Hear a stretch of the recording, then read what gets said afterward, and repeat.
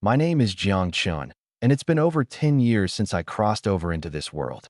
But it wasn't until that day, standing in the beast trading market of South City, that I truly understood what it means to be so broke you lose your backbone. The salesman up on the stage was hollering, spit flying everywhere.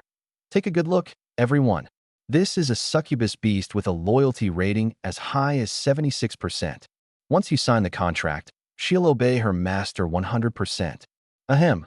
As for the rest, well, you all know what I mean. Down below, every single person was craning their neck to stare up at her, eyes glazed over. I couldn't help but sneak a glance myself. The face behind those iron bars was flawlessly pale, her eyes soft and pitiful, yet somehow they carried an irresistible, seductive charm.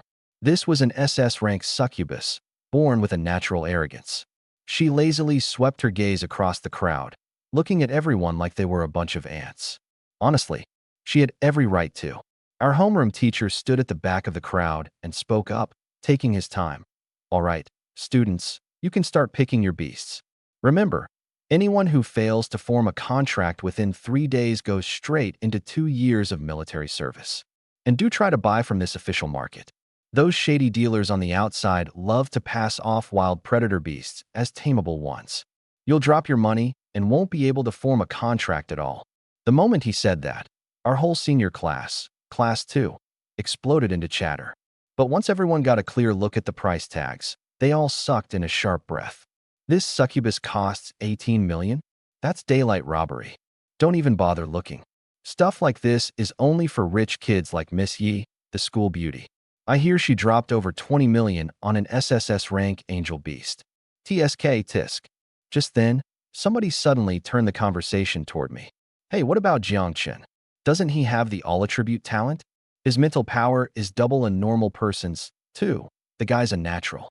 Jiangchen, what are you planning to buy? My stomach dropped.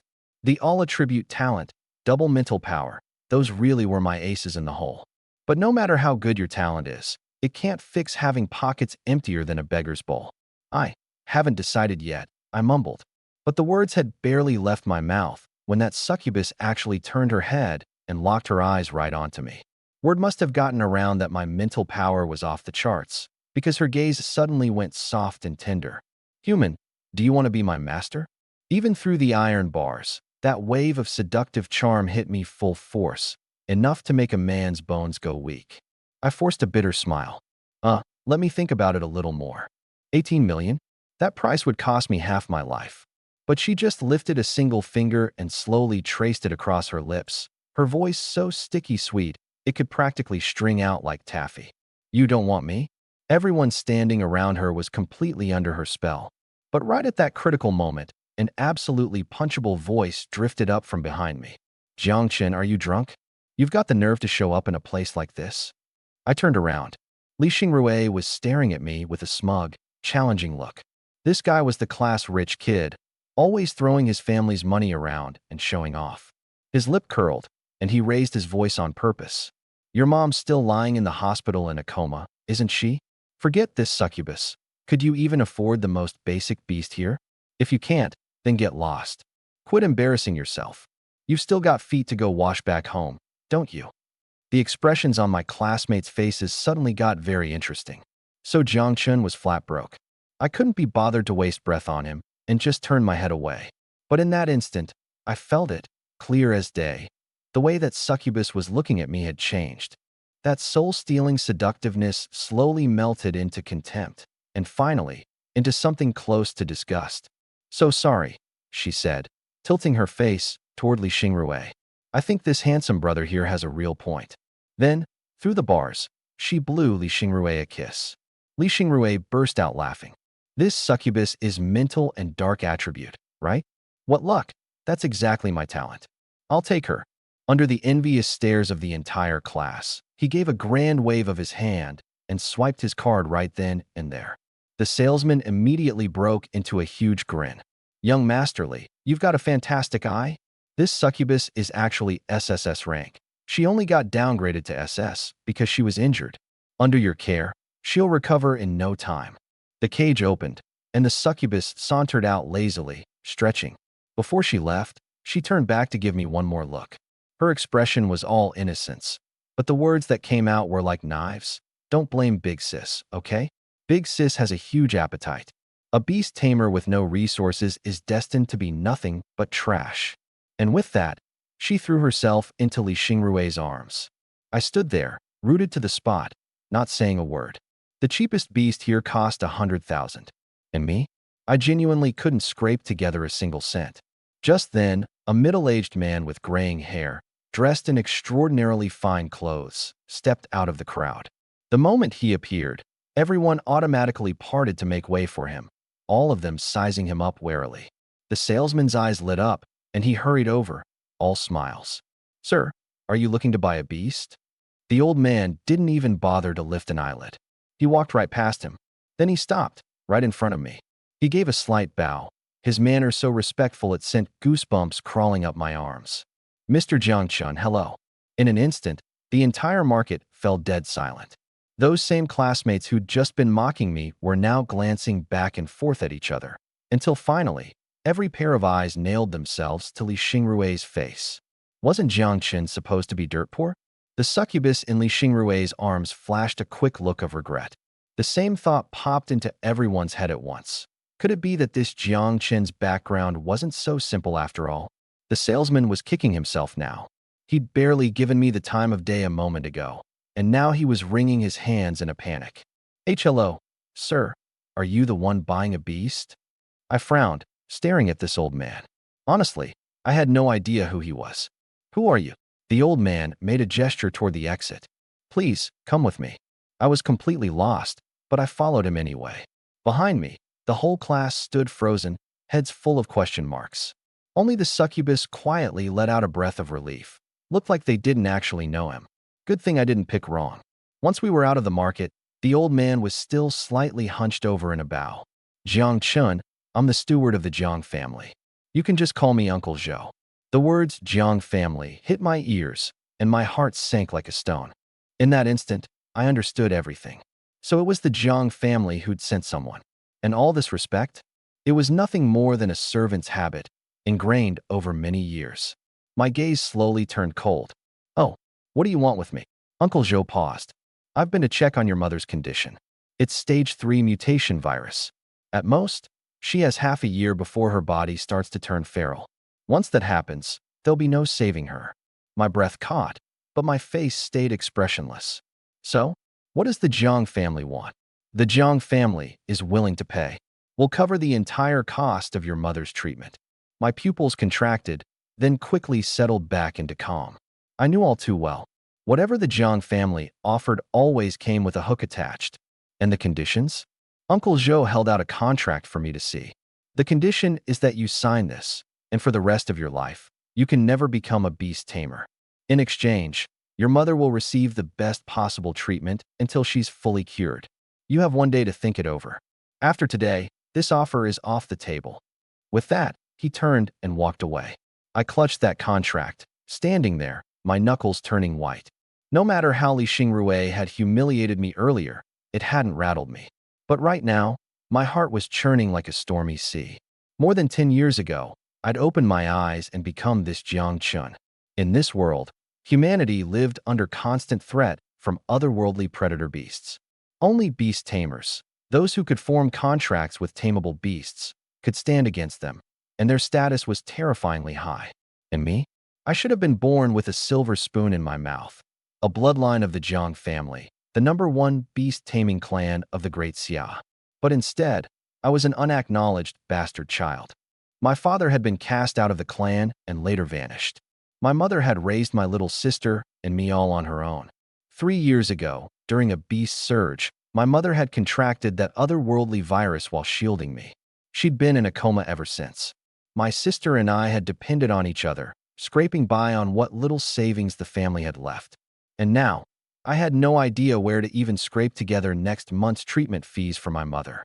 Before she fell into the coma, my mother had grabbed my hand in despair and begged me to give up on the treatment, to take what little money we had, and just live a good life raising my sister. But there was no way I could ever do that. I wandered down the street in a daze, one question spinning endlessly through my mind. As long as I give up becoming a beast tamer, my mother can be saved. So what am I supposed to choose? Just then, a small advertisement in the doorway of a shop caught my eye.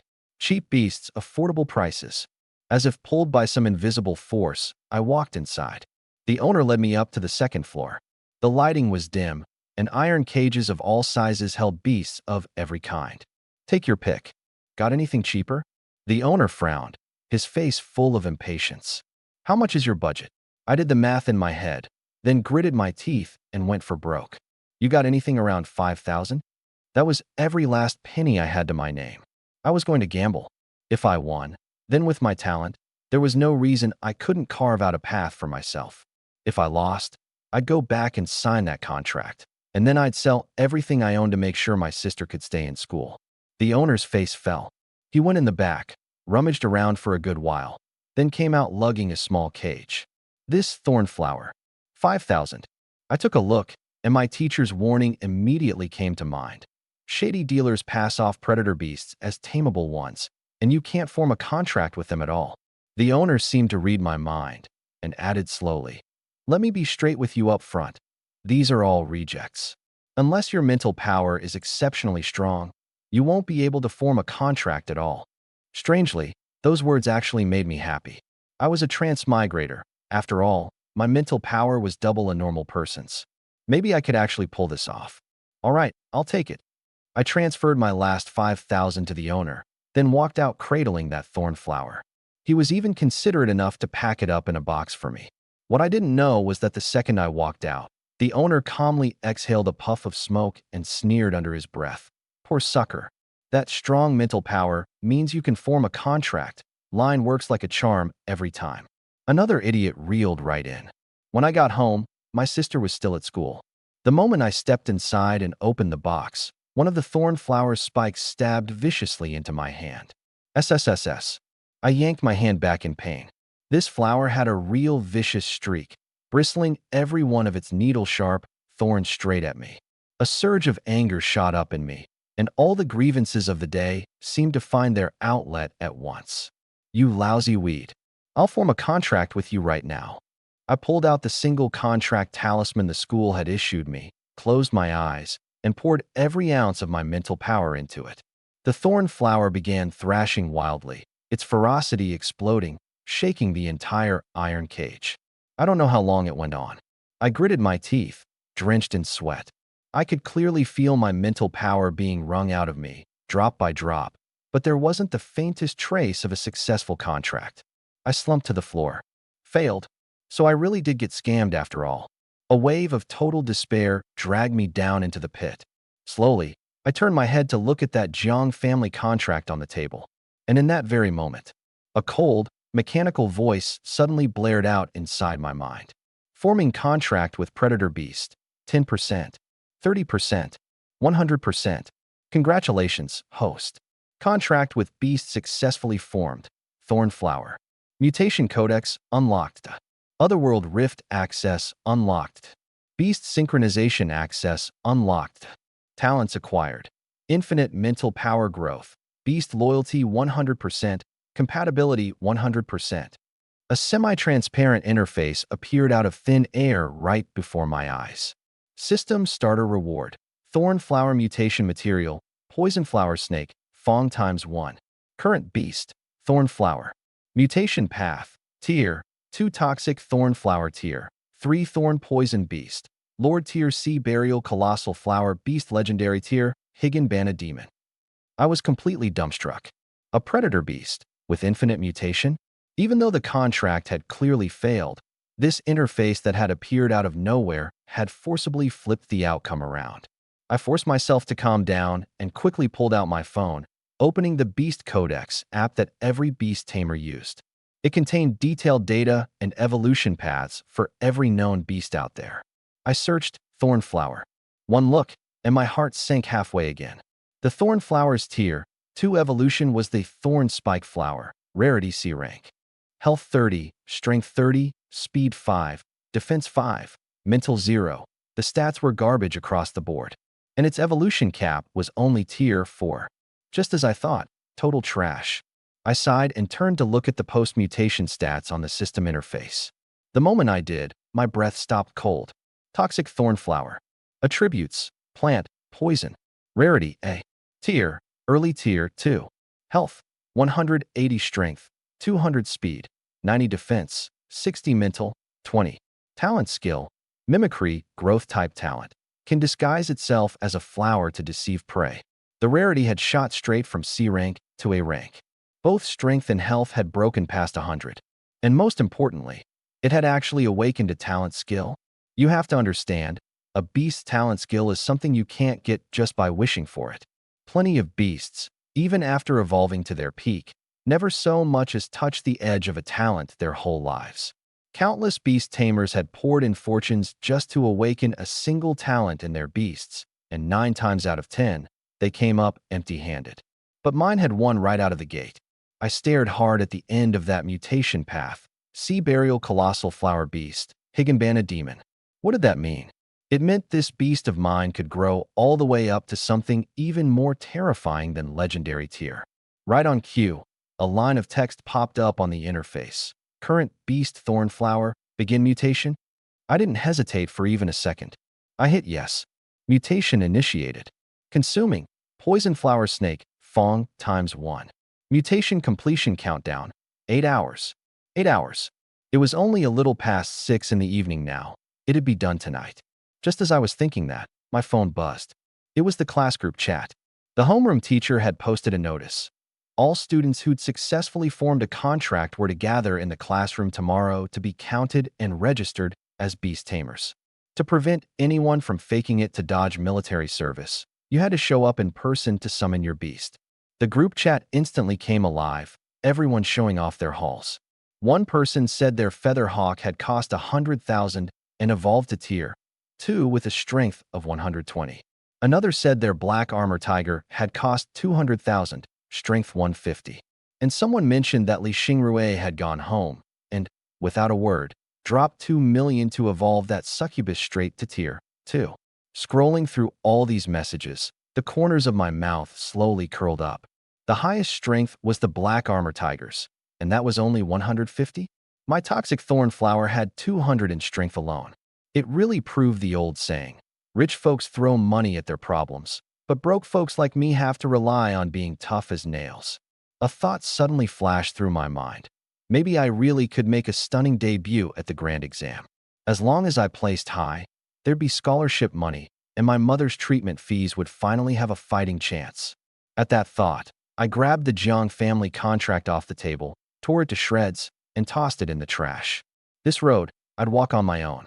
Just then, the door opened. My sister, Jiang Nonyuo, was home. Throughout dinner, she kept her head down and didn't say a word, clearly weighed down by something. I couldn't help but ask, something on your mind? She looked up at me, her voice very soft. Bro, that money Dad left behind. Is it still enough for you to buy a beast? My chest tightened, but I forced out a smile. Don't worry, there's still plenty of money. I already bought one. Her eyes lit up. Really? Where is it? It's in my room. Go take a look if you don't believe me. She got up and walked into my room, and immediately spotted that droopy, wilted thorn flower on the floor. She froze for a moment, said nothing, then turned and walked back out, deliberately pursing her lips. Bro, what kind of junk beast is this? It looks so weak. While I cleared the dishes, I put on an air of mysterious confidence. What do you know? I'm a genius with the all-attribute talent and double mental power. I handpicked this beast out of countless options. It's more than enough to crush anyone. Liar, she huffed and turned back to her own room. But the moment that door closed, I didn't see it. Her eyes had already gone red.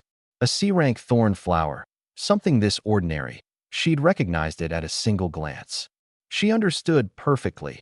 Her brother must have saved every bit of Mom's treatment money and grabbed some cheap thing just to bring home and put her mind at ease. Through the closed door, she murmured quietly, You idiot, brother. I'm dropping out of school. I'll get a job. There's no way I'm letting you carry all this alone. The next day, I overslept. My sister had already left for school. But the moment I walked over to the table, my nose stung with tears. Pinned to the table were a few crumpled bills. 5s, 10s, 20s, the biggest one 100. Underneath them was a note in her neat handwriting. Bro, go buy yourself something good to eat. This had to be her allowance, saved up over a long time. I collected the bills one by one and clenched my fist, unable to say a single word. Today, I'd receive my beast tamer status. And once I became a beast tamer, I'd be able to enter the forbidden predator beast zones. I made a vicious vow to myself. I'd get stronger by any means necessary, and then earn enough money. When I got to school and walked into the classroom, several pairs of eyes snapped over to me. Everyone here today had successfully formed a contract, and seeing me caught them all off guard. Li Xingrui was lounging in the back row with his legs crossed. When he saw me, he gave a mocking, humorless smile. Jiangchen, I figured you'd have already checked in at the military recruitment office. Where's your beast? Don't tell me it's some stray dog you picked up off the street. A few people around him snickered along. I couldn't be bothered with him and walked straight to my seat. Li Xingrui's face turned cold. Hey, I'm talking to you. Don't tell me you don't actually have a beast and you're trying to dodge military service? The classroom went silent in an instant, everyone's eyes bearing down on me. I slowly raised my head and looked him dead in the eye. Whether or not I dodge military service is none of your business, young Master Li. He was about to say more, but at the front of the room, our homeroom teacher, Mr. Wang, walked in and smoothed down the few sparse hairs on top of his head. Everyone settled down. Everyone here today formed a contract successfully, right? We'll start registration now. Once you're registered, you'll be official beast tamers. One at a time, just summon your beast. Who's first? Li Xingrui's hand shot up immediately, but his eyes cut sideways toward me. Teacher, why don't we let Jiangchen go first? We're all pretty curious about what kind of treasure he managed to contract. Mr. Wang glanced at me. Fine. Jiangchen, you're up first. I stood up, indifferent. Getting registered early was fine by me. I was in a hurry to get back and study the system. Because I'd run the numbers, at the grand exam, I had to break into the top 3. Third place came with a 100,000 scholarship. First place was 1 million. As long as I took first, my mother's treatment fees would be covered. I walked up to the front and focused my will. A flash of light, and the thorn flower appeared before everyone. But the next second, the whole room went quiet. The flower just sat there, motionless, its petals clenched tightly shut, tinged a dark crimson. Aside from being a size bigger than a normal thorn flower, there was nothing special about it whatsoever. It had actually used its mimicry talent to disguise itself as a totally ordinary flower. Even Mr. Wang was stunned, blurting out, "This is a thorn flower? Jiangchen, how did you end up contracting a C-rank beast?" The moment those words left his mouth, mocking laughter erupted, merciless. Li Xingrui laughed the loudest. Bahaha. C-rank? Jiangchen, are you serious? Bringing a C-rank plant type up here to make a fool of yourself. What a total waste of that all-attribute talent of yours. Mr. Wang pressed his hands down, signaling everyone to quiet down, his tone full of regret. I've said it before, if you want to make a mark at the grand exam, B rank is the absolute minimum, and even that's a long shot. Because only at A rank do you have any chance of awakening a talent skill. And don't underestimate a single talent. In real combat, it can make all the difference in the world. This C rank of yours has too low a ceiling. He shook his head, picked up the scanner, and gave the thorn flower a casual scan. The data immediately transferred to his computer, but he didn't even bother looking closely. He just waved his hand. Go on back. Next, Li Xingrui stood up and twisted the knife with a sneer. Teacher, if someone contracts a random beast by any means necessary just to dodge military service, does the school do anything about that? Zhou Min, who sat in front of me, jumped in too. Yeah, Jiangchen, don't tell me you took your mom's medical money and blew it on this piece of junk? You've got no shame. I whipped my head around to glare at her, fist clenched. Zhou Min, you'd better watch what you say. She rolled her eyes. Humph. Speaking of this Zhou Min, she was pretty, with a nice figure. I used to tutor her a few times, and back then she clung to me constantly, dropping all kinds of hints that she wanted us to be together. I turned her down. But ever since Li Xingrui blabbed about my family's situation, she'd flipped her attitude on a dime, and now she was throwing herself at Li Xingrui with everything she had. I sneered inwardly. A woman like that, turning her down back then was a stroke of good luck for me. Li Xingrui walked up to the front, looking pleased with himself, and got ready to summon his succubus. And right then, Mr. Wang's gaze happened to fall back onto the computer screen. His whole body went rigid. His eyes went wide as saucers, locked onto the row of data from that scan. Unknown species. Suspected thornflower mutant. Rarity A. Health 180. Strength 200. Skill analysis failed. Talent analysis failed. Jiang Chun. Mr. Wang's voice dropped low. You, come with me for a second. The registration was cut off cold. The whole class was baffled, watching me trail behind our grim-faced homeroom teacher out of the classroom. Li Xingrui crowed smugly from behind. See? They definitely caught him trying to dodge military service. Once we were in the office, Mr. Wang shut the door and got straight to the point. That beast of yours, where exactly did it come from? He'd clearly already sensed something off about that flower, which was why he'd pulled me aside alone. I played dumb on purpose. What's wrong, teacher? Is there a problem? Summon it again. Let me take another look. I did as told. The thorn flower appeared once more, still that same tightly shut, motionless bud. Mr. Wang leaned in and studied it carefully for a long while. But aside from its larger size, he couldn't make heads or tails of it. He scanned it again with the instrument, and the data that popped up on the screen was identical. He frowned and pointed at the computer. This thorn flower of yours, every single stat, it completely crushes A-rank beasts. It's most likely undergone some kind of mutation. But since you were able to form a contract with it, that means it's not a predator beast. A tiny handful of beasts do mutate, but they usually undergo a total personality change, and it's almost impossible to raise them as beasts. He drew in a deep breath, and the way he looked at me had changed. Looks like, aside from Yi Zitong, you two are the only ones in the whole school with the all-attribute talent, and your potential is nothing to scoff at either. Work hard. Try to bring some glory to our South City #1 high at the grand exam. By the time I got back to the classroom, Li Xingrui's succubus had already been summoned. Every boy in the class had his eyes glued to her, unable to look away. As expected of a high-intelligence beast, she even calls out to her master on her own. So smoking hot. I want one too. Li Xingrui had one hand draped casually around the succubus's waist, basking in the room's envious stares. The succubus played along accordingly, deliberately smiling in my direction. Oh, isn't this the kid from yesterday? That ugly little thing. That's your beast? She didn't bother hiding her sense of superiority in the slightest. Some humans are just laughable, still can't face reality even now. If you weren't born with what it takes to be a beast tamer, then quit flailing around. And yesterday, you actually wanted to be my master? As if you're worthy? Young Master Li here treats me so much better. The moment he got me home, he evolved me straight to tier 2 without a word. I'm just so touched. Li Xingrui laughed smugly. Of course, trash is trash. I watched the whole scene coldly. Come to think of it, it really was laughable. Yesterday, she'd just been a piece of merchandise locked in a cage, waiting to be chosen. Today, she was already standing on my head, playing off Li Xingrui like a comedy duo. Whether or not I've got what it takes to be a beast tamer, I said, fixing my eyes on Li Xingrui, my voice perfectly level, isn't up to you. Li Xingrui, since you're feeling so superior, how about we settle it at the grand exam? The succubus burst out laughing behind her hand, as though she'd just heard the funniest joke in the world. Li Xingrui scoffed. Have you lost your mind? Just tell me whether you've got the guts or not. I shrugged. His expression shifted, and he jutted out his chin. What's there to be scared of?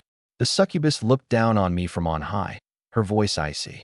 Since Master has spoken, then at the grand exam, I'll crush you and that weed of yours to death under the heel of my stiletto. I gave a faint smile. We'll see about that. Just then, the homeroom teacher came back in, but something about his expression was off.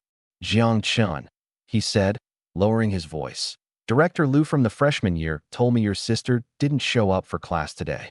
Did you know about that? My mind went blank with a buzz. Jiang Nuonyuo, missing from class? I immediately asked for leave and rushed out of school to find her. She'd never skipped a class in her life. Something this out of character made my heart sink. Had something happened to her? The whole way there, I called her several times in a row, but no one picked up. Every worst-case scenario imaginable kept crowding into my head, one after another, until I was frantic with worry. Just then, she finally called me back. I snatched up the phone and put on a stern voice. Where'd you go? Why weren't you in class? Bro, I'll tell you tonight when I get home. Okay. What is going on? On the other end, she took a deep breath. Bro, I want to get a job. I froze for a second. As relieved as I was, my heart felt like something had grabbed it and squeezed hard. Where are you? I'm on that shopping street to the east of our place. I found a job handing out flyers. They said if I hand out 5,000 a day, they'll give me 80 bucks. Bro, I've grown up. I can earn money on my own now. She said it so lightly, like it was the simplest thing in the world. But listening to her, I couldn't get out a single word. After a long moment, I managed to squeeze out, "You don't need to worry about the money." Bro, her voice suddenly changed. How much longer are you going to keep this from me? The money, it's all gone, isn't it? I fell silent. She'd always been mature beyond her years. She must have guessed something long ago. That was why she'd made up her mind to drop out and get a job. It was a good while before I spoke. The money, I'll figure it out. You just focus on your studies, you hear me? This time, her voice cracked with tears. But what are you going to earn money with? We're both still so young. She wasn't wrong. But I couldn't let her know that, truthfully, I didn't have much of a plan yet either. I took a deep breath. Don't forget, I'm a beast tamer now. I can go into the other world. With my talent, making money won't be a problem. Trust me. Go into the other world. She hesitated, clearly remembering that limp, wilted thorn flower, her tone full of doubt. But that beast of yours. Enough. I cut her off. You get back to class first. When I earn the money, you'll be the first to know. She still wasn't reassured, but she couldn't win against me, so she could only agree to head back to school for now. Just before hanging up, she seemed to remember something. Oh, and bro, the other world is really dangerous, so please, be careful. I just heard someone say a new otherworld rift opened up 2 weeks ago, and 3 people have already died. I think it's called something like the Crimson Forest. Got it, I'll remember. Now hurry back to class. I hung up and stood on the street corner, lost in thought. Going into the other world to make money. Could this path actually work? I got home, opened the system interface, and decided to first get a thorough handle on these features and see if any of them offered a way for me to make money fast. The mutation codex and infinite mutation I already understood. So what about this beast synchronization and otherworld rift? What do those mean? I tapped the first one. Beast synchronization increases intimacy with your beast, granting you access to the beast's abilities. When intimacy reaches 90% or above, all of the beast's abilities are unlocked. Current beast, Thorn Flower Loyalty, 100% intimacy, for percent. Gaining the beast's abilities? My heartbeat quickened a few notches. In this world, there really were a tiny handful of absurdly powerful beasts that could turn around and share their strength with their master. But cases like that were rarer than hen's teeth. Yet my system had locked loyalty straight at 100%. It was just that the intimacy was too low, only 4%. It looked like I'd have to get the intimacy up before I could actually use synchronization. I tapped the next one open. Otherworld Rift. Allows you to actively teleport to the otherworld. Note, you may only enter the native habitat of a beast you've contracted. Current beast, Thorn Flower Teleport Destination, Crimson Forest. My pupils contracted sharply.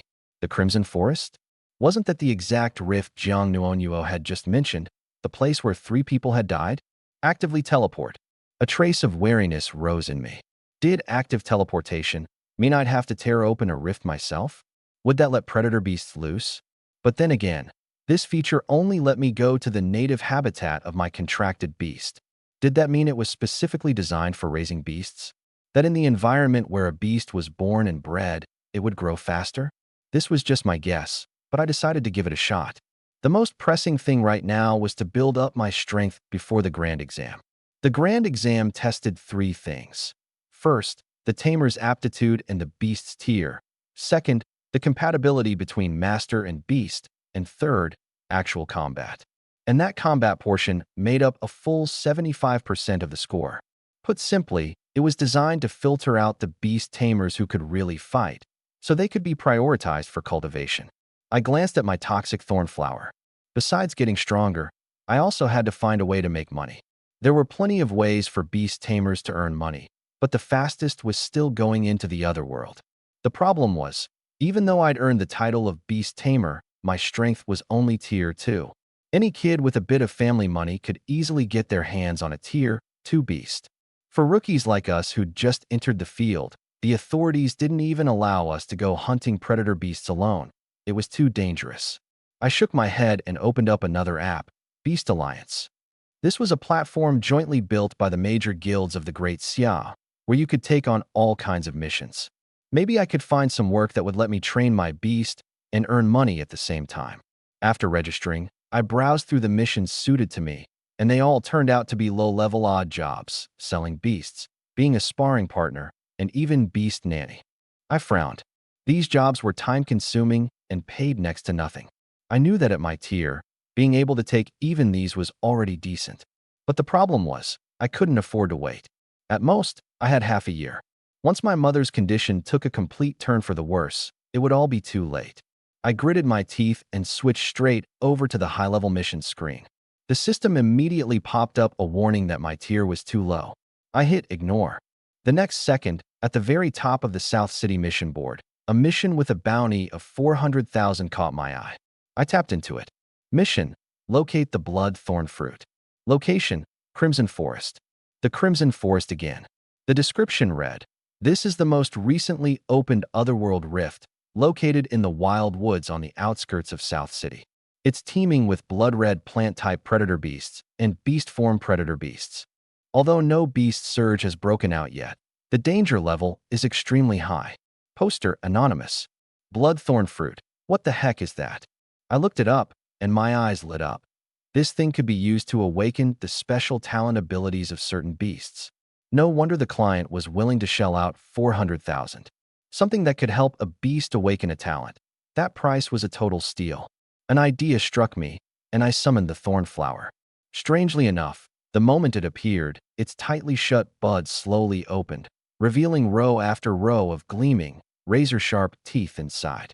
Gone was its earlier wilted look. It was now every bit a man-eating flower coiled and ready to strike. "How come you've bloomed open now?" I teased. "So you were being shy back in the classroom?" I leaned in close and asked tentatively, "Little flower, can you find the bloodthorn fruit?" It couldn't speak, but the instant I got close, it actually nodded. My heart leapt with joy.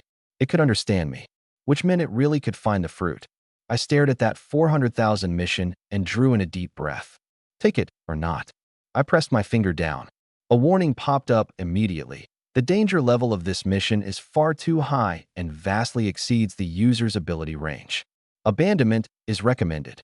In my mind, I pictured my mother lying comatose on her hospital bed and my sister, whom I'd just talked into going back to class, yet who was still fretting over money. I gritted my teeth, ignored the warning outright, and hit confirm. It was the thorn flower's home turf. After all, it knew the place inside and out. If we ran into real danger, we'd just steer clear of it. As long as I could get my hands on that bloodthorn fruit, that was 400,000. But only after taking the mission did I discover that for an ordinary beast tamer to enter a rift like this, one still being explored, where no beast surge had broken out yet, you first had to pay a fee. 20,000 per trip. Luckily, I didn't have to go through official channels. I could teleport there directly. I opened the system interface. Current beast, thorn flower teleport destination, Crimson Forest teleport. I stared at that line, then slowly extended my finger. I tapped yes. The moment the teleportation began, a warped fissure tore open in the air right before my eyes. Through that shimmering, wavering space, I could faintly make out a blinding expanse of crimson on the other side. I hesitated for a moment, then fished a mask out of my pocket and put it on, pulling a baseball cap down low too, trying to cover my face as much as possible. After all, I was basically sneaking in. If the authorities caught me, that'd be tough to explain. Once I was ready, I stepped through, taking the toxic thorn flower with me. Everything went black. My body felt like it had been violently yanked hollow, then slammed back down hard. When I opened my eyes again, a thick, overpowering stench of blood shot straight up my nose, impossible to block even through the mask. All around me were bizarre plants I'd never seen before, like some kind of primeval jungle. Enormous flower buds hung down from the trees, unidentifiable slime dripping from them drop by drop, giving off a cloying, sweet fragrance. I knew perfectly well, these were all plant-type predator beasts. Now I understood. The reason the Crimson Forest hadn't erupted into a beast surge was most likely because these plant-type predator beasts couldn't move around easily. They were stuck in place. But even so, 3 people had already died here.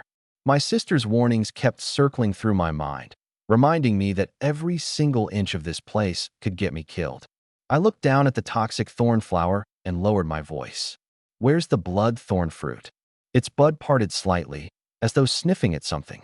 After a moment, a leaf extended and pointed me in a direction. Over there. I was just about to take a step when the thorn flower suddenly shot out a tendril and wrapped it tightly around my calf. I froze, and looking down, I discovered, dangling right by my foot was an almost invisible, transparent thread, both ends embedded in the grass, connecting 2 fiery red plants whose tips were covered in sharp spikes. The thorn flower bared its fangs at me, as if to say, "This thing's poisonous, don't touch it." I nodded and carefully stepped over it. From that moment on, with every single step I took, I kept my eyes glued to the system interface, cautious in the extreme. This place was riddled with traps. A tier, 2 thorn flower dropped in here wouldn't stand a chance. Luckily, this was its home turf. It took the lead, deliberately picking the safe paths, steering us clear of every cluster of deadly plants. I followed close behind, keeping an eye out for any small prey while gritting my teeth and inching forward. I didn't spot any prey. What I did see was a whole scatter of animal bones on the ground. This creepy place gave me the shivers. Right then, a swish, swish sound of slashing came from up ahead, like someone was in a fight. I instantly crouched low, pushed aside a leaf, and quietly poked my head out to look. Not a beast. It was people, several of them. Leading the group was a female guard in bright, gleaming armor. Those high-tier plant beasts were like paper in front of her. One swing of her sword sent shredded leaves and branches flying everywhere. The group strolled forward at a leisurely pace, like they were taking a walk in their own backyard. My pupils shrank. That kind of power was 6th tier at the very least. Behind the guard came 2 more people. One was a girl in a school uniform, the other a young man. I recognized the girl in one glance. Yitong. I nearly cried out loud. The campus goddess of Nanxing No. 1 High School, the eldest daughter of the Yi family from the capital. That was a real beast tamer dynasty. Compared to her, a rich kid like Li Xingrui wasn't even worthy of carrying her shoes. I couldn't even count how many guys dreamed of chasing after her. As an old bachelor pushing 40 across 2 lifetimes combined, honestly, I'd secretly fantasized about being noticed by the campus goddess too. I quickly shrank back. In a moment like this, better to keep my head down, finish the job quietly, and slip away. I flashed a shush gesture at the thorn flower, sneak into the village, no shooting. But the second I took a step, a leaf shot past like a flying dagger, grazing my face. A few strands of hair drifted down, an inch to the side, and my skull would have been split open. Cold sweat instantly broke out all over me. I froze in place, not daring to move. Great. I'd been spotted. Get out here. The guard's voice was cold as ice. I resigned myself, stood up, and slowly walked out. Covered head to toe like I was, I looked nothing like an honest person from any angle. The guard sized me up warily. Who are you? Yitong's beautiful eyes narrowed slightly as she gave me a lazy glance. I cleared my throat. Beast tamer, here on a mission. Just passing through. If there's nothing else, I'll be on my way. Hold it. The guard shot a glance at the thorn flower beside me and sneered. A second-tier rookie coming here to die? But Yitong's eyes had locked onto the thorn flower. That's a thorn flower of yours. Then it must know this forest pretty well. Well enough, I said. I'm here for the blood thorn fruit. Her eyes flickered. That mission, you're the one who took it? I nodded. I'm the client. My heart skipped a beat. The one who'd posted the mission was actually her. No wonder the payout was so generous. The guard frowned. You're a student? How'd you get in here? My heart went cold, and I shut my eyes. After all that disguising, I'd still been seen through in one look. I was about to make up an excuse. But Yitong waved her hand. As long as you can find the bloodthorn fruit, I don't care about the rest. Since we've run into each other, let's search together. Don't waste my time. Just then, the young man behind the guard leaned in, shot me a sideways look, and said in an airy tone, You're letting him tag along? Miss, this guy's got nothing but an ordinary second-tier beast. I'm worried he'll drag us down. I glanced at the beast by his feet. It looked like a wolf, but its tail was a vine. Looked like a plant plus beast type. So this guy was here for the mission too. The guard introduced him. This is Zhou Tian. He took this mission as well. Mr. Zhou, the miss wants you two together for your own safety. This forest hasn't been fully explored. Who knows what's hiding inside? But what I cared about most was the money, so I cut in. So how's the pay getting split? If 400,000 got divided in half, I'd be left with just 200,000, slash clean in half. Yitong gave me a somewhat speechless look. The full price stands. Great, great, great. I broke into a grin at once, nodding again and again. Rich people really were something else. Their generosity was on another level. More people searching meant better odds of finding it, so why not? Zhou Tian gave a disdainful snort, looking at me like I was an idiot. In his eyes, the money didn't matter at all. This mysterious miss, who could bring along a sixth-tier guard, the power behind her was the real gold mine. He turned to Yitong, his tone instantly polite. Miss, I can find the bloodthorn fruit on my own. Extra people would just get in the way. Just watch. I won't waste a moment of your time. His meaning couldn't have been clearer. He wanted all the credit for himself. Then he turned and glared at me again, like he was urging me to take the hint and get lost. I said nothing, just stood there. My attitude was already crystal clear. Yitong looked at Zhou Tian and gave him one more reminder. You sure? The bloodthorn fruit is a rare thing that was only recently discovered. It's not easy to find. Zhou Tian thumped his chest. Don't worry, Mississippi. My beast is a plant type too. It won't face any threats in this forest. Finding the bloodthorn fruit is just a matter of time. Yitong turned to me. Do you agree? I rolled my eyes internally. You two have already worked it out. Why bother asking me? I don't care. Searching separately works for me. Zhou Tian smirked smugly. With trash like your second-tier beast? I said plant types are safe here because my beast is nearly fourth tier in power. Yours, once it leaves us, it'll probably get torn to shreds by a grass-eating wild boar. I couldn't be bothered to deal with him. Just then, Yitong suddenly raised her hand and summoned her beast. A flash of light shot out. Unlike the sinister aura when Li Xingrue summoned that succubus, this light carried a divine, holy quality. The next second, a humanoid beast appeared at her side, a pair of snow-white wings on its back, its whole body glowing with a sacred, faint radiance. That's an angel beast. Zhou Tian's eyes went wide. You're the eldest daughter of the Yi family? An angel, SSS grade rarity. You could sell 100,000 beasts on the trade market and still might never come across one. He never in his wildest dreams thought that taking a simple mission would let him connect with the Yi family from the capital. This trip was a sure win. I already knew Yitong's background, so I wasn't too surprised. Yitong calmly instructed the guard. Don't step in from here on. This is a good chance to train my beast. The guard respectfully stepped aside. Zhou Tian's attitude turned even more fawning. He quickly crouched down, pulled out his phone, and showed his nightshade vine-tail beast a photo of the bloodthorn fruit. Help me find this, see it? The red one, with a bit of a bloody smell. Watching from the side, I was baffled. What kind of approach was this? Once he finished, Zhou Tian gave his beast a pat, and the vine-tail beast shot off like an arrow, head down, sniffing the whole way. It really was fast. It quickly left my thorn flower far behind, leading the group straight into the depths of the forest. The bloody smell grew even thicker here. Even the cracks in the trees oozed red, like they were bleeding. Before long, under a leaning, fallen tree, a fiery red fruit hung in plain sight. Zhou Tian was overjoyed. Found it, Miss Yi. That's definitely a blood thorn fruit. My heart sank. The thorn flower still had to watch out for its own safety, but this guy kept charging in front. Was he really going to stumble right into it? Vine-tail beast, go get it. Zhou Tian commanded, but the vine-tail beast didn't budge. It just whimpered and turned its head to look at him. Zhou Tian got impatient. No amount of cursing worked, so he strode over himself, climbed the tree, and grabbed the fruit. The next second, his expression changed.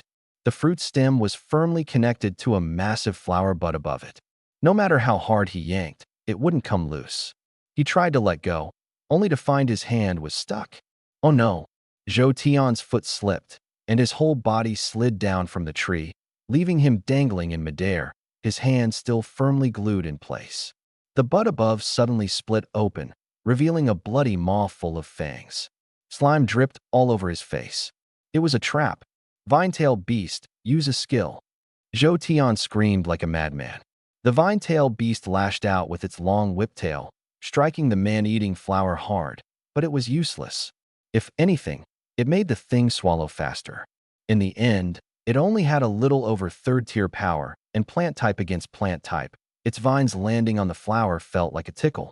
Just as half of Zhou Tian's head was being dragged into the mouth. Blade of Holy Light. Yi Tong gave the order.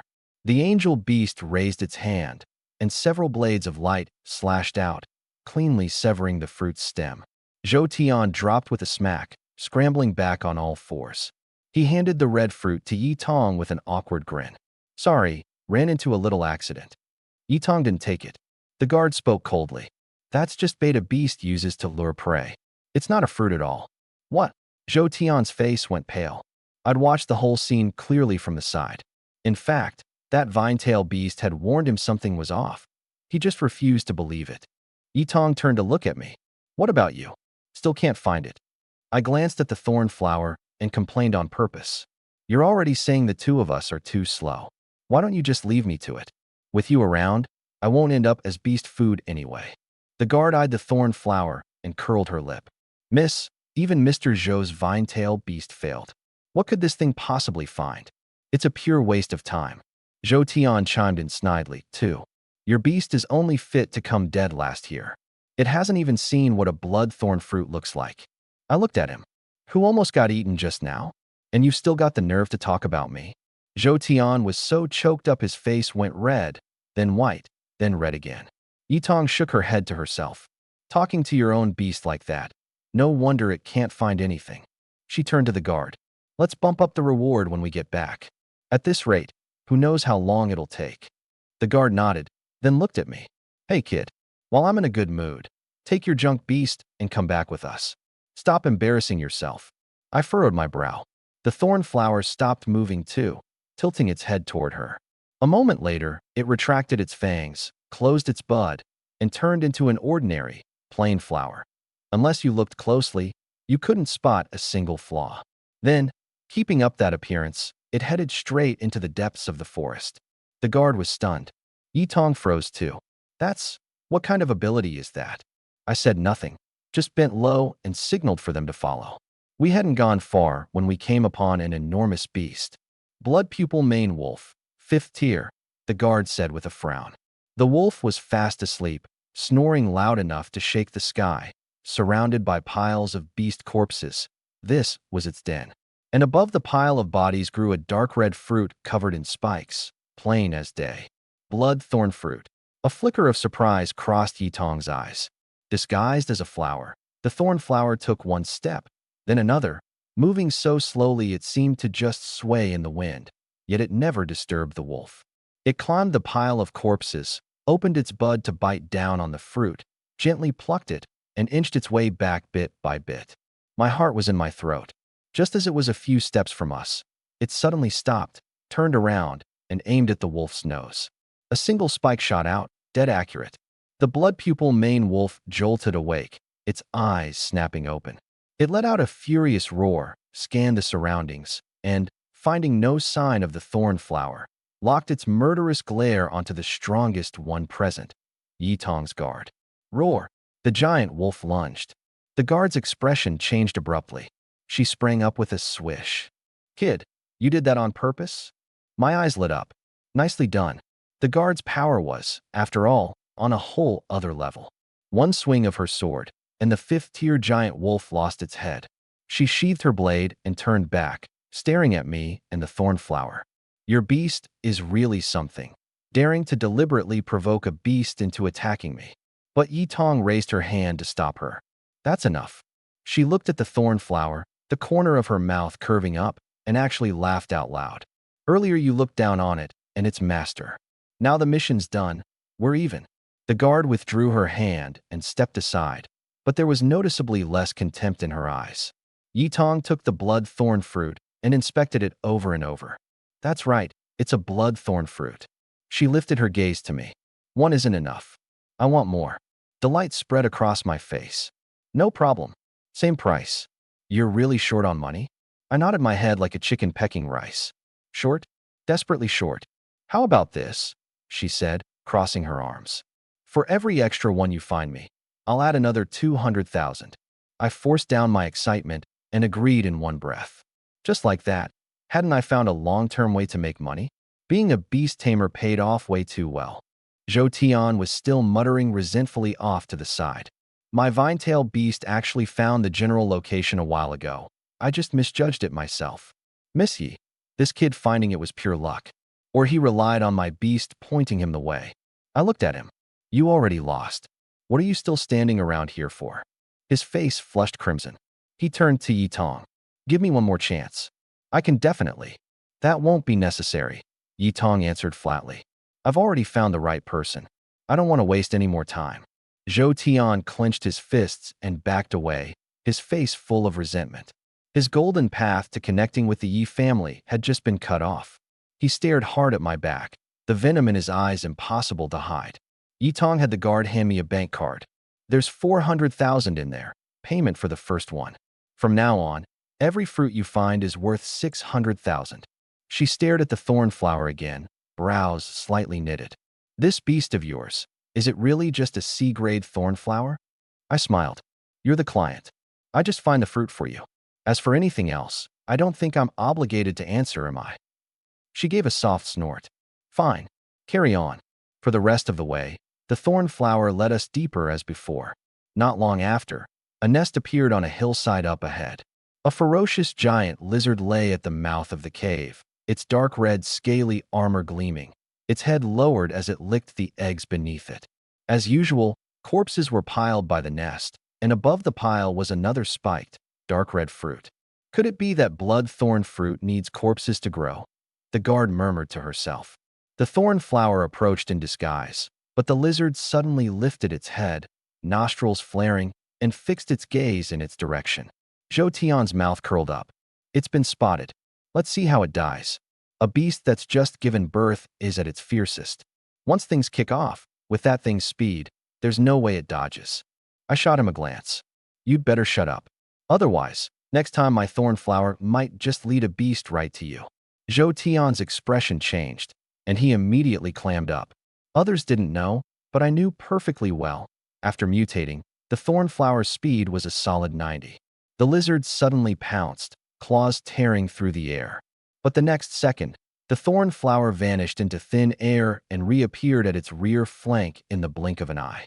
Its petals spread, bit down on the fruit, gave a gentle tug, and plucked it off. Both Yi Tong and the guard were dumbstruck. The lizard lunged at empty air, whirled around in a rage, and swept its tail across. The thorn flower slid low to the ground to dodge, then flipped up and fired another thorn at it. Unfortunately, its tier was too low. The beast didn't take it seriously at all, turning around for another swipe. The thorn flower bounced, dodged, and darted nimbly between its claws and fangs, narrowly avoiding every strike, almost as if it were toying with it. That speed, how could it possibly be a plant type? The guard was flabbergasted. The beast grew more and more frenzied, its scaly armor glowing red as it opened its mouth and gathered a ball of fire. My heart clenched. If that thing landed a direct hit, the thorn flower would be seriously wounded. The lizard could miss countless times, but the thorn flower only had one chance. Toss the fruit over here, I shouted. Run toward those eggs. The thorn flower opened its mouth and flung the fruit, which arced through the air and landed in my hand, while it spun around and charged straight for the nest of eggs. Sure enough, the lizard immediately abandoned its attack, forcibly swallowing back its fireball. It stared fixedly at its own eggs, a low growl rumbling in its throat, no longer daring to advance a single step. I caught the fruit and let out a long breath, making it run right up to the eggs. Yi Tong murmured, looking at me. You had it all figured out from the start. I said nothing. The guard stared at the thorn flower, all the contempt gone from her eyes. With such a huge power gap, an ordinary beast would have broken free of control long ago. For it to carry out your commands this completely, its loyalty is at least 90%. Yi Tong nodded to herself, and even the way she looked at me had changed. Could it be this person was a hidden master? Anyone who could train a beast to this level was absolutely a genius. The guard stepped up with a few sword strokes and finished off the lizard. Yitong took the second blood thorn fruit, the corner of her mouth lifting. Mission complete. With 2 fruits in hand, her mood had clearly improved a lot. Even the way she looked at me had melted from that initial frosty expression into a courteous smile. My compatibility with my angel beast isn't even this high. I'm really curious. How exactly did you raise it? It's only 2nd tier, yet this obedient. Is there some secret? I was momentarily at a loss for words. Getting a beast to obey relied on loyalty. But my Thornflower's loyalty was locked at 100% directly by the system. I'd only contracted it yesterday. I hadn't raised it at all. Well, as for that, I put on an air of mystery. That's a separate price. No problem. Yitong's eyes lit up. How much? I choked. No, lady, you're agreeing right off the bat? Ahem. I quickly backpedaled. I just assumed a wealthy young lady like you would have a dedicated mentor. I've never seen anyone as gifted as you, a freshly contracted beast with such high compatibility. She gave a sweet smile. It's settled then. I nodded helplessly. She'd taken me for a hidden master. But still, being fawned over so respectfully by the campus goddess actually didn't feel half bad. My mind was already conjuring up an image of her calling me teacher. Over on the other side, Zhou Tian took advantage of the fact that no one was paying attention and slunk off, trying to make a quiet escape. It was so obvious by now. Who couldn't tell I'd only been pretending to be a rookie? If he stuck around, he might be the one who got dealt with. He left in a hurry, stepping on a dry branch that snapped underfoot, stumbling a bit. But he didn't look back. He just took off running. I glanced at him and couldn't help the corner of my mouth turning up. Yitong had the guard settle the payment with me, then handed over a check. The PIN for that card is 6 zeros, and this check can be cashed at any bank. One day, 1 million in the bank. My mother's medical bills, my little sister's tuition, it was all taken care of. I quietly clenched my fist.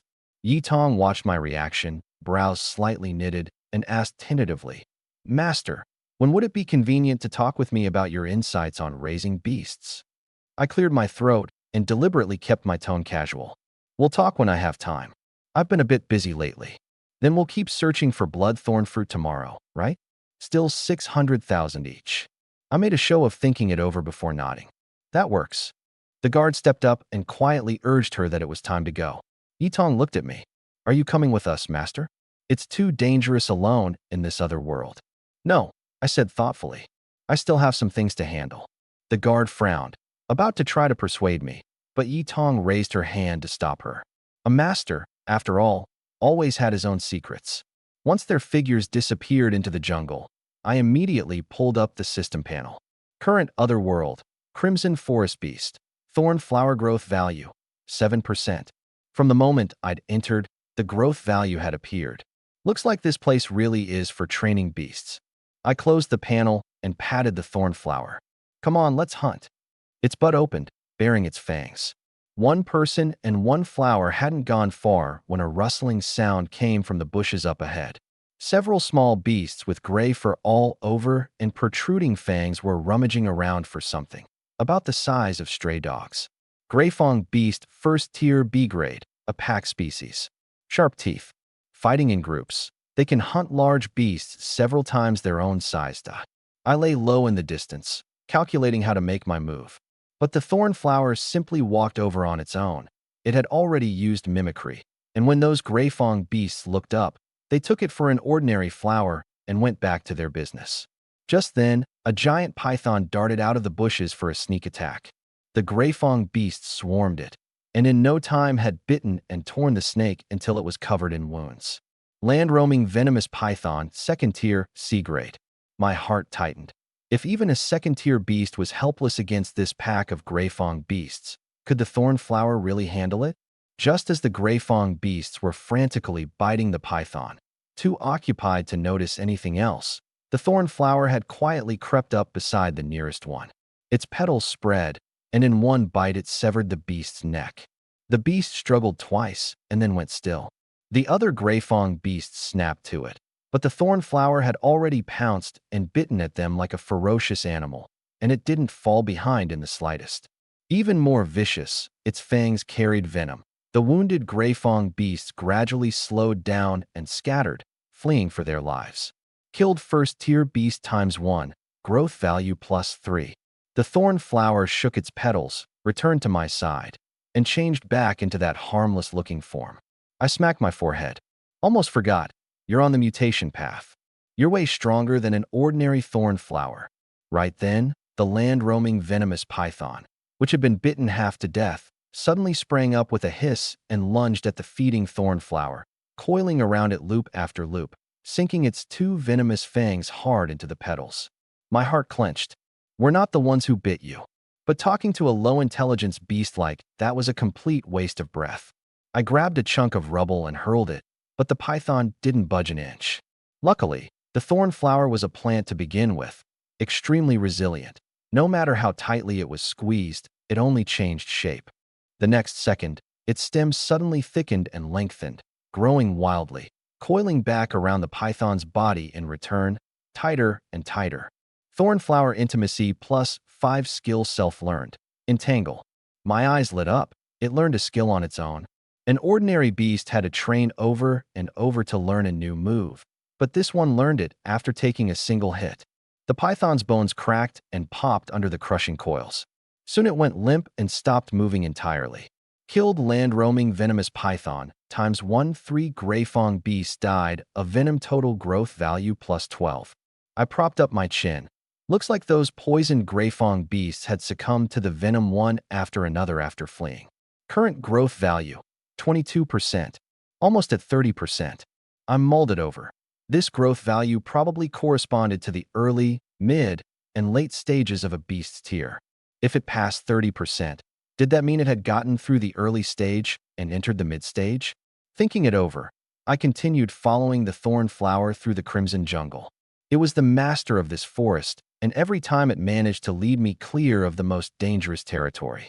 There was another thing turning over in my mind. When I saved it earlier, the intimacy went up.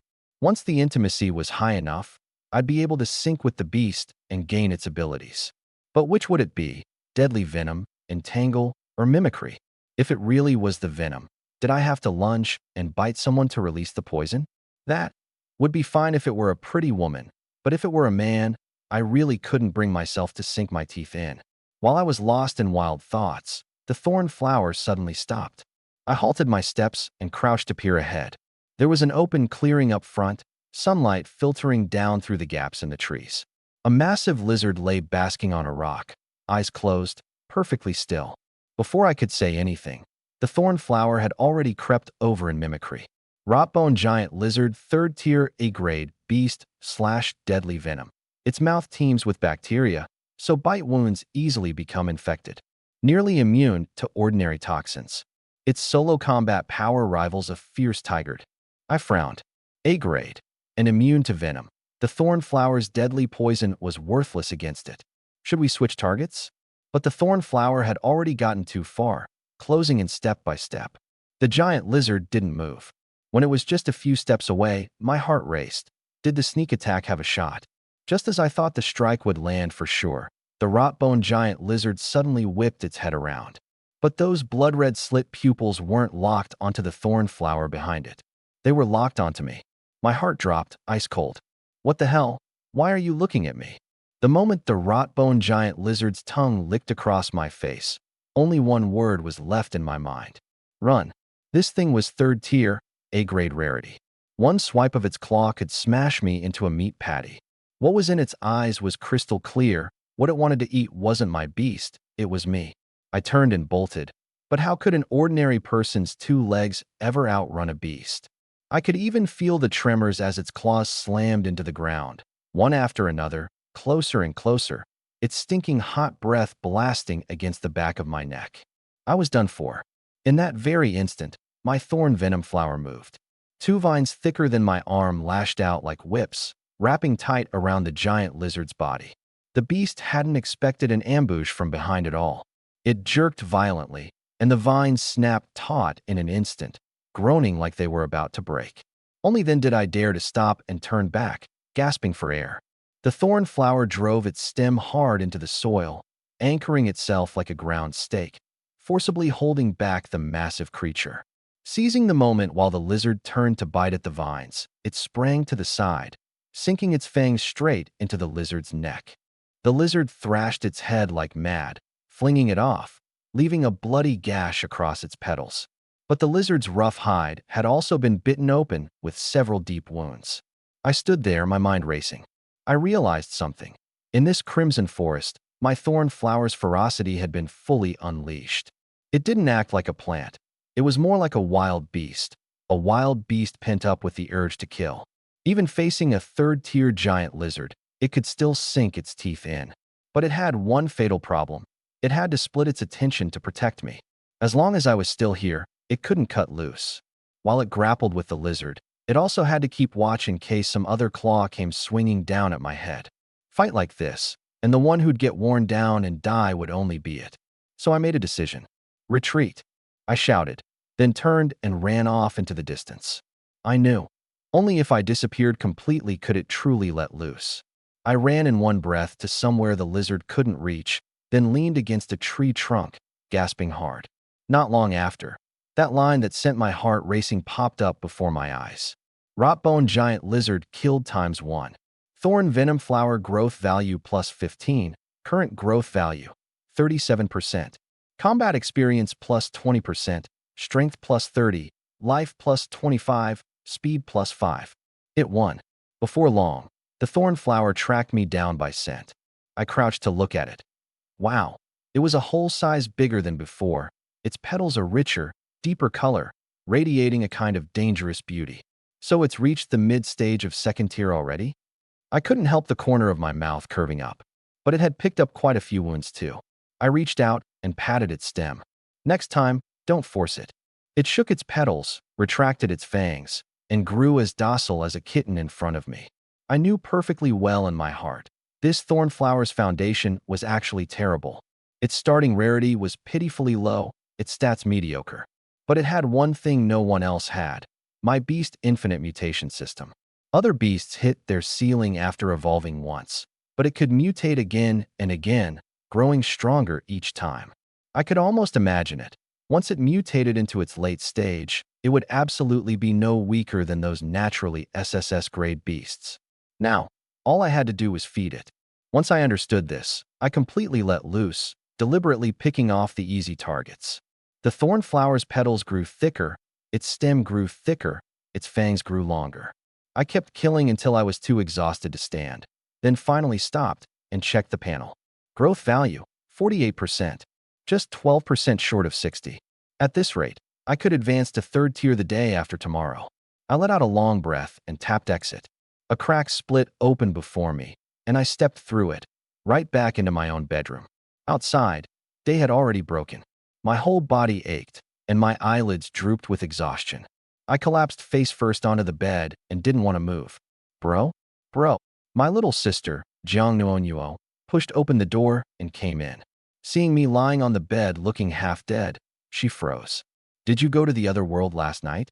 Did you make any money? I grunted on the verge of drifting off. There's no food left at home, and I've got class. I laboriously fished the bank card Yitong gave me out of my pocket and handed it over. There's money on the card, PIN is 6 zeros. Buy some breakfast. I'm too tired. She took the card with a suspicious look, said nothing more, and went downstairs. I only found out later that she ran to the bank across from our complex, stuck the card into the ATM, entered the PIN, and the moment she saw the balance, she froze on the spot. For 100,000. She clapped a hand over her mouth right then and there. Being a beast tamer paid that much? Then she thought back to how listless and half-dead I'd looked. She actually started wondering if I'd gone and sold a kidney. By the time I slept until the sun was high in the sky, there was breakfast on the table, with the card tucked underneath it. That girl, she'd probably been scared out of her wits. Whatever. That was the first pot of gold your big brother traded his life for. I scrolled through my phone while eating. The class group chat was buzzing with an argument. Over the past month, prices at all the major beast training grounds had multiplied several times over. An ordinary training ground cost tens of thousands a day now. These classmates of mine, freshly minted beast tamers, were mostly stuck at second tier. To get stronger, all they could do was throw money at training grounds, going straight into the other world, or heading out of the city to fight real beasts was gambling with your life. No rookie dared touch that. The group chat was full of wailing. Anyone want to split? Training grounds 200,000 a week. For people splitting means 50,000 each. I heard Li Xingrue booked a whole high-end training ground, 800,000, and brought a girl from our class. 800,000. Who? It wouldn't be Zhou Min, would it? So jealous. Free access to a high-end training ground. Then the conversation took a turn and pointed straight at me. What are you all worried about? The one who should be panicking is Jiang Chun, right? Didn't he say before he'd take on Li Xingrue in the big exam? He's so broke he can't even afford a training ground. What's he gonna compete with? Ha ha, just wait for the show. I bit into a bun, the corner of my mouth curling up. Panic? I spent one night in the other world, and my thorn flower advanced straight to the mid-stage. Its combat experience multiplied several times over, and I pocketed $1 million on the side. You lot pour tens of thousands into a training ground, and gaining 30% growth value in a week would already make you a genius. I've practically got the other world memorized, and you guys haven't even left the tutorial zone. On exam day, exactly who'd be laughing at whom, that was still anybody's guess. While I was thinking, a friend request popped up on my phone. The name, Yi Tong. She tracked me down this fast? I tapped accept. The reply came back instantly. Master, you promised to keep helping me find blood thorn fruit today. I sent back an okay. She wanted me to wait at the Crimson Forest entrance, which I flat out refused. A ticket was 20,000 each. As a rookie, I couldn't get in at all. I'd snuck in illegally. In the end, we arranged to meet at the same spot as yesterday, not far from the entrance. I put on my mask and cap, tore open a rift, and slipped back in. The familiar crimson plants rushed at me. With practiced ease, I made my way to the area where the plant-type beasts gathered. Before long, Yi Tong arrived with her guard. Senior, you're here early. She strode over to meet me. I almost didn't recognize her. Yesterday, she'd had the air of an arrogant young lady who looked down on everyone. Today, she was incredibly courteous, even upgrading her address from hey to senior. She leaned in a little closer, then suddenly went, huh? Senior, these dark circles of yours, why are they so bad? I instinctively touched the brim of my cap. It's nothing, no big deal. Just don't get recognized. Relax, she has no idea who I am. I looked up and just then caught a glimpse of her open collar as she bent down, a glaring flash of snowy white. My gaze froze, and my mind went buzz. How had I not noticed before? This young lady was so stacked. What if she saw through me and realized I wasn't some seasoned master at all, just a high schooler? Would she cut me down to silence me? She seemed to sense my line of sight, glanced down at herself, and her face darkened. She straightened up and pulled her collar tightly closed. Let's get started then. Her voice had dropped several degrees colder. I coughed twice. Right, let's start. She raised her hand and summoned the angel beast. The thorn flower took the lead, far more skilled than yesterday. It passed through a stretch of blood-red vines and soon stopped in front of a pitch-black cave mouth. There was movement inside. It seemed to be some beast's den. Yi Tong was still hesitating over whether to have the guard scout first. But my thorn flower simply extended 2 vines into the cave, and a few seconds later, drew out a bright red fruit. A blood thorn fruit. Yi Tong's eyes went wide, staring at it without blinking. The guard was stunned too. That skill. She fixed her gaze on the thorn flower. Why didn't it use it yesterday? It was only then that she realized this thorn flower was noticeably sturdier, a whole size bigger than yesterday. Its vines able to extend and retract at will, unbelievably nimble. She understood perfectly. In the span of a single day, this thing hadn't just grown a substage. It had learned another skill on top of that. She knew all too well how hard it was for a beast to learn a skill. To get her angel to awaken a single talent, she'd poured out fortunes searching the world over for blood thorn fruit. She'd fed it too just yesterday and still hadn't succeeded. Yet my thorn flower had learned a brand new ability in a single day. The beast inside the cave, now disturbed, charged out. The guard drew her sword and cut it down with one clean, decisive swing. I smiled and held out the blood thorn fruit. Boss, is today's payment settled one at a time, or all at the end?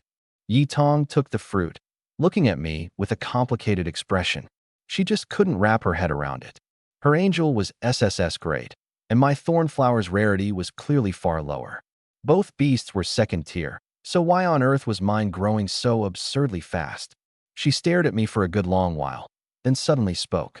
Senior, I'd like to ask you something. Go ahead. Just how strong is this beast of yours? She paused, a spark of defiance kindling in her eyes. How about we have a match? If you can beat my angel, I'll give you 2 blood-thorn fruits as the reward. My heart skipped a beat. 2. That was way too generous, assuming I could win. She thought I was hesitating because the gap between the 2 beasts was too wide, so she quickly added, I've seen all of your skills. To be fair, I'll tell you all of the angel's trump cards too. Then she started rattling them off. Flight goes without saying. 4 attack skills, Blade of Holy Light, Feather of God. Defense, Holy Shield. Support, Purification. 2 talent skills, Light's Judgment and Holy Sword Verdict. And also, listening to it, the corner of my mouth kept twitching. Damn, were all SSS grades this monstrous? 2 talent skills alone, plus a full set of attack, defense, and support. And she still thought it wasn't enough, still wanting to use blood-thorn fruit to awaken new ones for it. You call this fair? Luckily, the angel stepped forward on its own, its voice cool and clear. Battling a lesser species is my master's command, and I accept it. But for the sake of fairness, I will not use my talents. That I like to hear. Either way, I was getting paid. If it didn't use its talents, my odds of winning would be a little better. I nodded in agreement. The battle began. The angel raised a hand, a light blade forming, locked onto the thorn flower for a slash. The thorn flower sprang aside sharply, barely dodging. The light blade grazed past its petals, searing a streak of charred black. My pupils shrank, fast, too fast, quite a bit faster than the thorn flower. Light blades came crashing down like rain. The angel didn't even move, just a wave of its hand pinned the thorn flower down, keeping its head bowed to the ground. The moment it stretched out a vine to fight back, the vine got sliced clean off. Right from the start, we were getting completely dominated. I clenched my fists, mind racing. Go head to head, and I lose for sure. But this was the Crimson Forest. This was my turf. Run into the cave, I shouted. The thorn flower flickered and darted into the pitch-black cave. The angel chased after it, and Yi Tong and I followed. Inside, it was completely dark. The only light came from sparks flying off the rock walls whenever a light blade struck. The angel's blade slashed wildly in every direction, sending rock chips scattering, but no matter what it did, it couldn't find the thorn flower. And this was exactly the situation I wanted. I remembered it clearly. My thornflower's original species was a mutated creature that lived underground. Once it got into a cave, this was its home court. The angel locked onto targets entirely by sight. But in a place this dark, where you couldn't see your own hand, its eyes were useless. Whoosh! A thorn shot out of the darkness and struck the angel square in the thigh. It spun around and slashed a light blade back, but when the sparks faded, there was nothing there. Countless thorns fired off one after another. The angel lost it completely and could only throw up a light shield to protect itself. Another vine burst out from beneath its feet and coiled around its leg. Coward, the angel spat coldly. Hiding and sneaking around. That's no real skill. Yi Tong's face was tense with worry too. The angel gritted its teeth, raised both hands, and conjured a sky full of holy light blades, blasting them in all directions without discrimination. Boom! Rock chips exploded outward, dust filling the air. The thorn flower shot out of the debris, a few fresh wounds on its body, but its speed undiminished, and bored deeper into the cave. I felt a rush of joy. Good, keep chasing. The deeper you go, the more you throw away every advantage you have. But I didn't expect Yi Tong to just yell out, "Go after it." The guard frowned. Wait, it could be dangerous in there. Too late. The angel, desperate to end this fast, charged straight into the depths. Deep inside, the angel suddenly stopped. All around it was dead silent. It had completely lost its target. The next second, dense clusters of blood-red points of light flared up in the darkness. Those were eyes. Hundreds, thousands of eyes. Screech, screech, screech. Dozens of bat beasts surged out from the depths and lunged at the angel. It cut down a few with its blades, but there were just too many. The bats plastered themselves all over it, tearing and biting. their shrill cries piercing enough to make your eardrums ache. Yitong and the guard covered their ears too, their faces pale. Only my thornflower stayed hidden away, safe and sound, not a single hair harmed. Because plants weren't even on these bats' menu. If anything, the bats were its food. That's a bloodshadow bat swarm, the guard roared through gritted teeth. If we stay any longer, I won't be able to protect your beast, miss. The angel curled up on the ground in agony. Yitong completely panicked. The guard drew his sword and charged in, hacking away, leaving a floor littered with bat corpses. He grabbed the battered, bloodied angel and pulled back toward the exit. Move now. The group stumbled out of the cave mouth in a sorry state. The angel had several gashes on its body, its feathers a total mess. Meanwhile, my thornflower strolled out of the cave nice and easy, perfectly fine except for the few cuts from the light blades at the start. Yitong hung her head, her face full of self-blame. I looked at her and frowned. It was just a friendly spar. Was there any need to be so hasty? If this were a real battlefield, no guard would be there to save your beast. Her voice was very low. I'm sorry. I just wanted to win. I sighed and said nothing more. The result didn't matter anymore. The angel let out a cold huff through its teeth. Dirty tactics. But you won. Being able to use the terrain of the battlefield to win, that in itself is a kind of strength. I froze for a second. Honestly, that wasn't wrong at all. Yitong crouched down and poured a bottle of pale green serum over the angel's wounds. The split flesh visibly knit back together, and in the blink of an eye there wasn't a trace left. I recognized it. That was a healing serum. 80 grand a bottle. The thornflower watched with longing eyes, then turned its head toward me and opened its mouth, as if to say, I want some too. I quietly looked away. Don't stare, buddy. That stuff's way too pricey. Your big brother can't afford it. Dejected, it had no choice but to lick its own wounds. Yitong pulled out that bloodthorn fruit again. It's about to recover anyway. Let's try to see if it can awaken a talent. I casually dropped a hint. Beast learning skills comes down to the right trigger, like a life or death moment, which can often force out a new ability. And that compatibility you asked about yesterday, that has to come from the master personally going through life and death together with the beast. That's the most direct way. What I was actually thinking about was my own thornflower. It had learned that coil and burn move yesterday, forced out when it was wrapped up by that venomous python and hanging by a thread. Yitong looked at the angel thoughtfully. The angel swallowed the fruit. Before long, a faint red glow spread over its body, growing brighter and brighter, finally condensing into a pattern on its wings. Did it work? Yitong lit up with delight. A third talent. My eyelid twitched. SSS grade, 3 talent skills. Ordinary beasts didn't have even one. The gap was 10 streets wide. But this also meant the bloodthorn fruit gig was gone. I cursed myself internally. Damn it. If I'd known, I'd have kept my mouth shut just now. But there was a new note of admiration in the way Yitong looked at me. Senior, I'll remember everything you said. She got another bottle of healing serum from the guard and handed it to me. Go on, treat your beast too.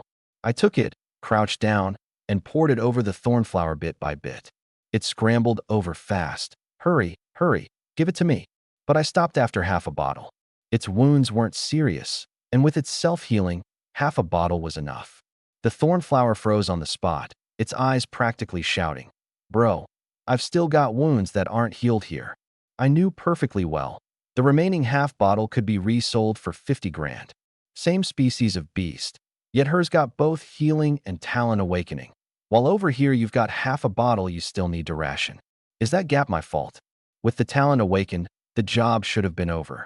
But Yitong didn't leave. Instead, she proposed I be her sparring partner, train alongside her in real combat in the Crimson Forest. 10 grand an hour, with anything extra she gained counted separately. There was no reason for me to refuse. Plus, she called me senior this and senior that. Music to my ears. Over the next few hours, we moved through the forest. Her angel dominated from the front, while my thornflower handled ambushes, entangling, and finishing blows. We got more and more in sync. Thornflower growth value +5, current, 59%. As the sky darkened, Yitong stopped. Senior, let's call it a day. The guards settled up the payment. A check for over 1.8 million. My hands actually trembled when I took it. This was what you call striking it rich. Yitong and the guard turned and left. After a few steps, I faintly caught the guard lowering his voice. Miss, I keep feeling like this senior doesn't seem like a veteran beast master. How so? If he's really a genius from South City, why does he only have one beast? Why didn't he summon another in combat? And his mannerisms don't seem like an adult's, more like someone your own age. Yitong steps paused. Which beast master in South City wouldn't want to curry favor with her to hitch a ride on the Yi family's fast track? But this guy, from start to finish, all he cared about was money. Would a veteran beast master really be that short on cash? Should I look into him? The guard asked. She thought about it, then shook her head. No need. This guy's got a bit of cleverness, but he's not stronger than me. There's no way anyone my age in South City surpasses me. Even in the capital, even among the Jiang family, no one in my generation has higher talent than I do. Meanwhile, on my end, I sneezed. I shot the thornflower a suspicious glare. This can't be you. You little rascal, bad-mouthing me behind my back because you think I treat you bad, is it? After Yitong left, I didn't train in the forest. Instead, I went straight into that cave. Since underground was the thornflower's home court, training in there was bound to be way more effective. Just as I predicted, those blood shadow bats didn't dare go anywhere near the thornflower on their own. Plants weren't on their menu, but they were all on the thornflower's menu. I slaughtered all night long in that cave, and the growth value shot straight up to 87%. Back home, I glanced at my phone. My homeroom teacher had posted a notice in the group chat. This year's entrance exam location has changed. All South City #1 high school candidates will travel to the provincial capital to take it. The group instantly blew up. Why the sudden change of location? Heard it's because the Crimson Forest rift is unstable, and the higher-ups are worried about accidents. I stared at that line, and my stomach lurched. The rift's unstable? Every time I sneak in through it. What if one day I get trapped in there? Then again, on second thought, the instability was inside the other world. What did that have to do with me going in and out? Forget it. The group was still going off. Guess where the provincial exam site is? It's Jiang City. That place got abandoned because of a beast tide and became a forbidden zone. They've mostly cleared it out over the past few years. Only some low-tier beasts left, and turned it into a training ground. A chorus of wailing. Is that fair? The provincial students are already familiar with the place, and we haven't even seen what the exam site looks like. Those noble family kids have 10 times better resources than us. We're just here to fill the numbers. Then what's the point of taking it? Might as well just throw in the towel. I switched off my phone, all sleepiness gone. Going to the provincial capital for the exam. That had never happened before. The reasoning sounded plausible, but this change basically pushed every student and family with insufficient talent to the brink. To avoid being eliminated, everyone would have to fight for their lives. I got the urge to go scout the place out, but I was too late. The notice had gone out while I was in the other world, and by the time I saw it, the tickets to the Jiang City training ground were long sold out. I thought about it, then just went out and bought a few crates of dry rations and water. If I'm going to the provincial capital, then I'll train like crazy and crush them all. I left Nua some money and told her I'd be spending a while in the other world. From then on, that bat cave became my base. On the third day, the thornflower's growth value hit 100%. Thorn Venom Flower can mutate to Tier 3 Thorn Venom Flower Beast.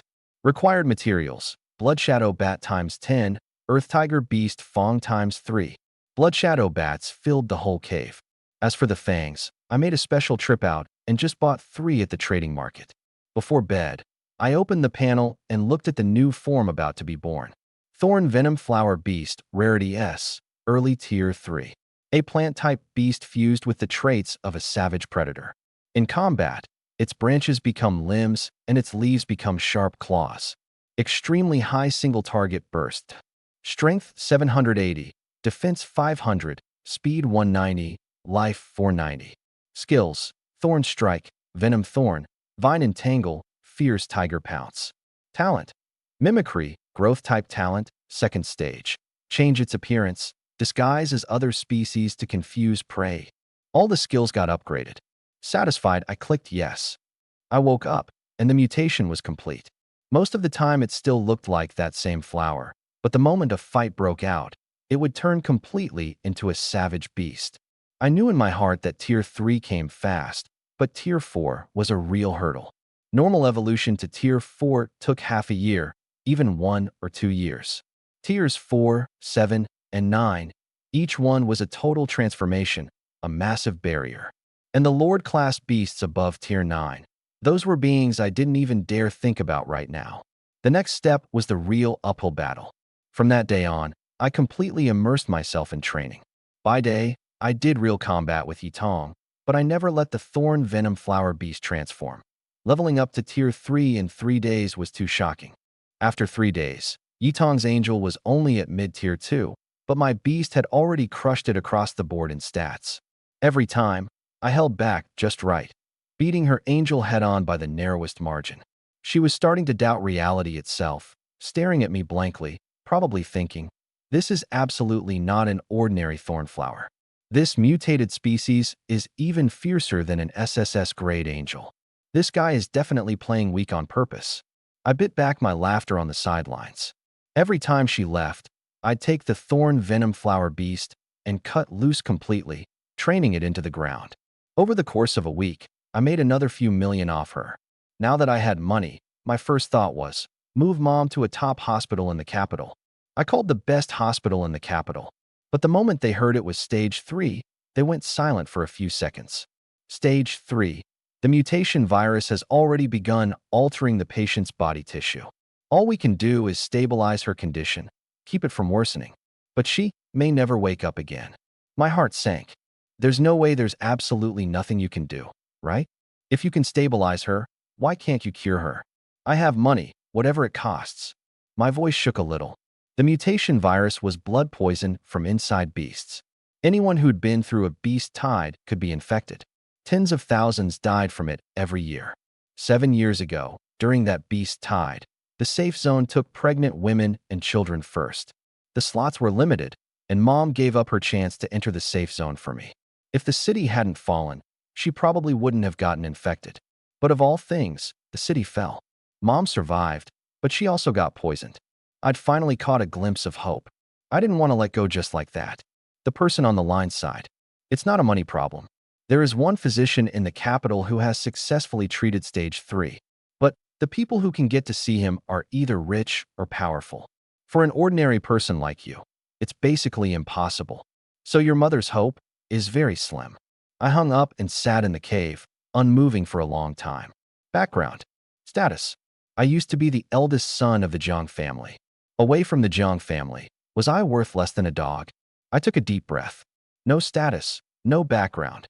Then I'd go earn one myself. I would make a stunning debut at the entrance exam, wear the crown of the top scorer, and get into the Shangjing Beast Master Academy. That place trained only the most elite beast masters. As long as I shone bright enough, the nation would definitely take notice. Could a Jiang family nameplate really outweigh the expectations of an entire nation? The Shangjing Beastmaster Academy. I had to get in. My phone lit up. It was Yi Tong. Senior, I have to go to the ruins early to get familiar with the environment. I can't train for a while. I replied, got it. Good luck on the exam. She sent back a smiley face. I switched off my phone, knowing full well she was the eldest daughter of the Yi family in the capital. Once the exam was over, she'd go back to her capital, and I'd keep scrambling to make a living. People from 2 different worlds. After this, we'd probably never see each other again. Numbly, I tore open the rift again and slipped into the forest. In the days that followed, I never went out again. To be precise, I never left that cave. This time, I took the thorn venom flower beast and headed deeper and deeper into the cave, all the way to the end, and suddenly the view opened up before me.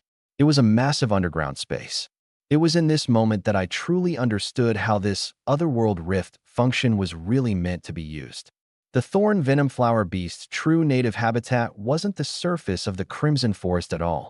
It was here, underground. Here, it truly became itself again. All its ferocity and wildness exploded to the fullest. Its growth value and stats climbed by multiples, at more than twice the efficiency of before. I trained 18 hours a day. When hungry, I gnawed on dry rations. When tired, I slept in the cave. The moment my eyes opened, I took it out to slaughter again. 1 week, 2 weeks, 3 weeks. I completely cut off contact with the outside world. In that underground, I stayed for over 400 hours straight. The moment I crawled up from underground, the sun stung my eyes so badly I couldn't open them for a long while. I opened my mouth, my voice hoarse like it had been ground over sandpaper. It's been a month. Tomorrow's the entrance exam. The thorn venom beast stood beside me. Even with its flower bud closed now, it had long lost that harmless-looking appearance from before, radiating menace, covered in scars from battle. Over this month, its Tier 3 growth value had surged to 43%, and every one of its stats had broken 1,000. More importantly, there was what I'd accumulated: real combat experience. This was hammered out blow by blow against real beasts in the other world, a completely different species from those kids playing house at a training ground. I knew it well. For an ordinary person, raising a beast to Tier 4 took a year or two. But in 1 month, I'd covered half that road. This was already genius among geniuses.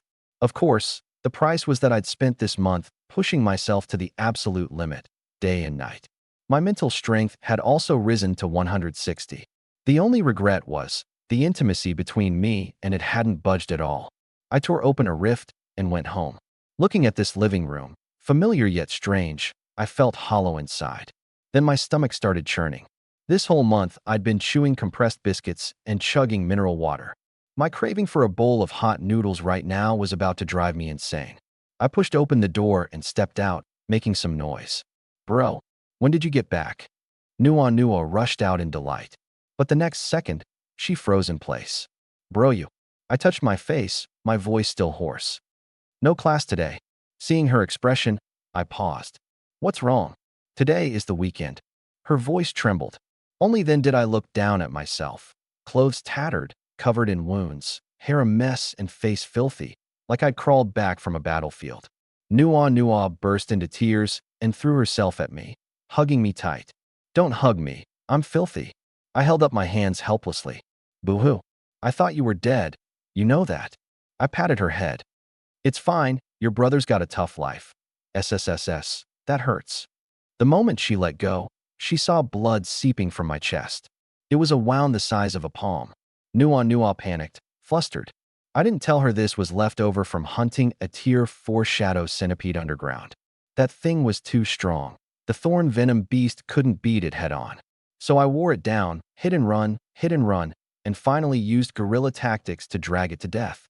What I was after were those venom fangs of its material for the thorn venom beast's Tier 4 mutation. "It's fine, I'm hungry. A little medicine and I'll be good," I reassured her. She wiped her tears and headed for the kitchen. "Go wash up first. I'll make you some food and put medicine on you after." As the hot water poured down, I stood there, but my mind was turning. A mid-Tier 3 thorn venom flower beast. What level did that actually count as in the entrance exam? I wasn't sure. Should I contract a second beast for an extra layer of insurance? My mental strength was 160 now, enough. The reason I hadn't contracted a second one before was that mutation burned too much mental strength. A normal contract only cost 50 points, but my mutation ate up 80 in one go. Now I could just about sign one more. As for materials, I'd just buy them when the time came. There'd still be time before the exam. At dinner, Nua cooked several dishes. I'd only wanted a bowl of noodles. This kid was getting more and more thoughtful. After the meal, she insisted on putting medicine on me, so I obediently lay on the couch. The moment she finished, I got dressed and rushed to the beast trading market. There were very few people today. A curvy shop clerk in a maid outfit came up to greet me. "Sir, are you picking out a beast? What attribute are you looking for?" My eyes drifted involuntarily to her neckline a couple of times, then quickly moved away. I mumbled, "Anything works, I guess." "Anything." Her body gave a little shiver, and her whole expression changed. "Could it be you have an all-attribute talent?" A few people nearby all turned to look in unison. All-attribute talent. That was a 1 in 10,000 monster. I cursed my loose tongue and awkwardly stepped aside. "I'm just browsing." I stopped in front of a few rows of iron cages. The system panel popped up. Tier 2 emerald green snake. Can mutate to Tier 3 green leaf python. Note: this beast is too docile. Its ferocity drops sharply after mutation. I frowned. What did that mean? None of the beasts here were suitable for mutation? Then it clicked. That Thornflower last time was wild, ferocious stock I'd bought from that crooked boss. But everything in this market was domesticated, docile-tempered breeds. In the system's eyes, all of these were garbage. So I should just go directly contract a real, savage beast. I turned to the clerk. "Sis, get me a contract talisman." She looked puzzled. "Sir, you haven't even picked a beast yet. You get a talisman for free when you buy one." I insisted on just buying the talisman, spending 20 grand. Her 12 million SS grade order went down the drain just like that. After I left, a male salesman sidled up to her and sneered. "That's just a broke loser. Last time South City number 1 high brought students in, he wouldn't even shell out for an 80 grand speed rat." The clerk's face went cold too. TCH, waste of my feelings. I couldn't be bothered to care. I could easily afford an S-grade beast right now, but the key thing was, all that stock was disqualified in the system's eyes. So it was off to the other world, to contract a real, savage beast. I said hi to Nunua back home, and even put on a little act, pretending to head out the door. But I didn't hear her muttering in the living room. The South City Rift, wasn't it put under martial law yesterday? How's my brother getting in and out? Once again, I stood in the Crimson Forest. I knew this place well. Most of the beasts were around Tier 3. The Thorn Venom Flower Beast could handle them just fine. But there was one problem. Almost everything here was plant type. The Thorn Venom Flower Beast's strengths were speed, stealth, burst, and venom. It was good at winning by surprise and grinding foes down with poison, but it couldn't hold up in a war of attrition. The second beast I needed had to be a tough guy who could stand and tank head-on with sustained output, complementing it. I headed for the swamp in my memory, where there were lots of beast-type predators. It was a flat stretch of ground blanketed with dead leaves, but beneath those leaves lay the most treacherous swamp in the Crimson Forest, home to a Tier 5 silver-armored crocodile lurking within. I only dared to circle the outer edge. I searched and picked as I went. A human-faced spider, A-grade, but it was the same type as the thornflower, so I wasn't satisfied. White cocoon serpent, black-scaled python, swamp black venom frog, all venom-related, all rejected by me. After searching for over half an hour, I shook my head in irritation. How is every beast in this godforsaken place venomous? How am I supposed to pick? Hiss hiss. The thorn venom beast suddenly bared its fangs and growled low at something off to the side. I looked over. Lying on the ground was a small black lizard. It was only palm-sized, yet it wasn't the least bit scared of the thorn venom beast, which was bigger than a grown adult. It hissed and growled right back at it. That little pose was even kind of cute. Rotbone iguana, rarity S. Wouldn't be bad to take it home and raise it as a pet, I said offhandedly. I couldn't even be bothered to look closely and got ready to leave. That lizard seemed provoked by what I'd said. It darted right up to block my feet, opened its big mouth, and flicked out a black tongue. In the sunlight, that tongue shimmered with a strange sheen. I was speechless, but it was an S-grade after all. Might as well check the mutation path. The instant the panel refreshed, my eyes went stiff. Rotbone iguana can mutate to Tier 3, black-striped monitor rarity SS. Attributes: beast, dark, dragon. Dragon. I rubbed my eyes. No mistake. This little thing actually had the dragon attribute. The dragon attribute was even rarer than the light attribute on Yitong's angel. On a normal evolution path, just having a dragon attribute alone would make it an SSS grade being. Too bad. With these multi-attribute types, their bloodline usually only carried the faintest trace of dragon. Odds were their later evolution would have nothing to do with dragons at all. But mutation. I scrolled down. Tier 3, black-striped monitor Tier 4, demon-marked crimson flame beast Tier 5, black-scaled dragon breath beast, Tier 9, calamity demon dragon beast lord class, abyssal demon dragon, corrupted abyssal demon dragon beast. I sucked in a cold breath. It really could turn into a dragon. Black-striped monitor SS grade. Body size explodes several times over, as savage as a heavy bulldozer. Strength 1269, life 2880, defense 890. Skills: Rend, wild claw strike, tail whip sweep. Talent: black stripes. When the black markings appear, all attributes increase by 200%, and 3% of damage dealt is recovered as health. Talent: Night Domain. Actively opens a zone of darkness. Within it, Enemies' vision is blinded, and they continuously suffer under dragon pressure. I couldn't hold back the grin on my face. 2 talents right at tier 3, and the second one was dragon attribute. Dragons naturally suppressed every other attribute. Not bad, not bad. You're the one. I closed in step by step. The rotbone iguana was still putting on a brave front, but the thorn venom beast lunged over in a single bound. Instantly, like a wolf cub cowed by the wolf king, in 2 or 3 moves it got taught its lesson and just flopped onto the ground playing dead. The black-striped monitor started as SS grade, even higher than the thorn venom flower beast. Too bad it was only tier 2 right now, still green. Grinning wickedly, I pulled out the contract talisman. Boom! A huge blast went off, followed by countless beast roars rising one after another.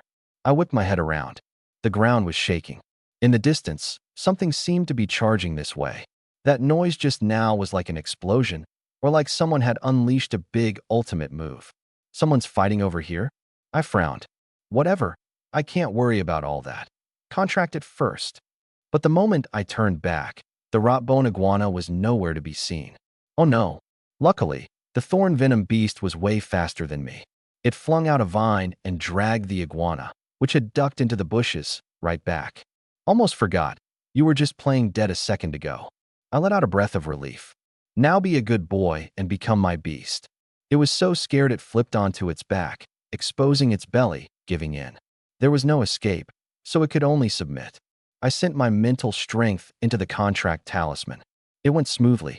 Rotbone iguana contracted successfully, can mutate to tier 3 black-striped monitor. Required materials: nightbird feather ×8, albino tree spirit blood ×1. Before I could even take a good look, the tremors behind me grew more and more violent. Every beast in the Crimson Forest was surging this way. Who are you? I spun around and froze. There was actually a person here. The other party wore a uniform, a gold-embossed dragon-shaped emblem pinned to his chest. There was only one kind of person who could wear that emblem: the Great Xia Beastmaster League, the League Army. Before I could open my mouth, he was already advancing on me step by step, full of hostility, looking ready to attack at any moment. I panicked and quickly waved my hands. Easy, big guy. I'm a good citizen. Good citizen? He said coldly. The entrance to the Crimson Forest is already under martial law. No one is allowed in. How did you get in? Martial law? I was stunned. I'd been underground too long and had no idea about anything happening outside. But the key point was, I damn well snuck in illegally. Then it hit me. I still had a hat and mask on my face. Could this possibly pass for a good citizen? I was done for. There was no way to explain this now. I immediately caught on.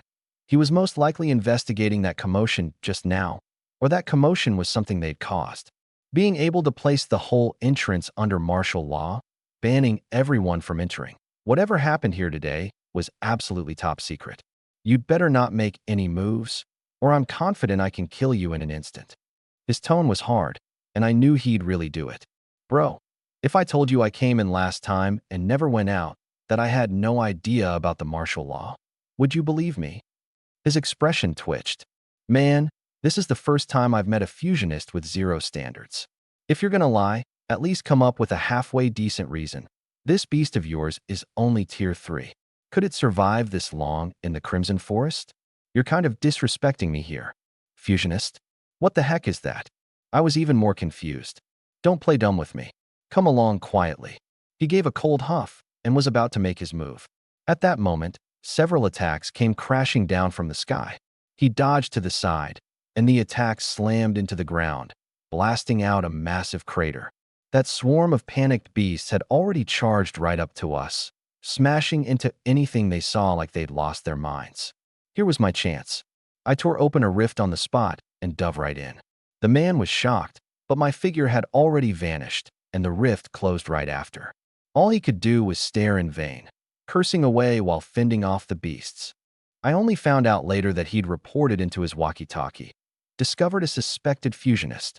Very weak in power, but possesses the bizarre ability to actively open rifts. He got away.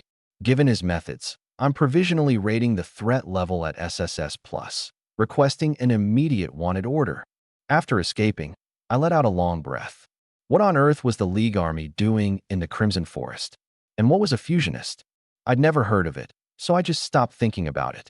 It was already the small hours of the morning. The homeroom teacher had long since posted the notice. Gather at school early tomorrow morning to head to the provincial capital for the entrance exam. I set an alarm and caught up on sleep. At daybreak, the moment the materials shop opened, I bought up all the black-striped monitors mutation materials. Nightboard feathers, 20 grand each. Albino tree spirit blood, 300 grand a portion. Living up to SS grade. The materials were painfully expensive. Rot bone iguana mutate. Yes. Mutation countdown 8 o'clock. The black-striped monitor was huge, capable of sustained output, and could even heal off its black stripes, perfectly filling the thorn venom flower beast's weaknesses. I could already picture the scene, the two of them striking together, crushing the whole field at the entrance exam. At 9 in the morning, I arrived at school and boarded the bus bound for the provincial capital, Qing City. Plenty of parents came to see the students off. The well-off drove their kids personally. Even the less fortunate rushed over to say goodbye. Some parents had tears in their eyes, gripping their child's hand. Grades don't matter. Even if you don't make it into the Beastmaster Academy, you have to come back alive. Because this time the exam site had been moved to Jiang City, that dead city once lost to a beast tide. My heart felt heavy. Mom was still lying in a coma at the hospital, and Dad was still missing to this day. As for the exam being moved to the provincial capital, I kept it from Nuan. I didn't want her to worry about me one bit. When I opened my eyes again, we'd already reached the border of Qing City, with the Jiang City exam site right beside it. A dark mass of students gathered in the center, parents ringed around the outside, and off in the distance stood quite a few notable figures from various circles. The entrance exam wasn't just a test, it was also a selection. Geniuses would be spotted on the spot by these big shots and invested in early. The weight of a beastmaster was just too great. Even the military had turned out. A row of soldiers stood between the notables and the students. The South City students stared at those tall, upright soldiers, whispering among themselves, "That's the subduing dragon special forces, right? So cool. Elites among elites. If I could get in there, I wouldn't even need to take the exam." I took a look too. The subduing dragon special forces was made up entirely of beastmasters. The selection was brutal, but the treatment and status were top tier. A bunch of clueless country bumpkins. Get excited like that just from seeing a few soldiers. Someone among the Qing City students spoke up in a snide tone. Someone on the South City side immediately shot back. "Says who? Step out here if you've got the guts." A boy in designer clothes, with somewhat dark skin, swaggered out. "So what if I'm talking about you? Country mutts. Come fight me if you dare." The South City student who'd talked tough shrank back into the crowd and shut up. Anyone who could dress like that in Qing City and still be so arrogant was definitely more than just rich. Behind him trailed a few more young masters and ladies in expensive clothes, sneering with their noses in the air, as if these lowly folks weren't even fit to share the same ground with them. Even the local Qing City students steered clear of this group. Those who looked down on soldiers were definitely not ordinary common folk. Because soldiers were common folk too, they were people's sons and daughters, fathers and mothers. Only those who saw themselves as a cut above, the privileged, acted like this. But everyone was angry and didn't dare speak up. No one wanted to be marked as an eyesore by this bunch in the exam to come. Just then, an officer with a chest full of medals stepped up to the platform. He coughed twice, and the whole place went silent. "Candidates, I am the chief examiner for this entrance exam. First, I hope you can all come back alive. But reality is cruel. The exam is real combat against beasts. For you, this is more of a life or death game." He deliberately called real combat a game, a hint of a smug smile at the corner of his mouth. A few girls' faces went white on the spot, because in the entrance exam, people really did die. The rules are as follows. Your score is tied to the number of beasts you kill. Tier 1 is 1 point. Tier 2 is 2 points. Tier 3 is 3 points. The subduing dragon forces have swept the field once, but there's no guarantee there aren't still Tier 4 beasts inside. The moment he said this, even the boys who'd been calm panicked. Tier 4. Most of them were only at mid to late Tier 2. Having a Tier 3 counted as excellent, and now you're telling us there might be Tier 4s in there? Don't be nervous. There's only one rule. It comes down to kill count. So whether you cooperate or form teams, As long as you can take them down, you get points. The moment he finished, the whole place erupted. Find a strong ally, form temporary teams, tag along behind others, and scoop up kills. Though not exactly honorable, the rules only counted kills, so it wasn't against the rules. I scanned the crowd. The capable ones, Li Xingrui, Zhang Zihao, had long been surrounded by others. Zhang Zihao's black-armored tiger was the very one he'd shown off in the group chat before. The space around me was empty. Not a single person came near. I didn't care. There was no one around Yitong either, but that was because no one dared talk to her. A few who thought they had some ability tried to sidle over, and Li Xingrui was the first to shoot them a warning look. Just as he was about to step forward, a guard clad in battle armor walked straight past the security line and up to Yitong. The whole exam site was surrounded airtight by the subduing dragon forces. Anyone who could come and go freely was definitely no small figure. There had to be something even more important than the exam going on. Everyone turned to look in unison. Mississippi. The guard lowered his head. The South City League discovered a suspicious individual in the Crimson Forest and has already put out a wanted order. A suspicious individual? What does that have to do with me? Yitong frowned. The guard pulled out a photo. One look and Yitong blurted out, "Senior?" The person in the photo was exactly me, captured last night by the League Army's recording device. Even though I wore a hat and mask, after doing real combat with me for so many days, she recognized me at a glance. So I didn't tell the League. I came to speak with you first. The guard lowered his voice. They say this person is a suspected fusionist, but it's most likely a case of mistaken identity. Still, once you get tangled up with a fusionist, please be extremely cautious. Yitong looked thoughtful. It's probably mistaken identity. I understand. The guard finished delivering his message and withdrew, without disturbing the order any further. Yitong let out a scoffing laugh. A desperate outlaw like a fusionist, would he be short on cash? But wasn't the Crimson Forest under martial law? How did Senior get in? As she turned around, she caught a glimpse of a figure in the crowd who matched the photo almost perfectly. Her whole body went stiff. She followed her gaze. It was me. Sensing her stare, I awkwardly turned my face away. What was she looking at me for? Was I just too handsome today? Right then Li Xingrui stepped up. "Schoolflower Yi, are you interested in teaming up with me?" Yitong shot him a glance and replied politely, "Hold on." Then she called out toward me. "Hey you." Li Xingrui's words got cut off cold. Bewildered, he looked in the direction she'd called. I looked left and right, and finally confirmed it. She was calling me. Yitong walked straight toward me. Li Xingrui's expression turned extremely strange, while the people around wore looks of envy. The schoolflower actually approached Jiangchen herself? What was going on? Was there some drama here? Yitong looked me up and down, giving me the creeps. "Miss, how long are you planning to stare?" She crossed her arms, as if to see right through me. After a moment, she pulled me aside, in an almost commanding tone. "Summon your beast. Let me have a look." My heart lurched. The black-striped monitor's mutation wasn't finished yet. I couldn't summon it. And Yitong's tone seemed a little angry. Had she recognized me? Seeing me stall, she pressed. "My patience is limited." That expression, if I didn't summon it, she looked like she'd really call her guard back to beat me up. So I just gave a wave of my hand. A rot-rift lizard appeared before us. That was the thorn venom beast disguised using its mimicry talent. Since the black-striped monitor's mutation wasn't finished, it didn't know what its final form looked like either, so it could only disguise itself based on this for now. Yitong knit her brows slightly. "See." I secretly breathed a sigh of relief. Thank goodness it had this mimicry trick, otherwise this round I'd have been exposed on the spot, and Yitong would have flayed me alive right there. "Sorry, I mistook you for someone else." She stared into my eyes. "My apologies." I waved my hand. It's fine. The two walked back.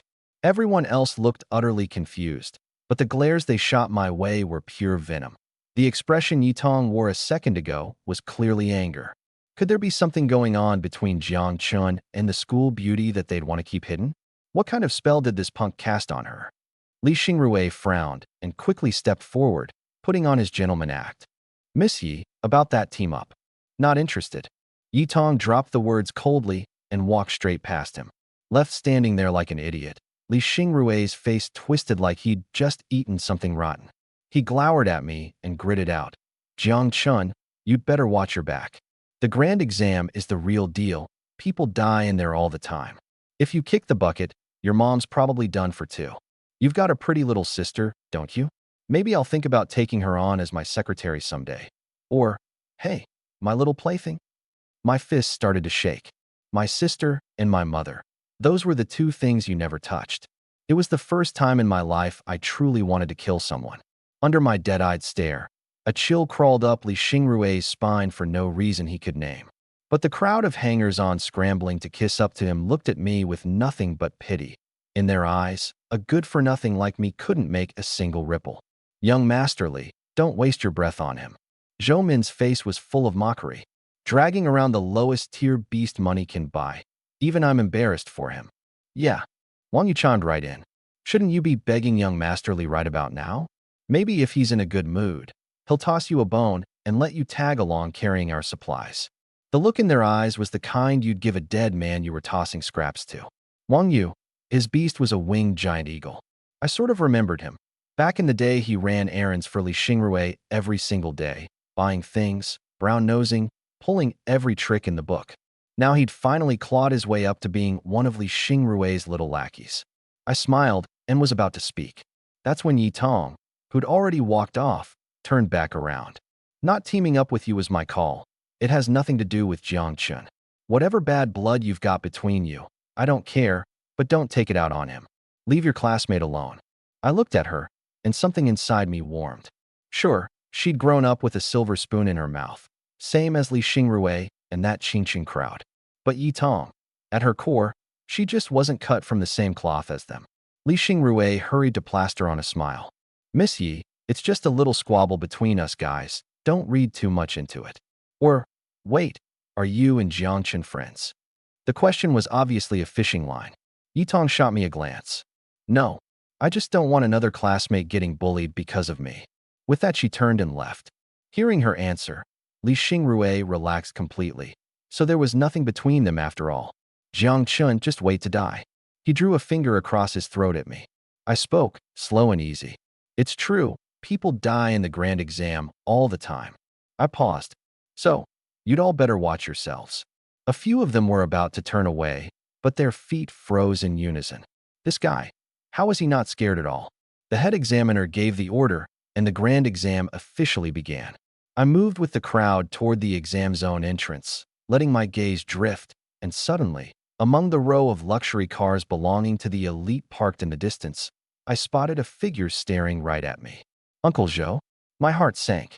Uncle Zhou stood beside a black luxury car, his cold eyes locked onto me. The Jiang family had sent someone. And whoever was sitting inside that car, who could it be? The instant before I stepped into the exam zone, the image of my comatose mother in that hospital bed flashed through my mind, and my mood plummeted. The Jiang family had never stopped tailing me, all because they didn't want me walking the path of a beast tamer. And now they'd chased me all the way to Qingqing. What could they possibly be up to? My face darkened. Fine. You want to come after me? Then come. However many of you show up, I'll kill every last one. Jiangcheng, a city that had once been overrun by a beast tide, was a wasteland of ruin. Shattered skyscrapers, the carcasses of savage beasts, a scene straight out of the apocalypse. But after all the rounds of cleanup, compared to a true forbidden zone, it was the tamest edge of the edge. Each of us wore a wristband that monitored our vital signs in real time and made it easy to locate us if things went south.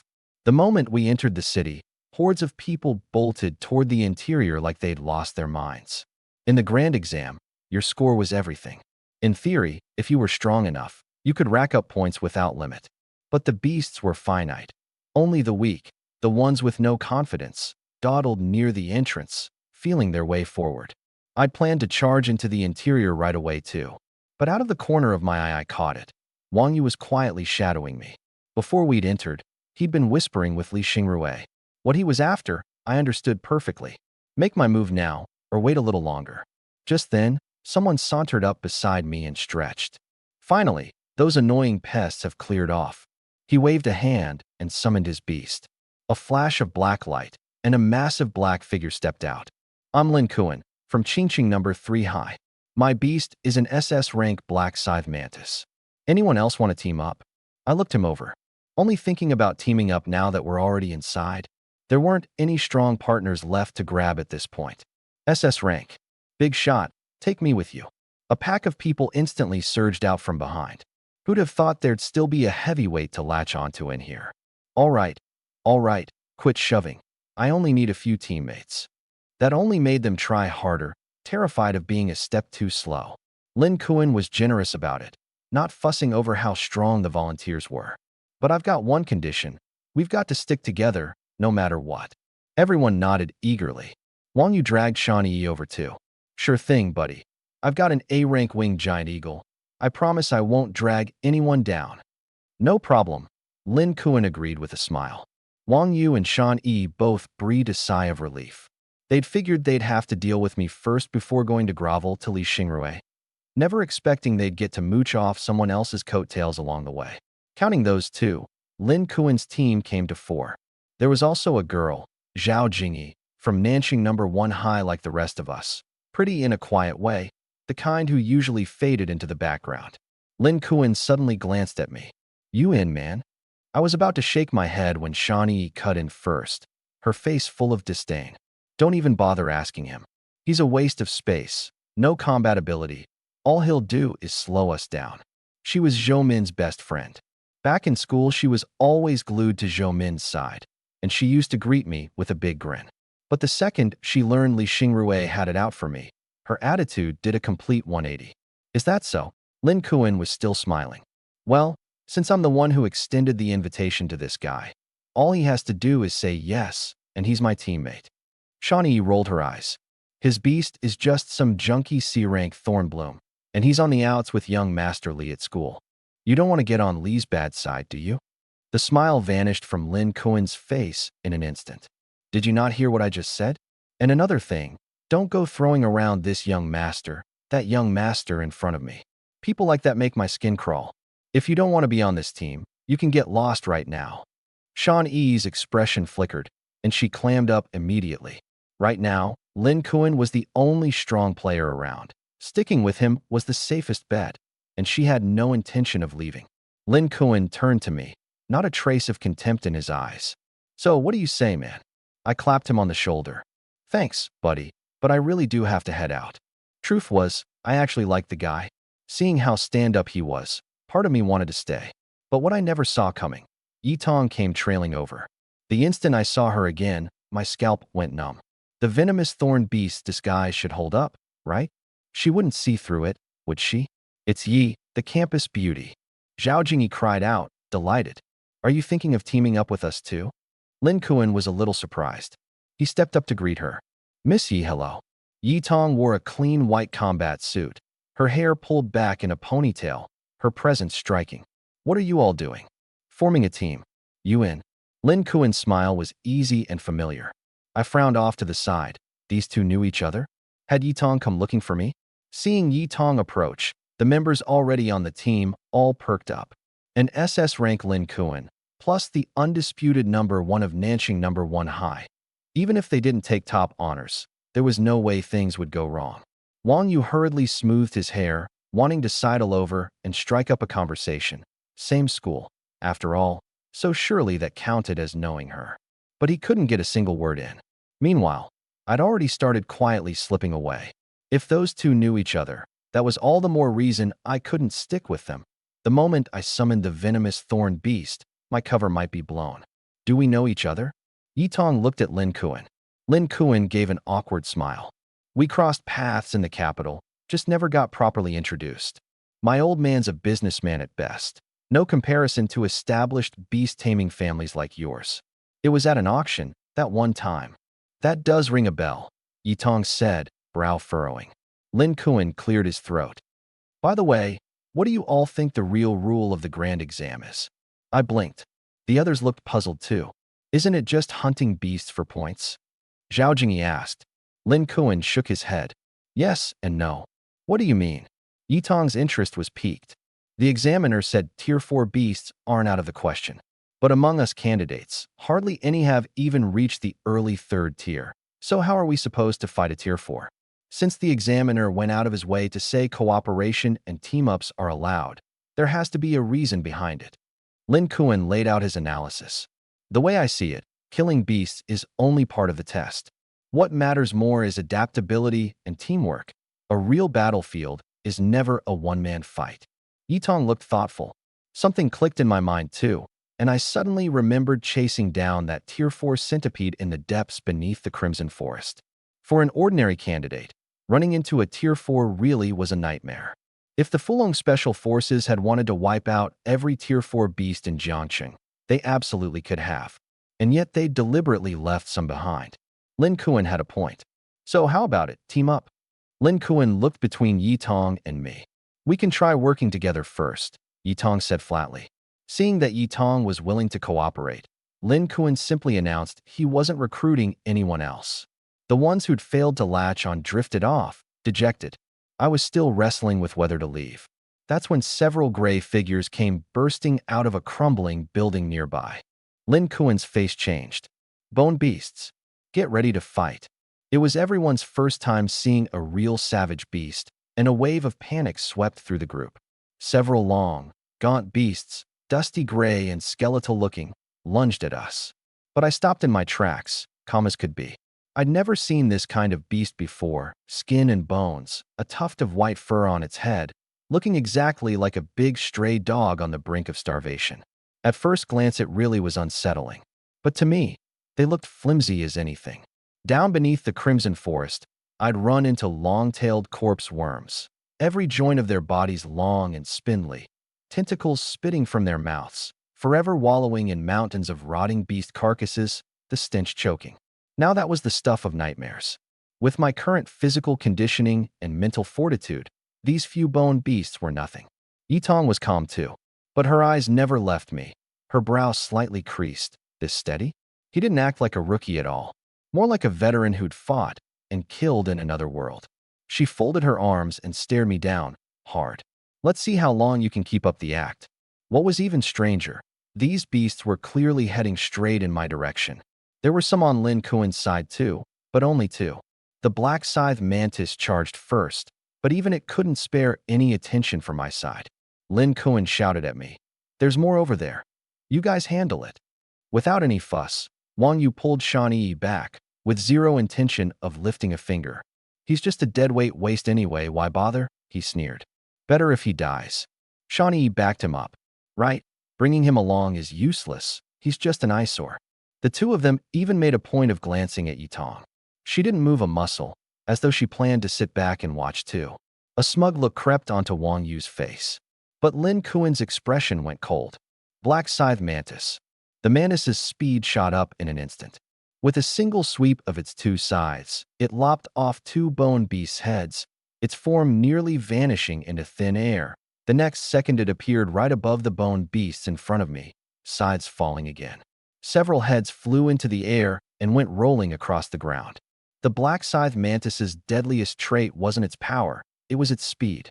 I took it all in. With Lin Kuan's ability, as long as he didn't run into a Tier 4, he could manage just fine on his own.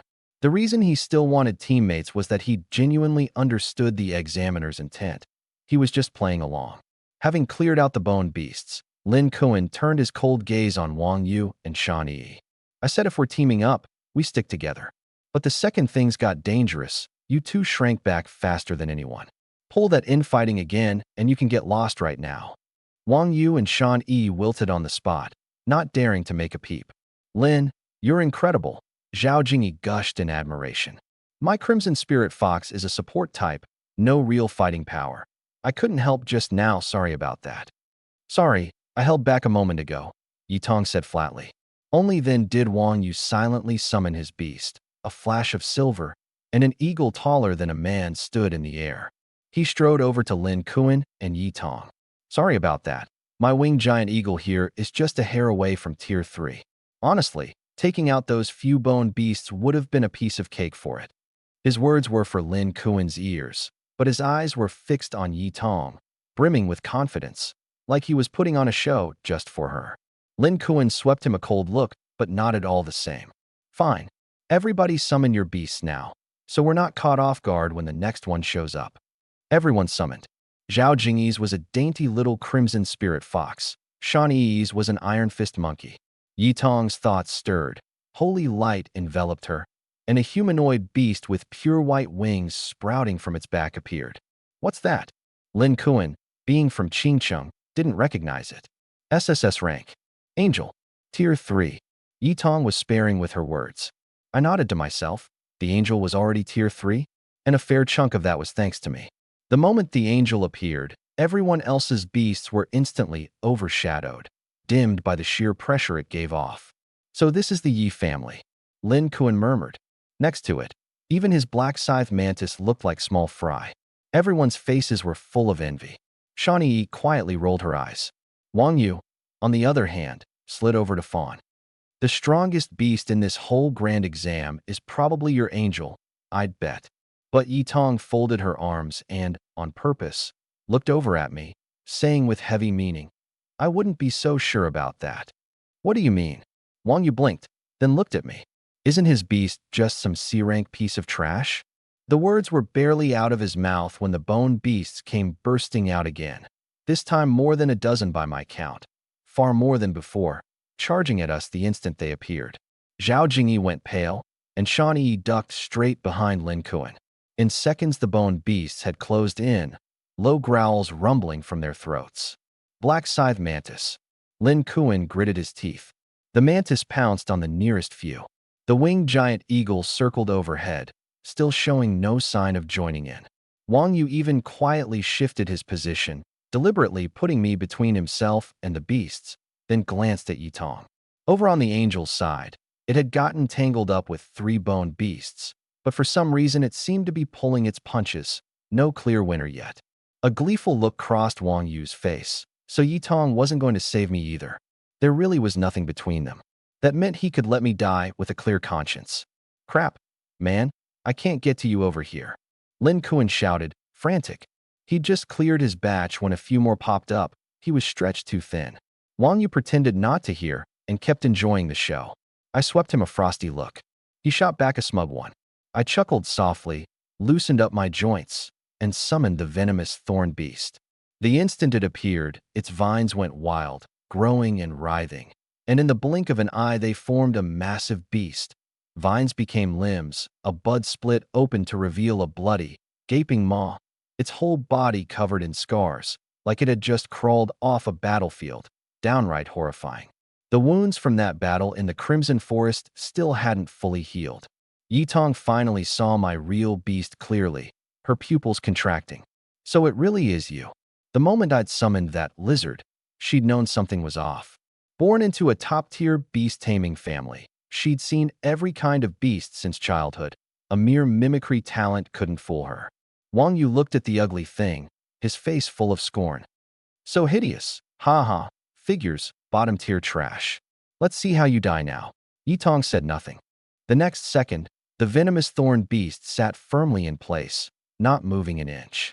Several vines shot out, and, in an instant, bound all 5 bone beasts in front of me.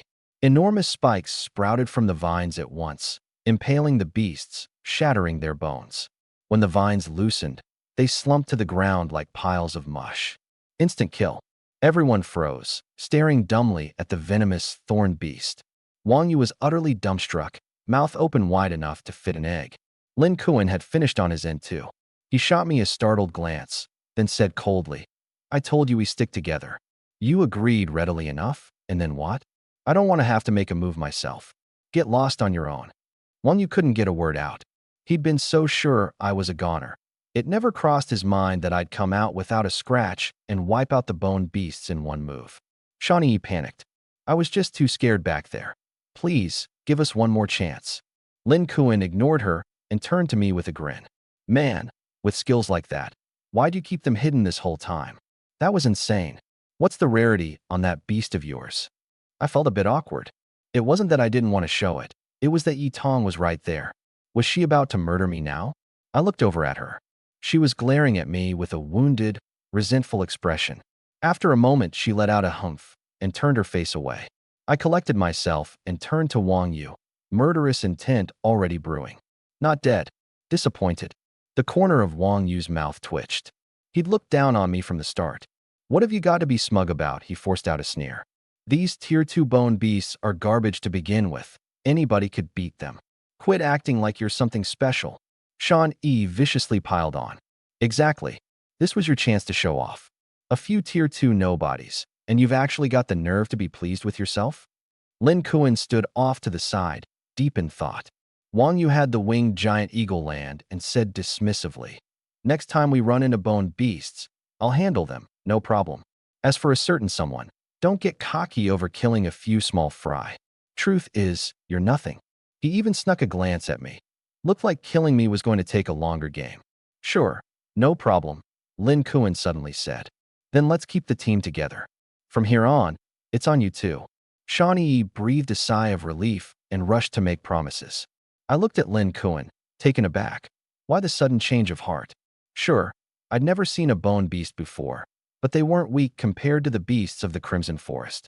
They'd held sway in Jiangxing for years. If the Fulong forces hadn't swept through, they'd still be running rampant. Wang Yu flashed me a knowing smile and patted my shoulder. The instant I saw that look, I understood. Well then, let's all head deeper in. That's how we score points, Wang Yu declared, taking it upon himself to play leader, his tone all command. Hold on. I'm tired, let's rest a bit. Lin Kuan plopped down onto the ground. Wang Yu opened his mouth, but all he could do was agree. After resting a while, Lin Kuan spoke slowly. You're all from Nanxing. Aside from Miss Yi, none of you came to Jiangxing ahead of time to scout the exam zone, right? These bone beasts, they make a beeline for wherever there are lots of people. The crowd up ahead ran fast, so they never ran into them. But this spot right here, it's just us left now. Wang Yu's brow creased. He exchanged a look with Shan Yi and instantly sensed something was wrong. Right then, a chorus of clattering rose up. More bone beasts came crawling out of the ruins on all sides, ringing us in and swiftly closing on us. Lin Kuan tugged my hand. I got the message and sat down beside him. Yi Tong, tactful as ever, held back too. Wang Yu watched the charging bone beasts, so what if they were surrounded? This time he'd take them out himself, put on a big show. Maybe Yi Tong would see him in a new light. Since there was nothing between her and me, maybe he still stood a chance. Shawnee, though, hesitated. What's the matter? Didn't you just say anybody could beat these? Lin Kuan goaded. It's all on you, big sis. What are you waiting for? Shawnee had no choice but to grit her teeth. Iron Fist Monkey, go. Her Iron Fist Monkey had a pair of iron fists, sure, but its attack power was thoroughly mediocre. Only mid-tier 2, and it looked a little dopey to boot. Several bone beasts pounced like tigers. The Iron Fist Monkey smashed one in the skull, but the rest swarmed it at once, tearing it to shreds in the blink of an eye. Shawnee's mouth fell open, too late to even cry for help. How is this possible? She crumpled to the ground like she'd been struck by lightning. Wang Yu snapped to as well. The winged giant eagle soared high, and he tried to use its flight to keep the bone beasts at bay. It barely managed to kill two, but more kept swarming up. Winged giant eagle.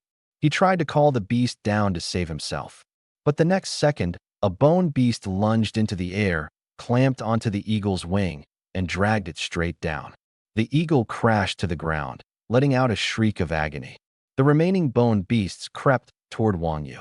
Terrified out of his wits, he collapsed and scrabbled backward on his hands and feet. Save me. Two bone beasts, jaws gaping, slime dripping out, closed in step by step. Wang Yu screamed in utter panic. Help! Somebody help me. But not a soul paid him any mind. Lin Kuan shrugged and gave a cold snort. You brought this on yourself. Go beg Jiang Chun. Maybe he'll save you. His tone was dripping with mockery. Only then did Wang Yu remember me. He barked out stiffly. Jiang Chun, kill these two bone beasts right now, and get my winged giant eagle out of there too. Even now, he had the nerve to threaten me? I raised an eyebrow, impatient, and said each word slowly and deliberately. Save you? Save you, my ass. Deep down, I knew Wang Yu was nothing but a lackey. If he'd had a decent attitude, I might actually have lent a hand. But this was how he acted? Wang Yu's face flushed red, and he lost it. Jiang Chun, young Master Li and I are brothers. You dare not save me? You've got a death wish. What? Beside me, Lin Kuan looked like he'd just heard the joke of the century, barely able to believe it. At a time like this, the guy still had the guts to talk to me like that? I let out a soft laugh. Oh yeah? Young Master Li? Young Master Li, where are you? Come on, hurry up and save your little buddy. Ha ha ha. Lin Kuan couldn't hold back his laughter. You? Wang Yu shook with rage, dying to rush over and grind me under his heel. But behind him, the winged giant eagle's shrieks were fading. It had already been ripped into a bloody, mangled mess.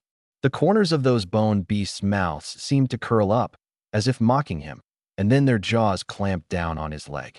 Wang Yu was dragged backward, scared out of his mind in an instant, snot and tears pouring down all at once. Jiang Chun, Brother Jiang, I'm begging you save me. I was wrong. I'm nothing but garbage. I'll never come after you again. If he didn't cave now, he really would die. TSK. If only you'd had that attitude a minute ago, I said. A spark of hope had just kindled in Wang Yu's eyes. But I shook my head. Now, though, it's too late. The color drained from his face in an instant, despair flooding in. He finally understood. I'd been toying with him. Splitting pain shot through his hind leg as sharp teeth sank into the bone. Ah, he screamed, curling into a ball. Lin Kuan folded his arms, eyes cold. Rotten intentions from the start, and looking down on people the whole time. When someone else was in trouble, you two stood by and did nothing. And now you expect to be saved? Absolute idiots. I couldn't be bothered with any more words. I simply had the venomous thorn beast strike. It wrapped around the two bone beasts and hoisted them into the air, huge spikes bursting from the vines, and with a wet squelch the two beasts dropped to the ground like mush. Wang Yu crashed down hard from midair, like a broken dog. Heart still pounding with terror, he groped at his leg. It was shattered. I watched him coldly. Not letting him and Shawnee actually die here was already more mercy than they deserved. Of course, there was another consideration too. If the two of them really died, it'd be hard for us to explain. Least trouble was best.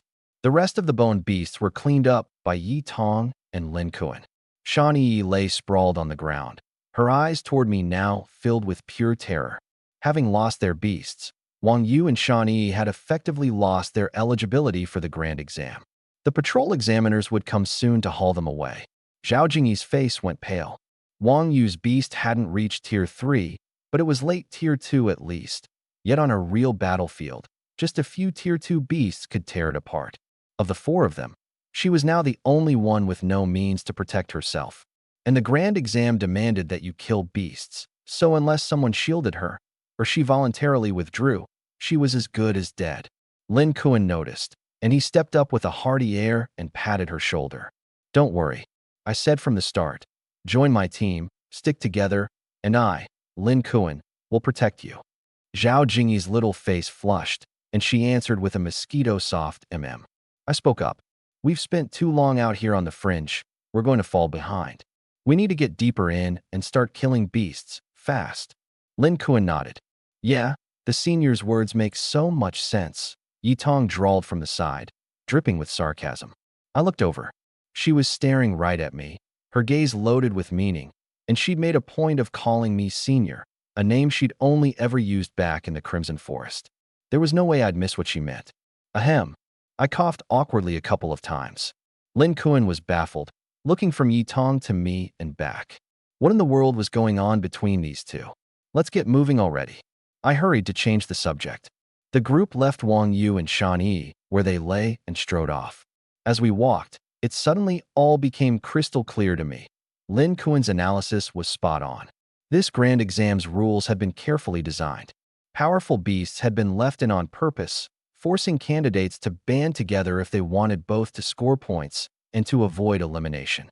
That way, the exam could both filter out excellent beast tamers and test their sense of teamwork. Scum like Wang Yu and Shawnee, I didn't even need to lift a finger. They were bound to get weeded out in the process anyway. Wait, something's off. Yi Tong suddenly stopped. What is it? Lin Kuan asked. Yi Tong's expression was grave, her eyes locked hard on the path ahead. I was a bit lost too. The angel that had been guarding her side spoke up. Up ahead, there's the aura of a Tier 4 beast. Everyone froze. Tier 4. Lin Kuan blurted out.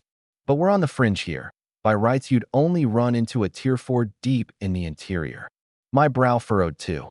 He was right. It was the same in that other world, and even more so in reality. In the Crimson Forest, the deeper you went, the higher the tiers. It really is abnormal, I venture to guess. Could someone have deliberately driven it over here? Lin Kuan narrowed his eyes. The examiner only said Tier 1 is 1 point. Tier 2 is 2. Tier 3 is 3. So how many points for a Tier 4? My eyes lit up. Kill one, and we'll find out. Of course. After all, the senior here is so strong. Yitong nodded along, her tone absolutely packed with sarcasm. Lin Kuan grew even more confused, squinting back and forth between the two of us. I shot her an awkward glance. Sis, could we please stop harping on this? Yitong puffed out her cheeks at me, then indignantly turned her head and ordered the angel. Go take a look first. The angel nodded, spread its wings, flew into the air, and led the way. We followed close behind. Before long, Lin Kuan and I both furrowed our brows at the same time. Pressure. The pressure of a savage beast. Only a Tier 4 could give off an aura like this. Tier 4 was a threshold of qualitative change. Even a beast's mutation and branching evolution only came at Tier 4. The angel slowly descended from the sky. As we drew near, a great mass of black shadow rose into view before us. That's right, pure black shadow. The space ahead was clearly an open lot under direct sunlight, yet that mass of shadow manifested out of thin air without relying on any light at all. It's a nightshade beast, dark attribute, Yitong said calmly. Ordinary attacks won't work on it. SSS. Lin Kuan sucked in a cold breath. Then my black scythe mantis is useless. Jiangchun, your plant-type beast is so strong, you go. I raised an eyebrow at him. If I remember right, light attribute is a natural counter to dark attribute. Why not have Yitong take it? Lin Kuan gave a sheepish laugh. How would I dare give orders to Miss Yi? She's the daughter of the Yi family, a genuine top-tier household. He leaned in and lowered his voice. If anyone's going to give the orders, it should be you. By the way, what exactly is the deal with you two? Yitong looked over, puzzled. What are you two whispering about? I looked up, embarrassed. We were saying, the angel is light attribute, a natural counter to dark. Why don't you go first and give it a shot? Yitong nodded plainly. Okay. Lin Kuan was stunned. Come on, man. You actually got her to go on your orders? And the crazy part is, she actually listened to you. The angel spread its wings and dove straight at that mass of shadow. The irregular black shade twisted eerily. The angel raised a hand and unleashed several blades of light. The nightshade beast acted like it had met its natural predator. Instinct told it to do nothing but dodge. The angel gave it no room to breathe. Purification. Blade of holy light. Yitong issued 2 commands in a row. Golden points of light suddenly rained down from midair, landing on the nightshade beast, which writhed in agony. Then several blades formed of golden light came slashing down, and the mass of shadow was torn apart like ripped rags, shredded to pieces. Damn, and that's a Tier 4. Lin Kuan's eyes went wide. This is what attribute countering means, Yitong said flatly. Her words aside, I was quietly astonished. The angel was only Tier 3, and it had beaten a Tier 4 head-on. The foundation of this beast was truly rock-solid. The nightshade beast visibly wilted until only a small clump of shadow remained. Finishing blow, Yitong ordered. But right then, that mass of shadow suddenly gathered itself back together and began to squirm, swelling larger and larger, ballooning to over 10 meters in a flash, blotting out the sky, as if it had gone completely berserk. No good, fall back now, Yitong shouted at the angel. Too late. The nightshade beast's shadow and the angel's shadow overlapped completely, and the angel was pinned in place on the spot. Countless hands made of shadow reached out from within, seizing her tightly, and then a black slash came shooting out. The angel let out a muffled groan, feathers scattering down through the air in droves. No. Yitong's face went bone white, and she moved to rush over. I grabbed her. Something's wrong, I said, frowning. Would a normal nightshade beast do this? Yitong took a couple of deep breaths and shook her head. Even a Tier 4 would, at most, put up a little resistance against its natural enemy and flee. But this beast was absolutely not normal. Is there another way? I asked. There is. She nodded. First we have to free the angel. Among us, only light attribute can be lethal to it, but dark attribute can hold its own against it too. My eyes lit up. The black-striped giant lizard was dark attribute, and by now its mutation should have long since completed. I was about to summon it when Lin Kuan beat me to it. Dark attribute? Easy, leave it to me. The black scythe mantis flickered forward in a dash. Dark flash. Lin Kuan roared, and the mantis swung several black blades of light at the shadows binding the angel. This black scythe mantis of mine carries the dark attribute. Heh. Sure enough, the shadow tentacles loosened. Get ready to attack. Yi Tong called to the angel. Blinding white light erupted from within the angel suspended in midair, and those black tentacles fell away one after another, as if scalded. Now, the black scythe mantis's two scythes wrapped around the black mist once more and slashed down, scattering it into a sky full of black leaves. The angel had already broken free, striking a sword-drawing stance, a giant sword of light coalescing in her hands. Holy sword, judgment. The two beasts struck down together, and once again the light blinded me, so I couldn't open my eyes. When it faded, the night-shaped beast's body warped and dissipated violently, shrinking smaller and smaller. We won. Lin Kuan cheered. It's not dead yet. Yi Tong was still on guard. Light of judgment. The angel flew above that mass of shadow and raised both hands high. In that instant, the heavens and earth changed color, everything around swiftly bleaching white. Holy crap, even the sky changed color. Lin Kuan's voice trembled. The next second, a thick pillar of light bored straight down from the clouds, swallowing the night-shade beast whole. It was a full 10+ seconds before the light dispersed. That mass of shadow had shrunk to a fraction of its size, leaving only a blurry, half-dead scrap of a silhouette. The angel touched down, panting hard. At that very moment, a huge purple magic array eerily surfaced beneath that mass of shadow. The array flared, and the remnant of the night-shade beast fell into some kind of torment, dissipating completely in the blink of an eye. My head snapped toward a ruined building not far off. Li Xingrui. Beneath that building stood Li Xingrui's squad, along with those Qingqing local candidates who'd mocked the Nanqing students before the exam. Ha ha ha!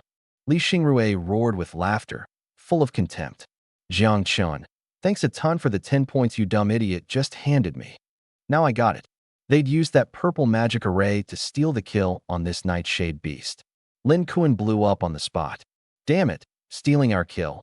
Up yours, you son of a... A dark-skinned Qingqing candidate beside Li Xingrui spoke up. Lin Kuan, I told you ages ago to go home and live off your old man. The beast tamer path isn't for you. Han Ziyun, go to hell. Lin Kuan cursed right back at him. I glanced at this Han Ziyun. No wonder Lin Kuan had said, finally, those annoying pests have cleared off when we entered the city. Turned out these two had bad blood from the start. This nightshade beast, did you drive it here on purpose? I asked. What's that supposed to mean? Li Xingrui dug at his ear. Can't understand a word you're saying, you moron. You don't know there's something wrong with this beast? The group exchanged glances, faces blank, as if they genuinely had no idea what I was talking about. What problem? All I know is I just scored 10 points, sweet. Li Xingrui wore a smug, punchable grin, then turned to Yi Tong. Miss Yi, why would you rather hang around a waste like Jiang Chun? What's he got that's worth your time? The succubus beside him, her pupils glowing with a seductive purple light, covered her mouth and giggled softly. Still, I have to thank that dumb little angel. Thanks to it, this big sister got to claim the beast's soul. Yi Tong's face went livid. That nightshade beast was a prize the angel had won by going all out and taking grave injuries. Zhou Min chimed in from the side in a shrill voice. Young Master Li, why waste words on this waste? Just kill him, and his junk beast too. Li Xingrui fixed a cold stare on me. Jiang Chun, get down on your knees and kowtow to me right now, and maybe I'll consider letting you off. The succubus beside him took a step forward. This was the second humanoid beast Lin Kuan had seen. Humanoid beasts had the highest talent, and given the same growth rate, they'd inevitably outstrip an ordinary beast. This succubus was early tier 3 at the very least. You've got a score to settle with him? Lin Kuan looked at me. I nodded and pointed at Li Xingrui. Before the grand exam, I said I'd take him out. Lin Kuan gave a cold snort and turned to Li Xingrui. You think having one rare humanoid beast means you can bully my teammate? The black scythe mantis was raring to go. His stance was now crystal clear. Han Ziyun let out a soft laugh. A giant spider, red all over, planted itself in front of the black scythe mantis. Lin the twig, you sure you want to cross me over some Nanching trash? Yitong's expression turned grim. She'd just come through a fierce battle, and her spiritual energy was heavily drained. Li Xingrui covered his face and laughed viciously, looking down at me from on high. Jiang Chun, last chance, kneel. I didn't move a muscle. Fight if you're gonna fight, or are you just too scared? He acted like he'd heard the funniest joke in the world. Ha ha ha, Jiang Chun, look at you now, groveling like a dog.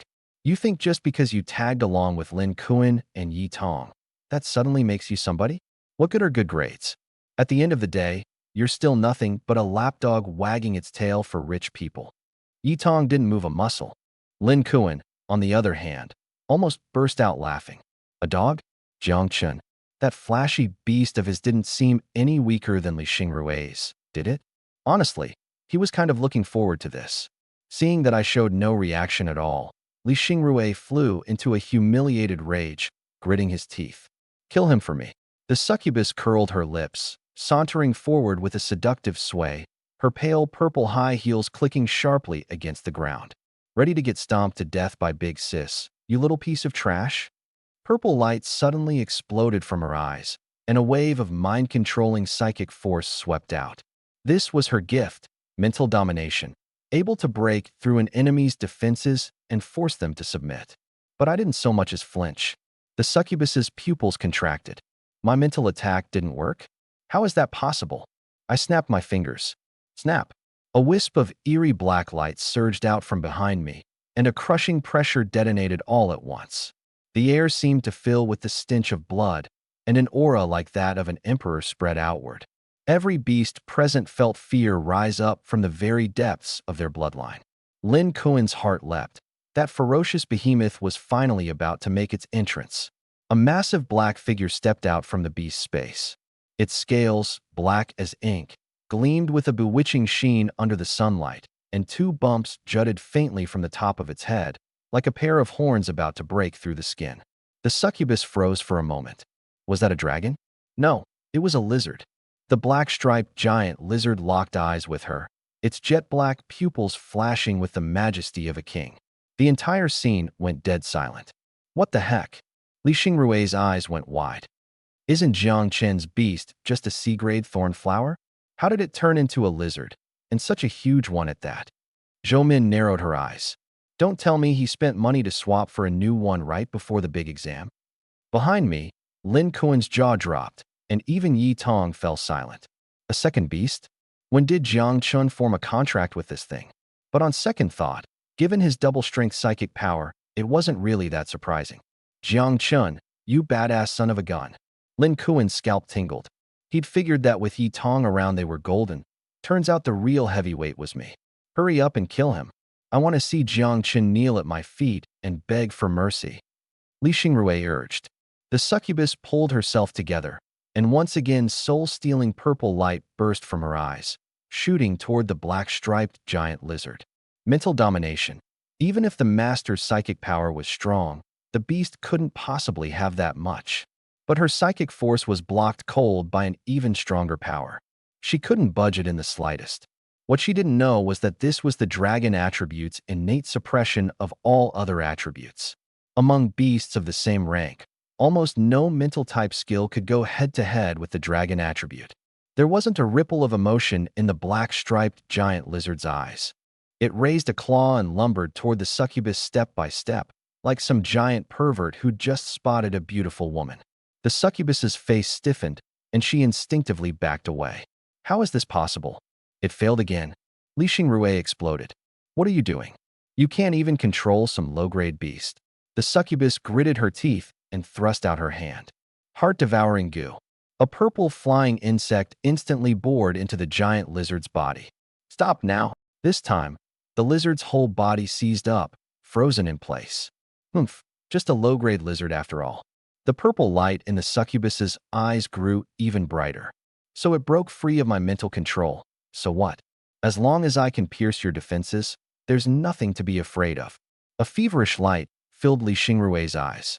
Make that lizard kill Jiang Chun for me. The succubus slowly raised her hand and snapped her fingers. Eat your master. The giant lizard's neck turned slowly toward me, its whole body trembling, its movements stiff, as if it were fighting the command with everything it had. But I wasn't the least bit worried. I parted my lips slightly. Night. My voice was soft, yet it landed like a divine decree. The clear sky suddenly darkened. Storm clouds rolled in, the sunlight vanished completely, and everything plunged into pitch blackness. This was the black-striped giant lizard's gift, the domain of night. In the darkness, the succubus could no longer control the lizard with her gaze. Their connection snapped in an instant. Li Xingrui and the others exchanged bewildered looks, utterly lost. How did a clear day suddenly turn to night? Lin Kuan looked up, his face one big question mark. Dang, who turned off the lights? Black stripes. I spoke from within the darkness, like a hunter lying in ambush. In the pitch black, dense and terrifying black stripes surfaced across the lizard's body, a black even purer than its scales. Its power surged wildly, its muscles bulging. Roar! A heart-stopping roar erupted. The succubus shuddered from head to toe, feeling a chill shoot up from the soles of her feet all the way to the crown of her head. She stared blankly into the darkness, dimly sensing that the massive thing was charging straight at her. She wanted to run, but it was too late. In an instant, her whole body was clamped tight in a giant maw. Ah! The succubus let out a blood-curdling scream, struggling desperately. But once something got in close, all her control-type skills became useless. The lizard bit down on her leg bone and slammed her viciously against the ground. Thud! Thud! Thud! The dull thuds of flesh smashing into the earth struck at everyone's hearts, one blow after another. What the hell is going on? Li Xingrui roared, but he couldn't see a thing. After a while, the screaming gradually faded. The domain of night had run its course, and the sky brightened once more. Only then did Yi Tong understand. The weather hadn't changed at all just now. The sky had been bright the whole time. It was only that the lizard's gift had blinded everyone's sight. When they could finally see clearly, the succubus was a mangled, bloody mess, nothing left of her earlier seductive figure. She was still struggling desperately, trying to escape the lizard's jaws. Save me. Every trace of her allure was gone, leaving only the despair of a creature fighting to survive. Impossible. Li Xingrui stood frozen. Get up right now. I spent all that money raising you, and you can't even beat some stinking lizard? Wham! The black-striped giant lizard stomped a claw down on the succubus's head, grinding her face into the mud. Li Xingrui had lost completely. The moment the succubus died, he'd lose his eligibility for the big exam. Jiang Chun, I'm warning you. If you dare kill my beast, I will never let you off. He shrieked like a madman. Your mother, and your little sister too. I'll make them die a horrible death. My gaze turned utterly cold. I walked over beside the lizard, and it lifted its claw away. The succubus trembled as she raised her head, blood streaming from both her nostrils and her eyes. In that moment, our positions had completely reversed. The poor, worthless nobody she'd once looked down on was now the one gazing down at her. Please, I'm willing to make you my master. I can break my contract with Li Xingrui. Please spare me. Ma. Master. I said nothing. The lizard snorted hot air from its nostrils, opened its mouth, and bit down on one of her calves. In its eyes, this succubus wasn't worthy of being my beast. Ah! One agonized scream, and the succubus passed out. In the distance, Zhou Min was so terrified she clapped a hand over her mouth. That group of examinees from Qingcheng didn't dare move a muscle either. The ferocious beast had tasted blood, and what it was eating was a humanoid beast. Even Yi Tong's face showed a flicker of shock. The giant lizard opened its huge maw, about to swallow the succubus whole. I frowned. Get back here. Everyone was stunned stiff. A ferocious beast that had just tasted blood could go out of control at any moment. Giving it a command now was practically suicide. The corner of Han Ziyun's mouth curved into an amused smile. A low-quality ferocious beast like that was prone to losing control in the first place. Jiang Qin must have a death wish. The black-striped giant lizard slowly turned its head, blood still hanging from its jaws. Then it raised a claw, obediently walked around behind me, and plopped its rear down on the ground, looking for all the world like a well-behaved pet dog. Once again, the whole crowd was petrified. As beast tamers, they knew all too well just how much effort it took to raise a beast to that level of loyalty. And on top of that, this was a ferocious beast that had just tasted blood. I stuck both hands in my pockets and looked at Li Xingrui. Young Master Li, are you going to honor the bet you lost? He shook all over with rage, his eyes bloodshot. Without a beast, he was doomed to be eliminated. The elite beast taming academy he'd dreamed of, he'd buried that dream with his own hands. You did this to my succubus, and now I can't compete. Jiang Chun, you just wait. The threat was completely out in the open. My brows knitted tight. Honestly, right then I wanted to kill him, because he dragged my mother and sister into it, and that was my absolute breaking point. On the surface I stayed calm, but inside I was calculating. How could I make him die right here, without the blame catching fire back to the Li family? Han Xian stepped forward to smooth things over, his fire spirit demon spider stirring restlessly. Then, out of nowhere, he looked at Yi Tong. Miss, which prestigious family are you from, might I ask? A worthless guy like Jiang Chun isn't worth investing in. Why not come with us instead? Yi Tong's gaze was icy. Get lost. Han Ziyun had gotten a face full of dirt, but he still nodded gracefully and turned to Zhang Zihao. In that case, let her watch how this Jiang Chun gets ruined. Dark armor saber-toothed tiger, tear it to shreds for me. Zhang Zihao let out a great shout, and the dark armor tiger charged at me. I still didn't move. The black-striped giant lizard behind me shot forward in a single bound, planting itself in front of me and lunging to meet the tiger head-on. My dark armor saber-toothed tiger is early 3rd rank, with a strength rating of 760. Zhang Zihao brimmed with confidence. It was stronger than your lizard to begin with. That last stunt was just a cheap trick. This time you're a dead man. The tiger and the lizard tangled together, biting savagely, each bite tearing bloody wounds into the other. But as the fight dragged on, everyone noticed something was off. The dark armor tiger clearly had the edge in raw strength, yet it couldn't gain an inch on the lizard. It was even faintly being overpowered. Damn it, tear it apart already. Zhang Zihao grew frantic. Han Xian narrowed his eyes and quietly beckoned to his fire spirit demon spider, preparing a sneak attack. Without even using its gift, the black-striped giant lizard ripped a huge chunk of flesh off the tiger with its bite alone. The dark armor tiger threw its head back with an anguished howl, staggering backward, its eyes full of terror. In that very instant, the fire spirit demon spider opened its mouth and spat out a stream of crimson slime, landing squarely on the lizard's head. Scorched black smoke billowed up. The corner of Han Ziyun's mouth curled up. His whole crew burst into laughter, not the slightest bit of guilt over the successful ambush. Lin Kuan pointed right at Han Ziyun's face. Where's your sense of honor? Screw you, you piece of trash. Li Xingrui laughed like a lunatic. Just watch. Jiang Chen's beast is about to die. But I sensed something was wrong. The black-striped giant lizard had extremely strong poison resistance to begin with. Yet this spider's venom was actually eating shocking, festering sores into its head. A cold smirk flashed across my lips. Black stripes.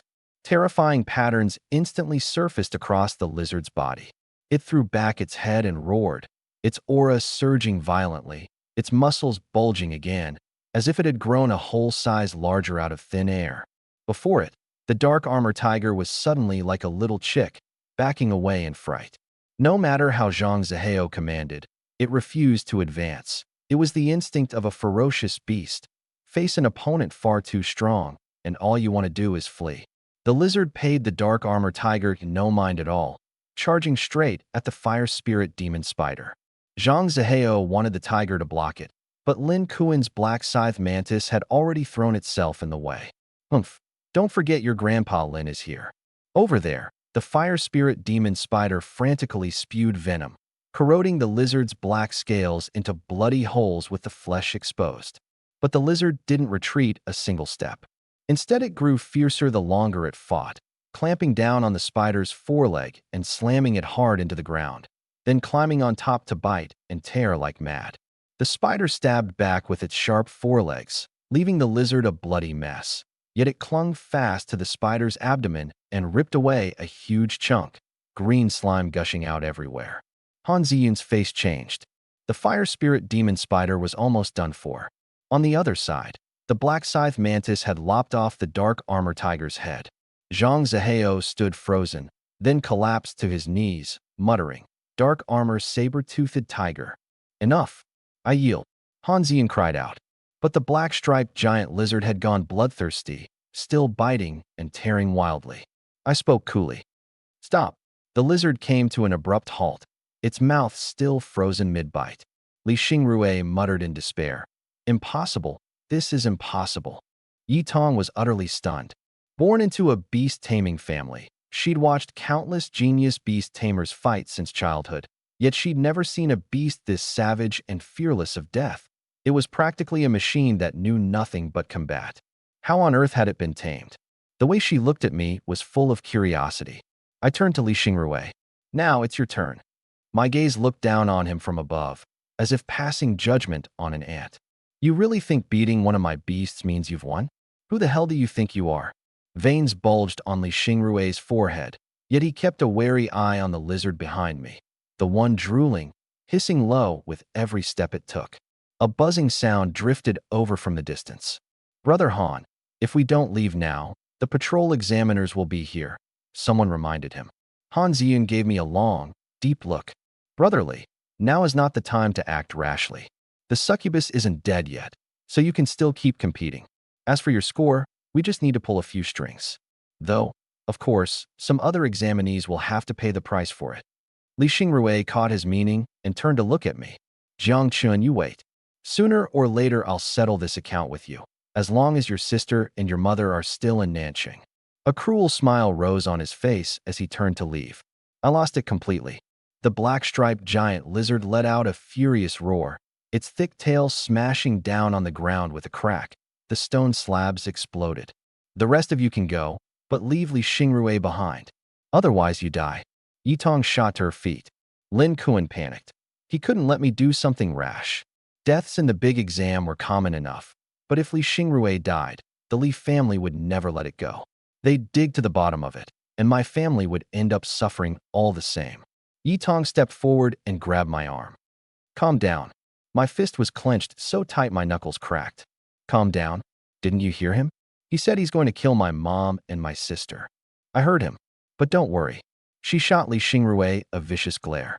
"This guy stole my kill. If you kill him now, how am I supposed to get my revenge? If you want vengeance, at least wait until I've taught him a lesson first." Li Xingrui's face turned green. This wasn't revenge at all. It was clearly her protecting me, warning him not to touch my family. A top-tier family with strict traditions like the Yi clan would never step in and retaliate against the tiny Li family over some petty friction during the exam. But by doing this, Yi Tong was telling him, even if her own family stood in the way, she would still shield me. Anyone who dared touch my family would face the wrath of the Yi clan. In all of Dragon Nation, aside from the Jiang family, who would dare provoke the Yi clan? Han Zian still didn't know Yi Tong's true identity. He just assumed she had feelings for me and wanted to help. But Li Xingrui panicked on the spot, waving his hands frantically. "No, no, no. I'm sorry, Jiang Chun. Everything I said just now was out of anger. I swear I won't touch your family." Han Zun was dumbfounded. A moment ago, even when I'd clearly meant to kill, Li Xingrui hadn't backed down, and now he was caving in an instant? Only then did he realize this girl's identity was anything but ordinary. I stared at Li Xingrui and spoke word by word. "Get lost. If you so much as think about harming my family, I will stop at nothing to destroy the entire Li clan." Li Xingrui could feel that this was no joke. I had no power, no connections, but I was too crazy. Get targeted by a reckless madman like this, and even if you didn't die, you'd lose a layer of skin. He gritted his teeth and forced out a single word. "Fine." With that, he turned and left with his group. Zhoumin glanced back at me, hesitant. "What are you looking at?" Li Xingrui grabbed her hand and dragged her away. And at that very moment, 1,000 miles away at Nanqing No. 1 High School, my little sister, Jiang Nonyuo, felt a pair of grizzled but powerful hands clap down on her shoulders. She was being forcibly taken away by people from the Jiang family, right in front of her entire class. She was stuffed into the trunk of a car and bounced along the road until it finally stopped in an underground parking garage. A middle-aged woman wearing sunglasses and bright red lipstick clicked over to her in high heels. grabbed her by the face, and hissed through gritted teeth. You really do look just like him. You're a lowly bastard too. In that instant, Nuonyuo understood. Only people from the Jiang family would call her and me that. The woman laughed maniacally. I invited you to Qingqing precisely so you could watch, with your own eyes, how Jiangchen dies. Once he's dead, I'll send you to join him. She leaned close to Nuonyuo and lowered her voice, spitting out the most vicious words of all. Let me tell you a little secret. In this big exam, there are patrol examiners I've arranged myself. Think about it. These rookies who only got their beasts a little over a month ago. Facing patrol examiners, do they stand even the slightest chance of winning? Nuonyuo went cold all over, her throat feeling like it had been plugged shut. Brother, please don't let anything happen to you. The few of us also pulled out of that area. The whole way, my heart felt stifled and heavy. Facing me, even with zero power to fight back, Li Xingrui hadn't shown a hint of fear. But facing Yitong, just a few words had scared him witless. This was power. This was status. I secretly clenched my fists. I would pass this big exam, no matter what, and climb my way to the very top, step by step, until no one who dared treat me and my family like this could ever hold their head up again. Our beasts are all injured, and we didn't even rack up many points. Lin Kuan stretched, his face full of gloom. Talk about rotten luck. Is there even any hope left? Zhao Jingyi wilted too. But Yitong pulled several bottles of green liquid from her bag and handed one to each of us. I recognized it at a glance. This was top-grade healing medicine. Lin Kuan took his eyes going wide. Holy crap, you've actually got this kind of good stuff. I was a little puzzled. Wasn't Lin Kuan's family pretty wealthy too? Applying it to his black scythe mantis, he explained, this stuff you can't buy no matter how much money you've got. The healing meds out on the market take forever to work. Top-grade stuff like this, there's only a little bit in stock in the capital. People like us couldn't get our hands on it, even if we tried. Only then did I realize just how rare this bottle of medicine was. After treating the black-striped giant lizard, I told everyone to rest where they were. My thorn-venom flower beast is still in decent shape, so I'll go scout the area nearby. We need to hurry and find some ferocious beasts to boost our scores. I got up to leave. Yitong could tell I had a lot weighing on my mind, and, worried I'd do something rash, she quietly shot Lin Kuan a meaningful look. Lin Kuan got the message and stood up to follow me. That thing. I gotta go take a leak too. I made my way through this ruined city and finally stopped in front of an office building. Over 20 stories. Climbing to the top should give me a good look at the surroundings. I summoned my thorn venom beast and used its vines to climb all the way to the top floor. Standing on the rooftop, I could take in most of the city center. Those collapsed skyscrapers still faintly hinted at the prosperity of days past, but now, ferocious beasts were everywhere. The deeper you went, the more beasts there were, and the stronger they got. Suddenly, my pupils contracted sharply. The plaza at the city center was a dense mass of darkness. All of them behemoths over 10 meters tall. A ferocious beast could only grow to over 10 meters once it reached the 4th rank. A rough count, at least 20-some of them. How can there be so many? My scalp went numb. At the average strength level of the examinees, it would take a team just to handle one. With this many, forget fighting them, there wasn't even a chance of surviving. There was no way this had been arranged by the examiners. I thought again of that berserk night shadow beast, and the feeling grew stronger and stronger. Something about this big exam wasn't right. Either way, I had to steer clear of that plaza from here on out. I returned to the ground and was just about to head back when a girl's voice suddenly came from behind me. Jiang Chun. I gave a start and turned around, Zhoumin. My expression instantly turned cold. This Li Xingrui guy, was he still trying to make a move? Where's Li Xingrui? But Zhoumin burst into tears. He wanted me to wear his wristband and impersonate him to keep competing. But if I did that, it would mean I'd definitely fail the big exam myself. I just hesitated for a second, and he hit me.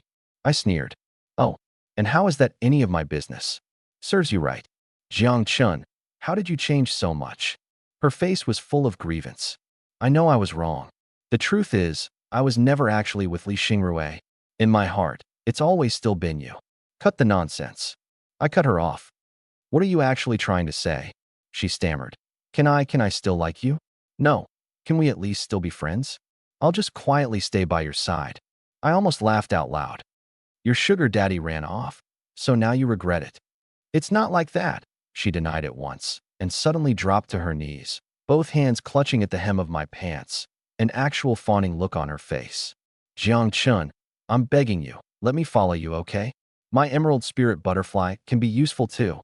Just say yes, and no one else will ever know about this. I stepped back in disgust. Get away from me. I don't ever want to see you again. Jiang Chun, am I really that worthless to you? If I don't pass the big exam, my whole life is ruined, she screamed at the top of her lungs. I paid her no more attention and turned to leave. All that was left in my heart was a wave of disgust. What I didn't know was that Lin Kuan, hidden off to the side, had watched the whole scene and was giving me a big thumbs up. That woman, she had it coming. He hurried to catch up and slung an arm around my neck with a shameless grin. Bro, what did that girl talk to you about? I couldn't hear it clearly. I gave him a deadpan look. How did you end up following me here? Takino leak, and I just happened to run into you. Me. Once we'd rested up, I told everyone about the plaza. There were plenty of ferocious beasts in the city center, but the plaza was crawling with fourth-rank ones. I suspected most of those fourth-rankers had gone berserk, just like the Night Shadow Beast. Yitong nodded. Then we'll go to the city center to boost our scores and avoid the plaza. No problem. Lin Kuan flashed an okay sign. The group set off at once. The black scythe mantis was fast as lightning, killing in a single strike. The thorn venom flower beast shot vines out from the shadows, wrapping up two second-rank beasts and skewering them through with venomous thorns in an instant. The black-striped giant lizard charged into the pack of beasts, crushing a gray tiger beast's spine in one bite, whipping its head to fling it away, then lunging at the next one. The angel sliced through the air with blades of light, dropping 3 beasts at once. Zhao Jingyi's crimson spirit fox wasn't about to be outdone either, its flaming tail sweeping across and setting a beast rolling on the ground in flames. In a matter of moments, the surrounding area was cleared out. Not bad. I'm at 120. Lin Kuan stared at the score flickering on his wristband. At this rate, I should be able to land a decent result. I wiped away my sweat. Controlling 2 beasts at once really did drain a lot of psychic power. Still, my score had smoothly shot past 200, and I'd killed close to 100 beasts. 2 beasts had doubled my efficiency outright. I'm at 190, Yitong said flatly. Zhao Jingyi raised her hand. You're all so high? I'm still a little short of 100. That's about enough. Let's switch to another area, I said. Yitong looked at me. What's your score? 260. Her eyes lit up, but then she let out a sigh. And here I thought I was in first. Who'd have guessed there'd already be a dual beast tamer among us? Double the psychic power, there's just no comparing. She suddenly stopped in her tracks, fixing her eyes on a building. What's wrong? I looked in the direction of her gaze. In the distance, a figure was slowly walking toward us. From the outfit, it was a patrol examiner for this big exam. Patrol examiners usually only showed up to deal with eliminated examinees. Normally, they had nothing to do with us. Is something the matter? I asked. Yitong shook her head. Nothing at all, senior. I scratched my head. Stop calling me senior. Getting called that by her all the time honestly felt a bit weird, though also a little gratifying, I had to admit. How could I not? She insisted. You taught me so many things. My heart went a little sheepish. Still, being clung to and called senior by a top-tier beauty like her, what man wouldn't enjoy that? You too, quit being all lovey-dovey. Lin Kuan suddenly cut in. Why is that patrol examiner walking toward us? Yitong's face flushed red in an instant. Who's being lovey-dovey? I said to Lin Kuan, this is called admiration. Get it? Admire you? I'm nowhere near the front of that line. Yitong huffed, puffing out her cheeks. After all, there are so many girls who admire you. I was completely baffled. When did you ever see any girls? I shot a suspicious glance at Lin Kuan, wondering if he'd been running his mouth. Lin Kuan said nothing, looking off to the side with a guilty expression. Off to the side, Zhao Jingyi was snickering to herself. Why did it feel like Yitong was a little jealous? The patrol examiner drew closer and closer. There was an insignia on his chest, a communicator strapped to his arm, and a sturdy build. Behind him trailed an enormous turtle-type beast. That turtle was at least 10-some meters long, and every step it took made a heavy, muffled thud as if just a bit more force would crush the concrete road to pieces. Its back was covered in armored scales, and its whole body was riddled with horrific scars. But those scars didn't look like they came from battle. They looked more like the flesh had been split open from growing too fast. Lin Kuan sucked in a cold breath. That's no turtle. That's what you get when a dinosaur cheats on a tortoise. I was staring at the turtle too. Even at 4th rank, an ordinary ferocious beast could hardly exceed 10 meters, yet this one was over 10 meters long. Armored snapping turtle, 5th rank, Yitong said in a low voice. Its bite force can crunch through alloy, its claws can rip open the hard shells of ordinary turtles, and its defense is extremely high on top of that. In this exam field, it was without a doubt something that could steamroll everything. But that was normal enough. Without some real strength, how could a patrol examiner keep the exam safe? There was just one thing that made me suspicious. Why was this patrol examiner all alone?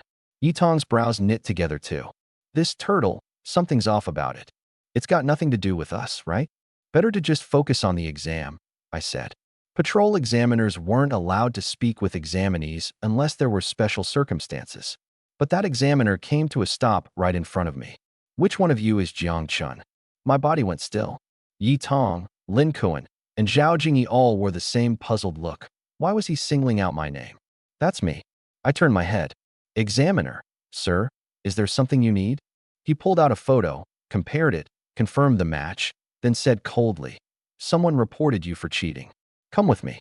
Cheating. Everyone was baffled. From the moment I'd entered the exam field, I'd been with them the whole time. If I'd really cheated, how could they not have known? I frowned. Excuse me, exactly how did I cheat? Impatience flashed in his eyes.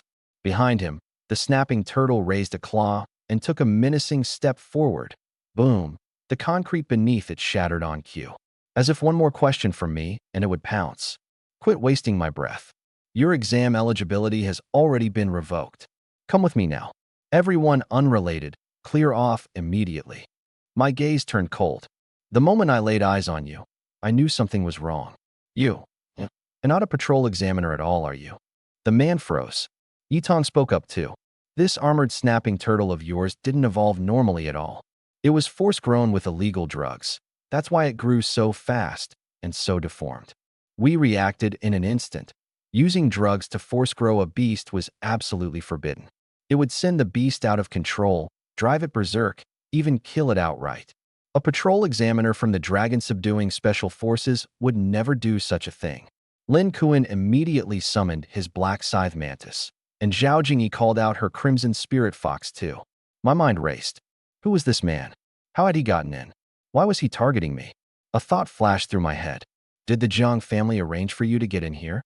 The man was silent for a moment, then suddenly split into an arrogant grin and dropped the act entirely. Didn't expect to get recognized. Well then, you can all die together. Fall back. My expression changed abruptly. Neither the black scythe mantis nor the crimson spirit fox had a strength advantage. There was no way they could hold it off. The armored snapping turtle came barreling in, clang after clang. The black-striped giant lizard immediately activated its black stripes and charged forward to meet it. Yet, even with double the strength, it was sent flying on the very first clash, smashing hard into the ground. Zhao Jingyi's face went white. Everyone's hearts lurched. This was the power of a 5th-rank beast. The gap was just too vast. Once my lizard activated its gift, it could easily crush even the dark armor saber-toothed tiger. Yet before this armored snapping turtle, it couldn't fight back at all. Fine beads of sweat formed on Yitong's forehead. The snapping turtle charged wildly, relentlessly, cranking the pressure to the max in an instant. Holy light shield! Yitong barked out an order. The angel soared into the air, wings spread, and a golden barrier materialized out of thin air, blocking the turtle's path. Boom! The turtle slammed into the shield and was finally held back. The man was slightly taken aback. As expected of an SSS grade, you really are different from that garbage. But still, haha. His face was full of mockery, like he was toying with a few ants. Smash it, he said offhandedly. The turtle rammed the barrier with its head over and over, and soon cracks began to spread across the golden shield. This is bad, Yitong muttered. I kept my eyes locked on the man, my mind racing. By now I could be certain Someone in the Jiang family wanted me dead. And if that was the case, they'd surely come fully prepared. A fifth-rank beast tamer could kill me 100 times over. There was no way out now. Unless I could make this man send himself to his death. My gaze suddenly shifted toward the city center plaza. Hold on, I said coldly. The man was still mocking. What? Want to beg for your life? Sorry, but you have to die. If you want to blame someone, blame yourself for offending people you never should have. People I never should have offended? My expression darkened. From beginning to end, all my family and I ever wanted was to just live in peace. I've barely even met them a handful of times. Do we really offend their eyes just by being alive? Then you can only blame an ant like you for being an eyesore, he sneered. Now die. The words had barely left his mouth when the barrier the angel was straining to hold shattered with a boom. The turtle opened its huge maw and unleashed a breath of energy. The angel was swallowed up by the blast and sent tumbling away in an instant. The black scythe mantis tried to buy time with its speed. Lin Kuan yelled at me. We'll hold him off. You get out of here now. But the giant turtle paid it no mind at all, charging straight at me. The black scythe mantis's attacks were useless against it. If this kept up, not only would I die, Yi Tong and the others wouldn't get away either. I swung myself up onto the black-striped giant lizard's back and fled with everything I had. Its target was me. Only once I was gone would Lin Kuan and the others be safe. He actually ran. Ha ha! The man roared with laughter. An ant's an ant. The second he realizes he's about to die, he abandons his companions and runs for his life. Lin Kuan gritted his teeth. I'll hold him off. Jingyi, hurry, call the patrol examiners. Zhao Jingyi immediately pressed her wristband. But the man had no intention of wasting time. He vaulted onto the turtle's back and gave chase. That massive thing looked clumsy, yet its speed didn't lag in the slightest, pounding after me with earthquake-like strides. The black scythe mantis's attacks were feeble and useless. All it could do was watch helplessly as he chased off in my direction. Damn it! Lin Kuan stamped his foot, then suddenly froze. Jiang Chun, that guy, why is he running toward the city center? That plaza is packed with berserk fourth-rank beasts. Yi Tong stared hard at the city center too, her small face taut with tension. Jiang Chun, is he planning to take that guy down with him? The man came chasing after me. I glanced back over my shoulder, and a crazed smile slowly rose on my face. Clang, clang, clang. The tremors of the armored snapping turtle's charge were like an earthquake, and they quickly drew every ferocious beast nearby toward us. I ran for my life at breakneck speed, and at the same time, I secretly summoned my thorn venom beast. The turtle charged into the plaza, and immediately a reckless beast lunged at it, only to have its neck bitten clean through the next moment, blood spraying everywhere. But more and more beasts crowded in, every one of them with blood-red eyes. These beasts, have they all gone mad? Humph, a bunch of ants. The man wasn't the least bit concerned, watching as I darted into a high-rise. Killing Jiang Chun was the top priority. After him, the turtle was like a bulldozer. The moment a fourth-rank beast came near, it flipped it away in an instant. What a fool, thinking that hiding in a building means I can't get in. Through a broken window, the man watched me climbing frantically upward. Climb up there. The turtle gathered its strength and clawed its massive body up the side of the building, its sharp claws sinking deep into the concrete, making the whole structure sway. It relied on those vicious claws to haul itself up, one step at a time. I had already reached the rooftop. Standing at the edge, I flashed an intensely provoking grin down at him. Loser, come up here and finish off your daddy if you've got the guts. The corner of the man's mouth twitched. His eyes glared viciously at me. An ant about to die actually dared to provoke him? Get up there. Eat him for me. The turtle dug one claw into the building and hauled the second one right over onto the rooftop. I quickly backed away. But this long-abandoned structure was flimsy as tofu. A single swipe of its claw punched a huge hole through it. Its claw came up empty, and its body dropped, nearly plunging off. It only just held on thanks to the slab beneath it. Twisting its massive body, it climbed up cautiously, inching closer bit by bit. The whole process was nerve-wracking, and the man's nerves were stretched taut. He never noticed. At the base of the building, over a dozen fourth-rank beasts with blood-red eyes had already gathered, each of them ravenous, scrambling over one another to climb up. I had backed up to the edge on the far side. There was nowhere left to retreat. The man, on the contrary, was no longer in a hurry, watching with great interest. Keep running, Ant. I'd love to see just how you're going to die. He advanced step by step, but I broke into a crazed grin. The man froze. And then, before his very eyes, I leapt off, plunging from 100 meters up. What's the meaning of this? You killed yourself? Something fell off to him. That grin I'd worn before jumping had made his skin crawl. He climbed down off the turtle's back, wanting to go confirm it. But the next second, the entire building began to rumble and shake, the tremors growing more and more frequent, as if more and more things were crawling up it. He whipped his head around. Several beasts had already climbed up behind him. What's going on? Have these beasts gone insane? He couldn't for the life of him figure it out. Why weren't these beasts fleeing at the sight of a fifth-rank creature, but instead throwing themselves at death, each one more eager than the last?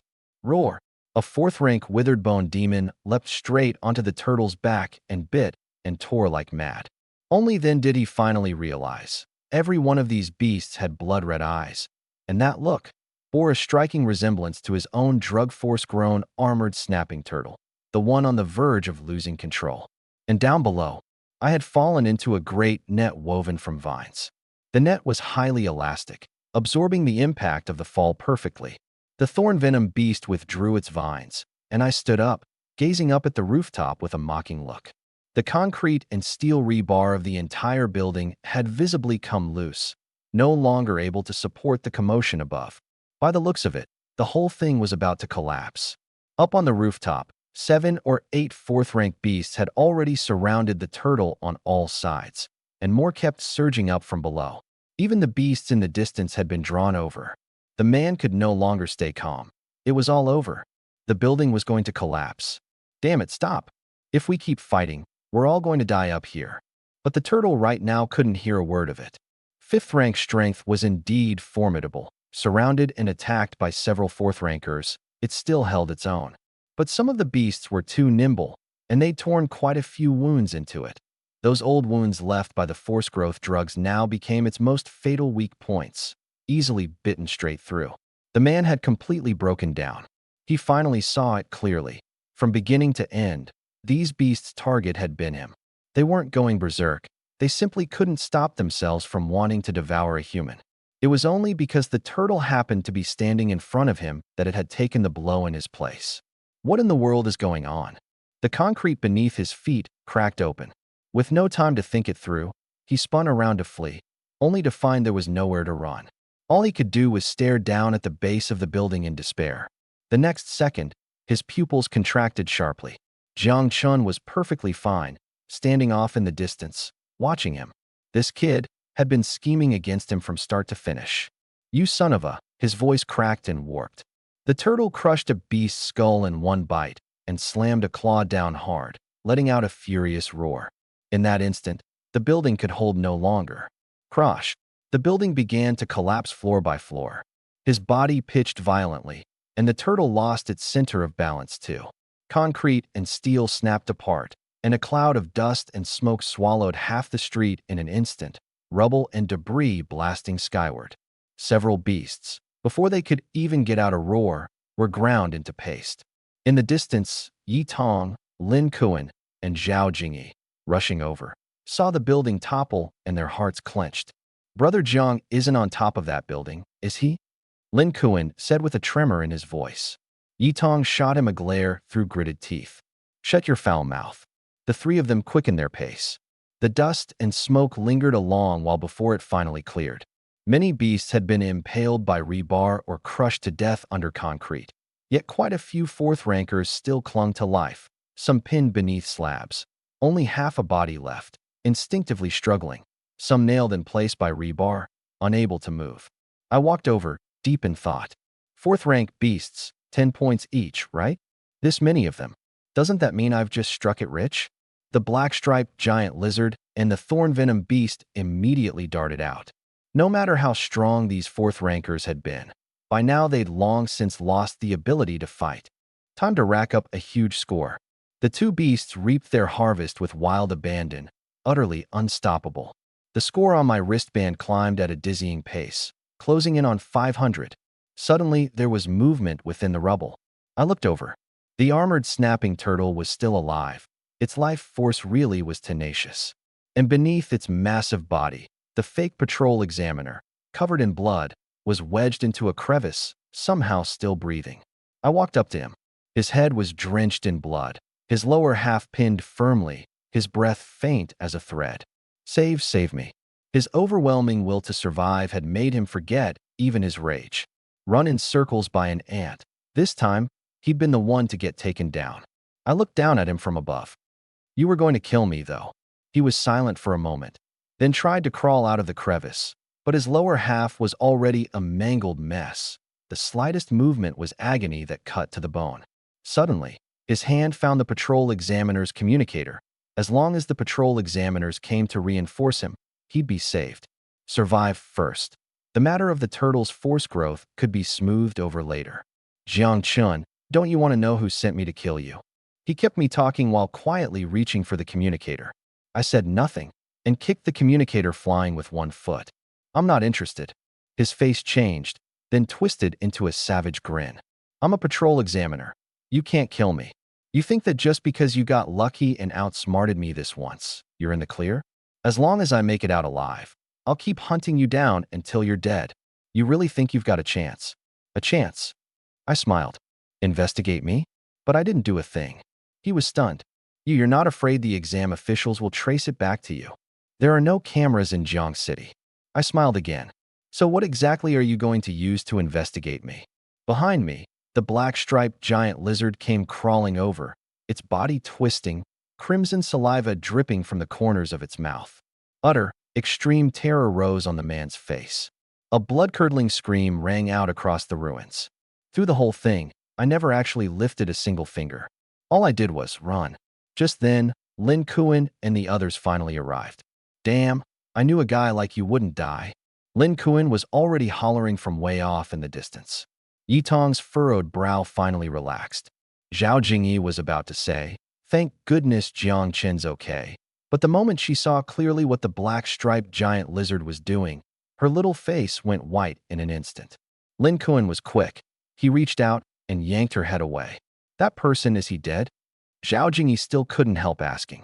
The idea of a savage beast eating a human being was just too far removed from her world. Lin Kuan laughed it off. What person? I didn't see anybody. From behind came the sound of bones being crunched. Zhao Jingyi shuddered all over. Yitong's expression hadn't changed from start to finish, and she didn't ask a thing. Everybody already knew what was going on. Besides, that guy was the one who'd tried to kill me first. Once I'd finished cleaning up, they walked over and were stunned yet again by the sight in front of them. Crushed beneath the collapsed building were countless dying fourth-tier savage beasts. Fourth-tier beasts are incredibly tenacious. Even with just one breath left in them, they still count as alive. Why crap. Lin Kuan's eyes went round. I walked over. Save these for you guys. Kill them, and you'll rack up a lot of points. Zhao Jingyi covered her little mouth. Yitong watched all this and shot me a somewhat surprised glance. I hadn't just defused the crisis. I'd casually scooped up a huge bonus at the same time. 2 birds with 1 stone. Just thinking about that kind of cold calculation was a little frightening. Lin Kuan charged straight in. Black Scythe Mantis, get him. Damn it. I'm number 1 in the whole exam. He was beside himself with excitement. But then he glanced at me and Yitong and came back to his senses. No, wait. I guess it's more like number 3. I was the first one to make a move, so I definitely killed faster than him. And Yitong was strong to begin with, so her starting score was already higher than his. For him to land in 3rd place was already way beyond what anyone expected. What elite beast taming university. He could take his pick. Because Zhao Jingyi had called for a proctor earlier, we cleaned out the beasts as best we could and then hurried away. And all of this, far away, 1,000 miles off, in the city of Qingcheng, in a dim underground parking garage, my little sister, Jiang Nonyuo, was being pinned to the ground. A middle-aged woman wearing sunglasses and bright red lipstick pulled out her phone and doubled over laughing. So naive. The man I hired has 5th-tier strength. Your brother's got, what, a single 2nd-tier beast at best. She shoved the screen right in front of Nonyuo's face, and on it was written, plain as day, Buyer, Jiang Chun. C-grade, thorn flower. 5,000 bucks. A cheap piece of garbage like that couldn't even beat a small second-tier beast. She laughed like a madwoman. I really can't imagine how a piece of trash like him is going to survive the exam. Especially now that the death rates already hit 50%. Ha ha ha. Nuon Yuo trembled all over, but she still gritted her teeth and screamed out, word by word. My brother's the best. He's definitely going to come out alive. Maybe he'll even be number one. Slap. A hard smack landed across her face. Nuon Yuo's ears rang. Her cheek burned hot with pain, but she lifted her head, and the stubbornness in her eyes hadn't faded one bit. Brother, you have to come back alive. We were still wandering around the downtown area, but after searching for the better part of a day, we hadn't caught sight of a single beast. This whole huge stretch of territory had already been cleared out by us. Yitong even sent her angel flying ahead to scout, and it came back only to shake its head. Nothing. Lin Kuan suddenly stopped, threw up his hands, and plopped down on a stone post, looking thoroughly pleased with himself. I say we don't need to fight anymore. With the scores we've got right now, passing the exam is a lock. From here on out, we just kick back, wait for the exam clock to run out, and let the examiners announce the rankings. Sweet. I originally just figured I'd latch on as somebody strong and coast into a decent school, but the way things look now, even Beijing Beast Taming University isn't out of reach. I can already picture the look on that Han punk's face. TSK, TSK, tisk. I'd hold off on the victory dance if I were you, I said, arms crossed. The examiner said there's only one rule in this exam. Kill beasts to earn points, no other restrictions. You know what that means? It means other people can also eliminate their rivals to protect their own top spot. Lin Kuan blinked, then it dawned on him. You're saying, the higher your score, the more of a target you become? Yitong nodded. He's right. Back there, we left a pile of beast corpses. Anybody who sees that can guess roughly how many points we've got. For all we know, somebody's already hunting for us. HSSS. Lin Kuan sucked in a breath through his teeth. Now that you put it that way, my back's gone cold. But the very next second, he was back to his smug self. Still, Jiang Qin's got brains, and we've got Yitong. Who'd dare mess with us? That was when Zhao Jingyi said softly. But this whole time we've been walking. We've barely run into any other examinees. Lin Kuan's grin finally faded. Right? And it's too quiet. First the beasts going berserk, then the proctors running into trouble. That tells you the situation isn't simple. Even the proctors can't keep things under control. I frowned and scanned our surroundings carefully. Quiet. Way too quiet. A faint smell of blood drifted through the air. I couldn't tell if it was from those beasts or coming from somewhere else. The whole of Jiangxing felt like it had turned into a dead city. Meanwhile, outside the exam grounds, a black sports car rolled to a slow stop, and a man in sunglasses, a cigar clamped in his mouth, wearing a black leather jacket, stepped out and straightened his collar. His getup clashed completely with the socialites around him. He gave off a real gangster vibe. There'd long been rumors in Qingcheng that this Lin Jinshan had built his empire in the criminal underworld, that he was ruthless, and that nobody wanted anything to do with him. Yet somehow he thrived, and was even quietly starting to eclipse the Han family. An underling came rushing over, his face full of worry. Boss, this looks bad. Nearly half the examinees are dead. What did you say? Lin Jinshan went stiff all over and slammed the cigar down at his feet. I told that kid 100 times. I've got money. The score doesn't matter. Sure, getting into a good school would be nice, but not at the cost of his life. Is he still not out? The underling answered in a low voice. The young master should be fine for now. Per your instructions, he should have teamed up with the Yi family's kid. Lin Jinshan nodded. That plan had been his idea. With Lin Kuan's brains, the boy would surely know how to exploit the exam rules. The only question was whether the Yi kid would agree to cooperate. Looking up at the death rate on the big screen, well over half, he shoved the car keys at his underling. Get ready. The second my son comes out, we're rushing him to the hospital. But at the back of the crowd, there was one person who stood apart. That woman's face showed not a trace of worry, and she was flanked by several men in suits, all in black. Her bearing, her entourage, it was even more imposing than Lin Jinshan's. He mulled it over, edged closer for a look, and his pupils suddenly shrank. This woman, he'd seen her in the capital.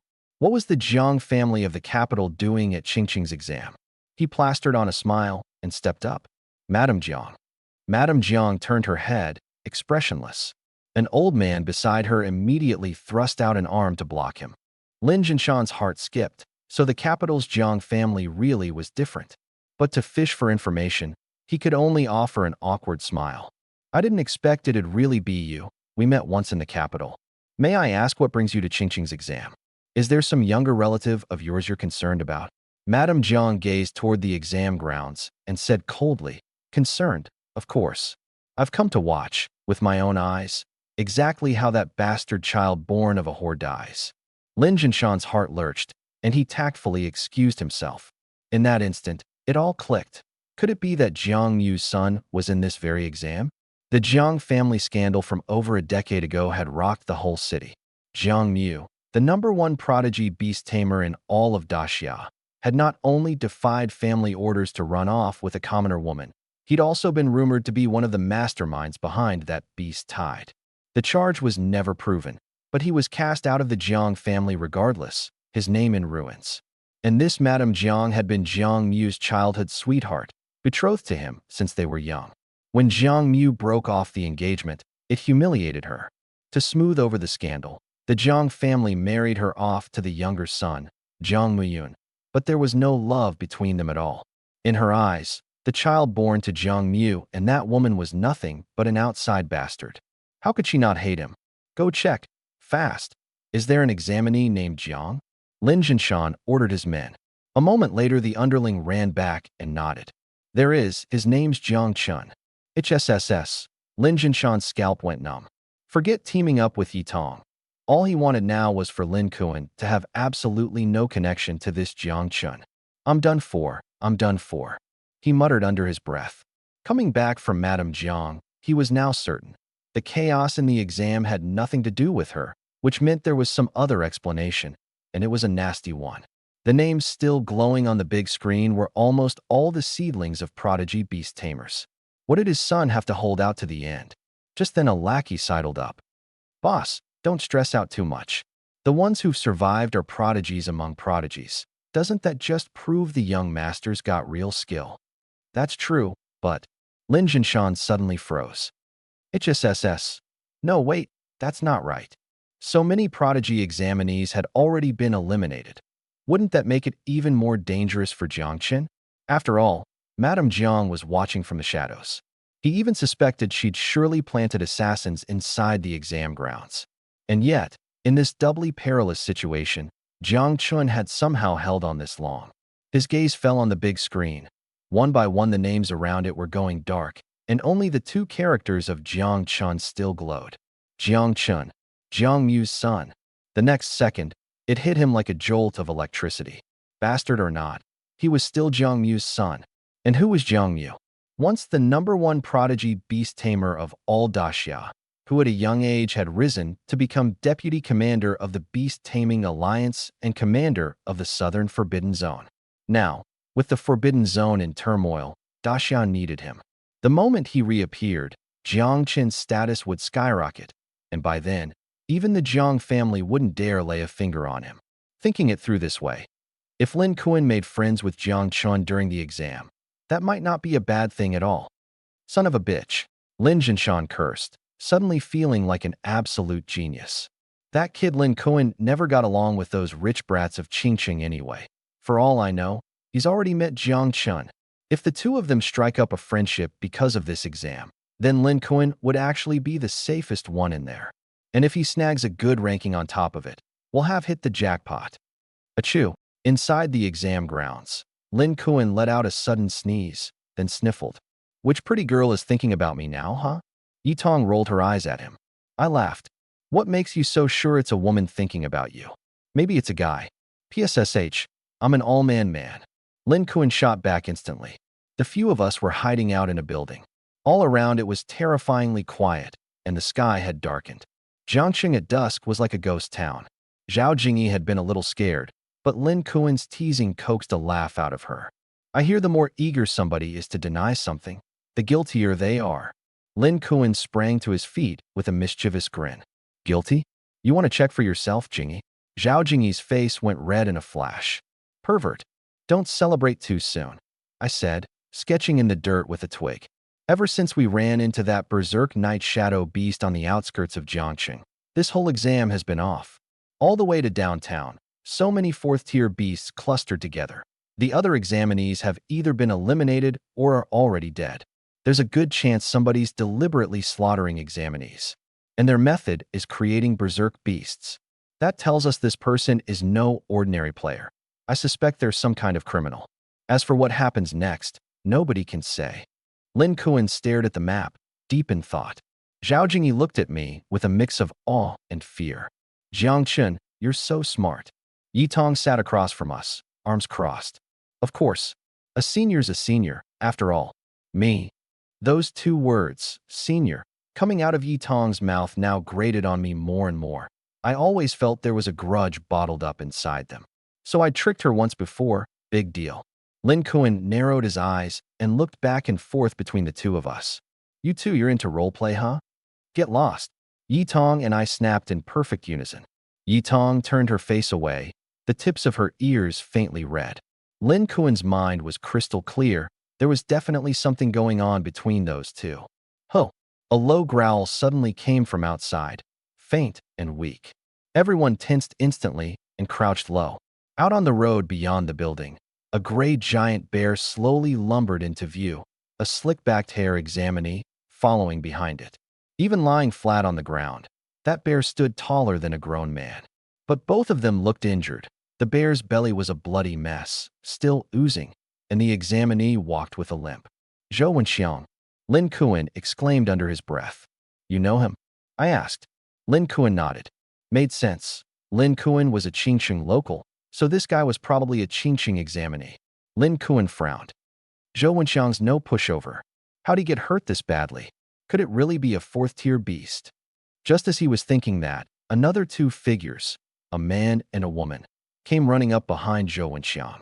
The woman was dressed in black, the man was a bit chubby, and each had a beast trailing them, a big bird and a sinister-looking giant python, both third-tier. Chang, you okay? I'm fine. You guys made it out. Zhou Wenxiang was both alarmed and relieved. The chubby guy panted and griped. It's just, we don't know what happened to Wenxin and the others. Who'd have thought that South City examinee would use banned methods against us? South City examinee? Yi Tong and I exchanged a glance, both seeing the same confusion in the other's eyes. We were from South City. We knew exactly what South City examinees were capable of. Aside from us, who could take on 3 third-tier beasts at once and leave people this beaten up? They kept talking. It's all Han Ziyun and Li Xingrui's fault. Those two jerks. They deliberately told us South City was full of weaklings.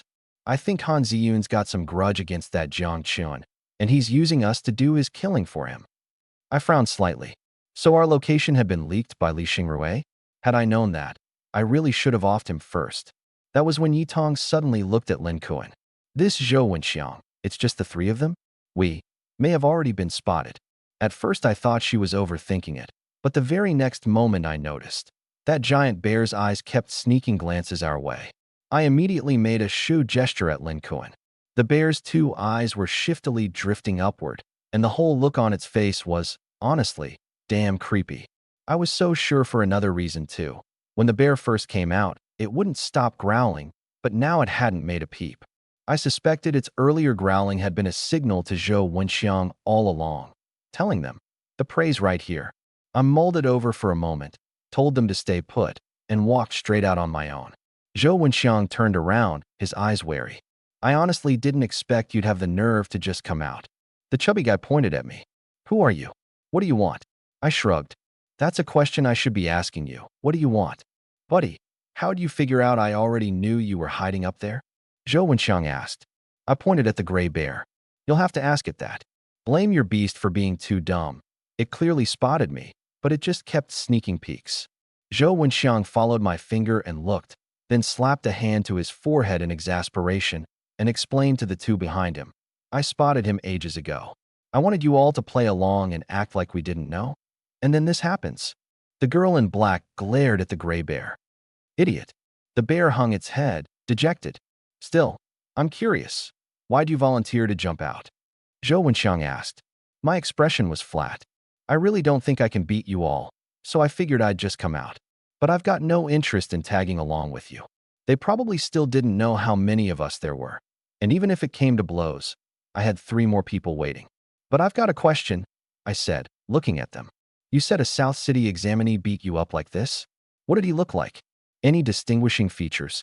Zhou Wenxiang thought back. Nothing special, really. But he was wearing a cloak. A cloak. I looked puzzled. Not one South City examinee wore a cloak. At our age, who's got so much time on their hands they go out wearing a cloak? It reeked of somebody putting on airs of mystery. Did he say himself that he was a South City examinee? No. It was that Li Xingrue who told us South City examinees were in this area. This year, besides us Qingcheng examinees, only South City ones are left. If he's not from South City, where else could he be from? I shook my head outright. If what Zhou Wenxiang said was true, that neither side recognized the guy, then this cloaked figure was very likely someone who'd snuck in. Anybody who could injure a team with multiple third-tier beasts and send them fleeing had to be seriously strong. I suspected he was connected to the beasts going berserk. I looked up. So why should I trust you? Trust me. Zhou Wenxiang suddenly sneered. Then why should I trust you? How do you prove you're not that guy's accomplice? I was just about to speak when Zhou Wenxiang let out a sudden roar. Now, he was staring hard at the second floor. That cloaked figure wouldn't be able to catch up right away, so right now he had to strike first to gain the upper hand. I frowned. From the floor above me, there came an abrupt, thunderous crash. Boom! It was Yi Tong and the others. 2 figures went flying out of the second floor and slammed hard onto the ground. Yi Tong reacted fast. Her angel caught her in time and lifted her into the air. But Lin Kuan was in trouble. He crashed hard onto the ground. Luckily, Zhao Jingyi had been shielded in his arms, which cushioned the fall. At the second-floor window, a giant ape poked its head out and roared excitedly. Behind it were another man and woman, and it even threw Zhou Wenxiang a little wave. Zhou Wenxiang couldn't hide the smugness on his face.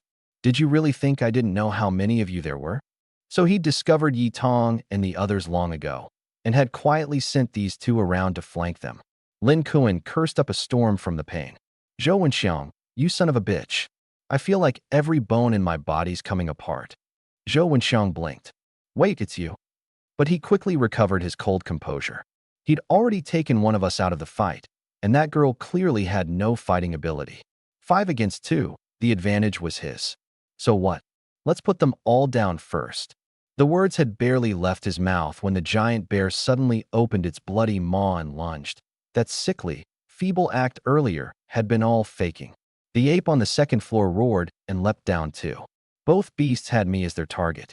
The chubby guy's giant eagle harassed Yi Tong in the air, and the girl in black's python shot straight at Lin Kuan and Zhao Jingyi.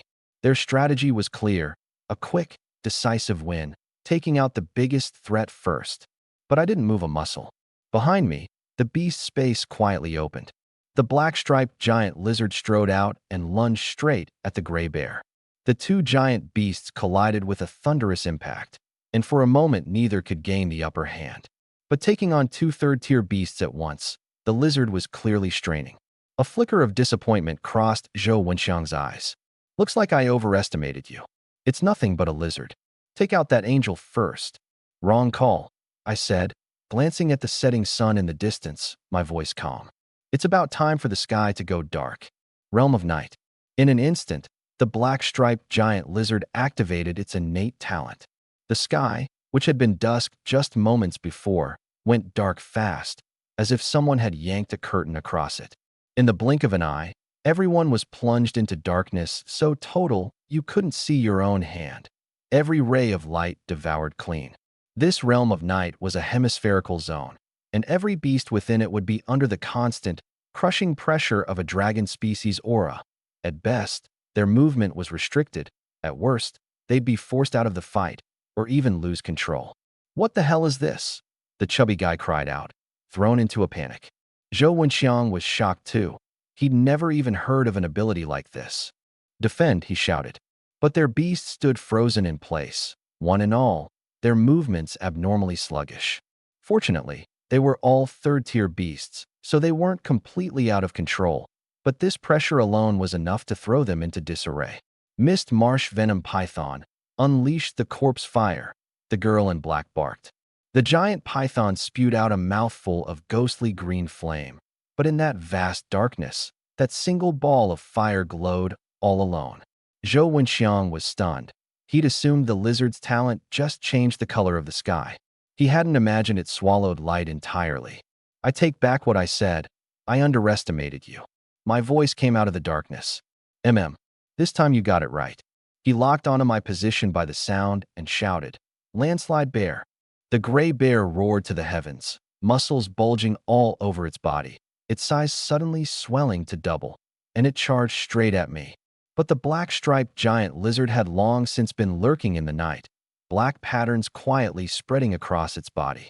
Having taken the mutation path, it was already far more monstrous than an ordinary third-tier beast, and with the boost from the black patterns, its stats shot straight past 2,000. Before the gray bear could even reach me, suddenly, a huge maw emerged from the darkness and clamped down on its neck. The landslide bear thrashed violently, but the black-striped lizard clung to its body and tore into it savagely, blood flying everywhere.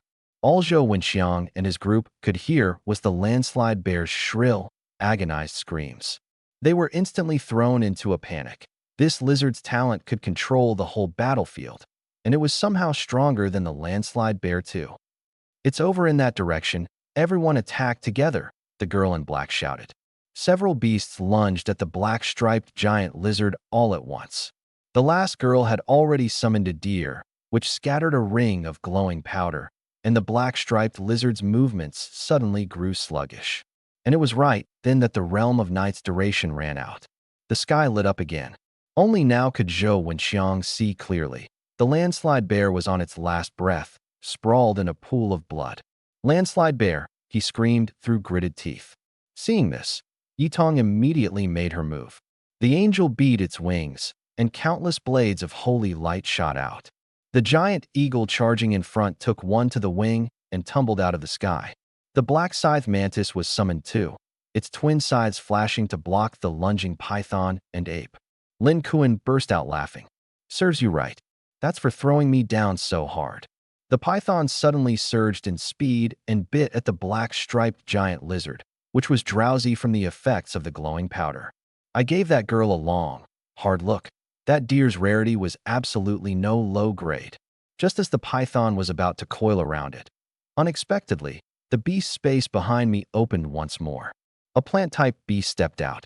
The instant Zhou Wenxiang saw it, his pupils shrank sharply. Then he relaxed again. Such a weak plant-type beast? Just a dying struggle, that's all. But then that plant-type beast moved. Countless thick vines burst out of thin air and, in the blink of an eye, wrapped the giant python up like a dumpling. Right after, the thorn venom flower beast's form began to change. The vines turned into limbs, and its body grew larger and larger. A giant flower, monstrous as any savage beast, appeared before everyone's eyes. Its head was a massive bud, and inside the petals were rows upon rows of razor-sharp fangs. Zhou Wenxiang and his crew were utterly dumbfounded. A second beast, and this strong? Even if some examinee had mental strength over 100 and could contract a second beast, it would at most be a weak little cub. But this person before them had completely shattered their understanding of what was possible. The vines lifted the giant python and sent it straight toward that bloody maw. "No!" the girl cried out in alarm. "Stop, we've lost." Zhou Wenxiang, his face grim, barked out. The vines halted at his word. "Buddy, we surrender. Honestly, there was no need for us to fight like this. Why bother?" I threw up my hands. "Then why'd you attack us first?" The situation couldn't be any clearer. If they kept fighting, they'd be lucky to escape with severe injuries. Zhou Wenxiang lowered his head. "Sorry, but I had to do it back then, because you could have been that guy's accomplices. Still, the moment I saw Lin Kuan, I knew you probably weren't. I was just too arrogant. So how do we settle the score for me getting thrown off the second floor?" Lin Kuan stepped forward, his face full of displeasure. The examinee who controlled the ape scratched his head. "Sorry about that, man. I did hit a little hard." Lin Kuan looked at him and said nothing more. After all, My black-striped giant lizard had chewed their landslide bear half to death, so I figured they were even. But there's something I've got to warn you about. Zhou Wenxiang's expression turned serious. That cloaked guy is extremely dangerous. Since he's not a South City examinee, there's a good chance he's not an examinee at all, because his beasts are all at 4th tier level, and there's more than one of them. This year's exam death rate is definitely many times higher than in past years. 4th tier again? Yi Tong walked over, her face grave. Was there anything unusual about his beasts? Zhou Wenxiang thought back. They looked abnormally berserk. I thought something was off about it too. Sounds like those 4th tier beasts were very likely created by this guy, I said. But I couldn't for the life of me figure it out. What exactly was this person after, sneaking into the exam? The chubby guy suddenly spoke up. Bro, what kind of beast is this? I've never seen anything like it. I honestly had no idea how to answer. It's just a mutation. Is that so? The chubby guy looked a little let down. But Yi Tong shot me a strange glance. One beast being a mutation was believable, but that lizard was supposed to be a mutation too? After helping the landslide bear up, Zhou Wenxiang gave me one last look. We're planning to head for Jiangqing's isolation zone, the place used as a shelter when a beast tide breaks out. Holding up in there until the exam ends is the best play right now. If your scores are high enough, you can come with us. I thought it over, then still shook my head and declined. I warned him, Buddy, are you sure you escaped from that guy, and not that he's got his eye on you? If you really want to save your lives, your best bet is to call for a proctor. Losing your exam qualification beats losing your life. Zhou Wenxiang shook his head. We've come this far. Giving up now would throw all our effort away. Since you won't come with us, we'll be on our way. Wait. Yi Tong called out to him and tossed over a bottle of recovery potion. Zhou Wenxiang caught it, stunned for a moment, and thanked her. As he turned to go, his heart was full of shock. Someone who could casually hand out something this valuable, and who carried herself so extraordinarily. She was probably that examinee who'd come from the capital. After they left, Lin Kuan was puzzled. The isolation zone really is the safest place in Jiangcheng right now, and our scores are high enough. Why don't we go? My expression was grave. I don't think it's safe there. On the contrary, I think Zhou Wenxiang and his crew are in serious danger. Why do you say that? Lin Kuan looked confused. I shook my head, my expression grave. It's best we don't go with them. They may have already been marked. With just those few 3rd-tier beasts they've got, escaping from that guy's hands is basically impossible. Unless they were let go on purpose. Lin Kuan's face lit up with realization. You're saying these few people have very likely become bait. I nodded. It's only a guess, which is why I gave them a heads up just now. If I'm right, then going with them would actually be the most dangerous thing to do. Yi Tong suddenly gave me a long, deep look. Her stare made my skin crawl. What is it? Come with me. There's something I need to ask you. She pulled me off to the side, leaving Lin Kuan and Zhao Jingyi to stare at each other, baffled. Lin Kuan called out from behind. What's so secret you can't say it in front of us? Yi Tong didn't even turn her head. Private matter. The two of us walked to a corner. Yi Tong crossed her arms and stared hard at me. The same scrutinizing look she'd had before the exam began. You'd better answer honestly what I'm about to ask you. Before the exam started, the entrance to the Crimson Forest was clearly under lockdown. No one allowed in or out. So why were you inside the Crimson Forest? I froze. How do you know about that? Yi Tong pulled out a photo. I took it and looked. And there, plain as day, was me the day I'd caught the black-striped giant lizard, right as that Alliance soldier had caught me red-handed. I was a little taken aback.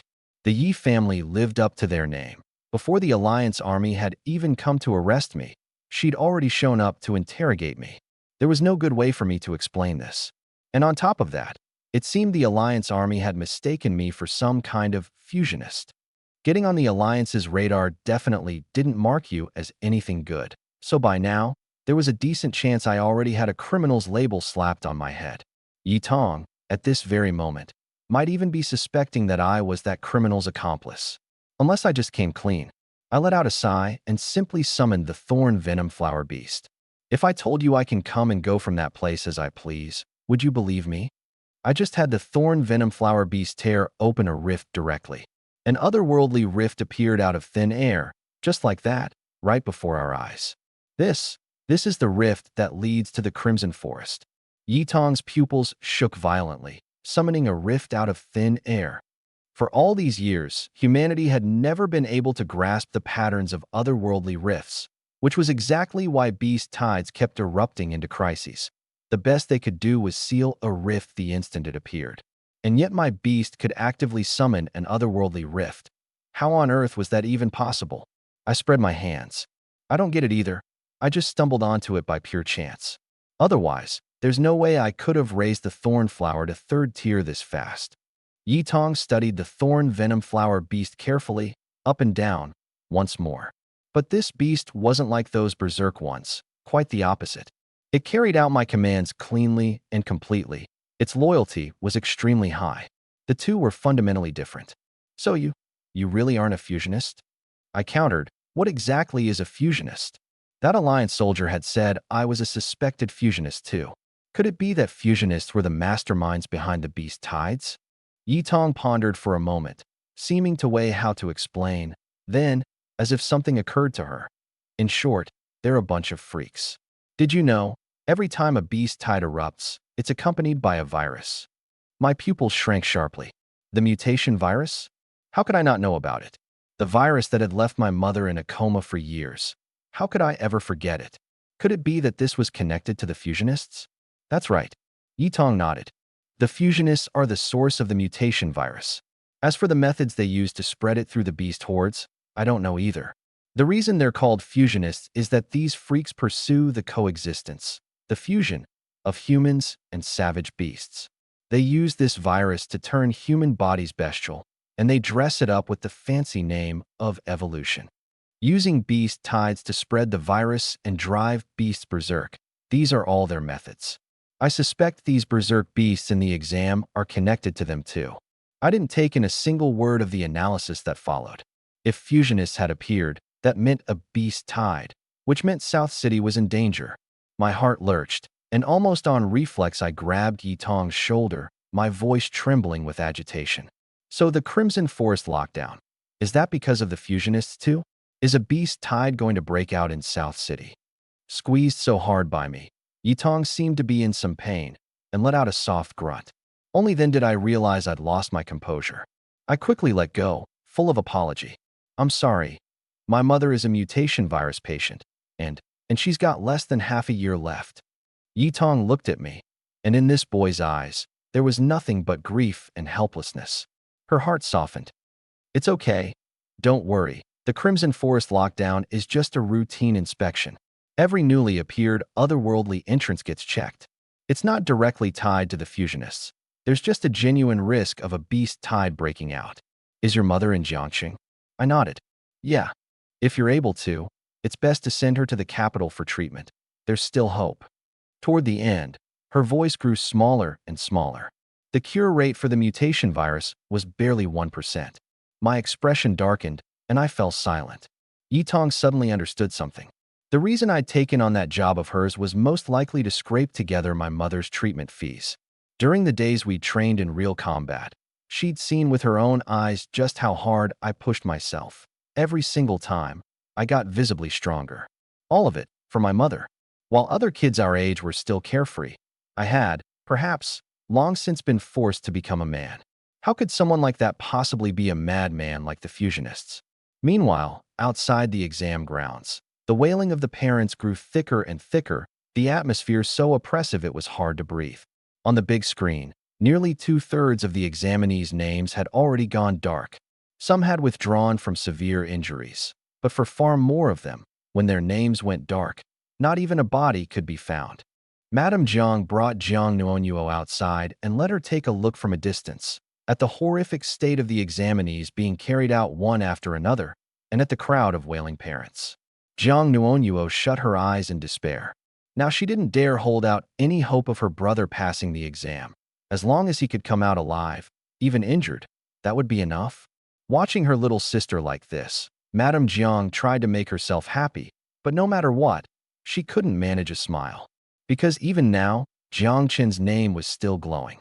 She glared viciously at the big screen, grinding her teeth. How could that bastard hold out this long, just refusing to die? The more it went on like this, the more uneasy she felt. Over on the examiner's side, They'd long since learned that beasts were going berserk inside the exam grounds and were in an emergency meeting with several school principals. What's more, they dug up a critical piece of information. One of the examinees had snuck in using a fake identity. On top of that, an aide reported from the side. The proctors found an area downtown with nearly 40 berserk beasts dead and one proctor missing. Sample analysis shows he was devoured by the beasts. But this proctor's identity is somewhat suspicious and it's under investigation. Our theory is that this proctor, for some purpose, made a move against an examinee. But the examinee was extremely clever and used the berserk beasts to kill him instead. He's also currently the highest scoring examinee. His name is Jiang Chun, 531 points. The chief examiner pondered for a moment. A prodigy like this appearing should be cause for excitement. But right now, saving the examinees' lives has to come first. Look into this Jiang Chun. And that examinee who forged an identity. Whose identity did he use, exactly? I want everything on him. Send people to arrest him immediately. Within half an hour, he'd better be in custody. What worries me most are those berserk beasts. Another aide said, his face full of concern. This method is far too similar to that organization's. The chief examiner shot to his feet, a killing intent, cold and savage, exploding from his whole body. To dare pull something like this at the exam. There were only a handful of organizations that came to mind, and first among them was the Fusionists. The Fusionists, one of the most evil organizations among humankind. They worshipped fusion with savage beasts, granting humans immense power while turning them into grotesque, neither human nor beast monsters, and fanatically calling it glorious evolution. To achieve this end, they would stop at nothing, driving beast tides, catalyzing beasts, spreading viruses. Any single one of those crimes was enough to sentence them to death 100 times over. Are you saying the Fusionists? A principal beside him went pale and shot up from his chair. How many examinees have died by now? If this really is connected to the Fusionists, will even one of these children make it out alive? Chief Examiner, why not halt the exam at once and have the dragon-subduing special forces step in? If this keeps up, I'm afraid. The chief examiner was deeply worried too.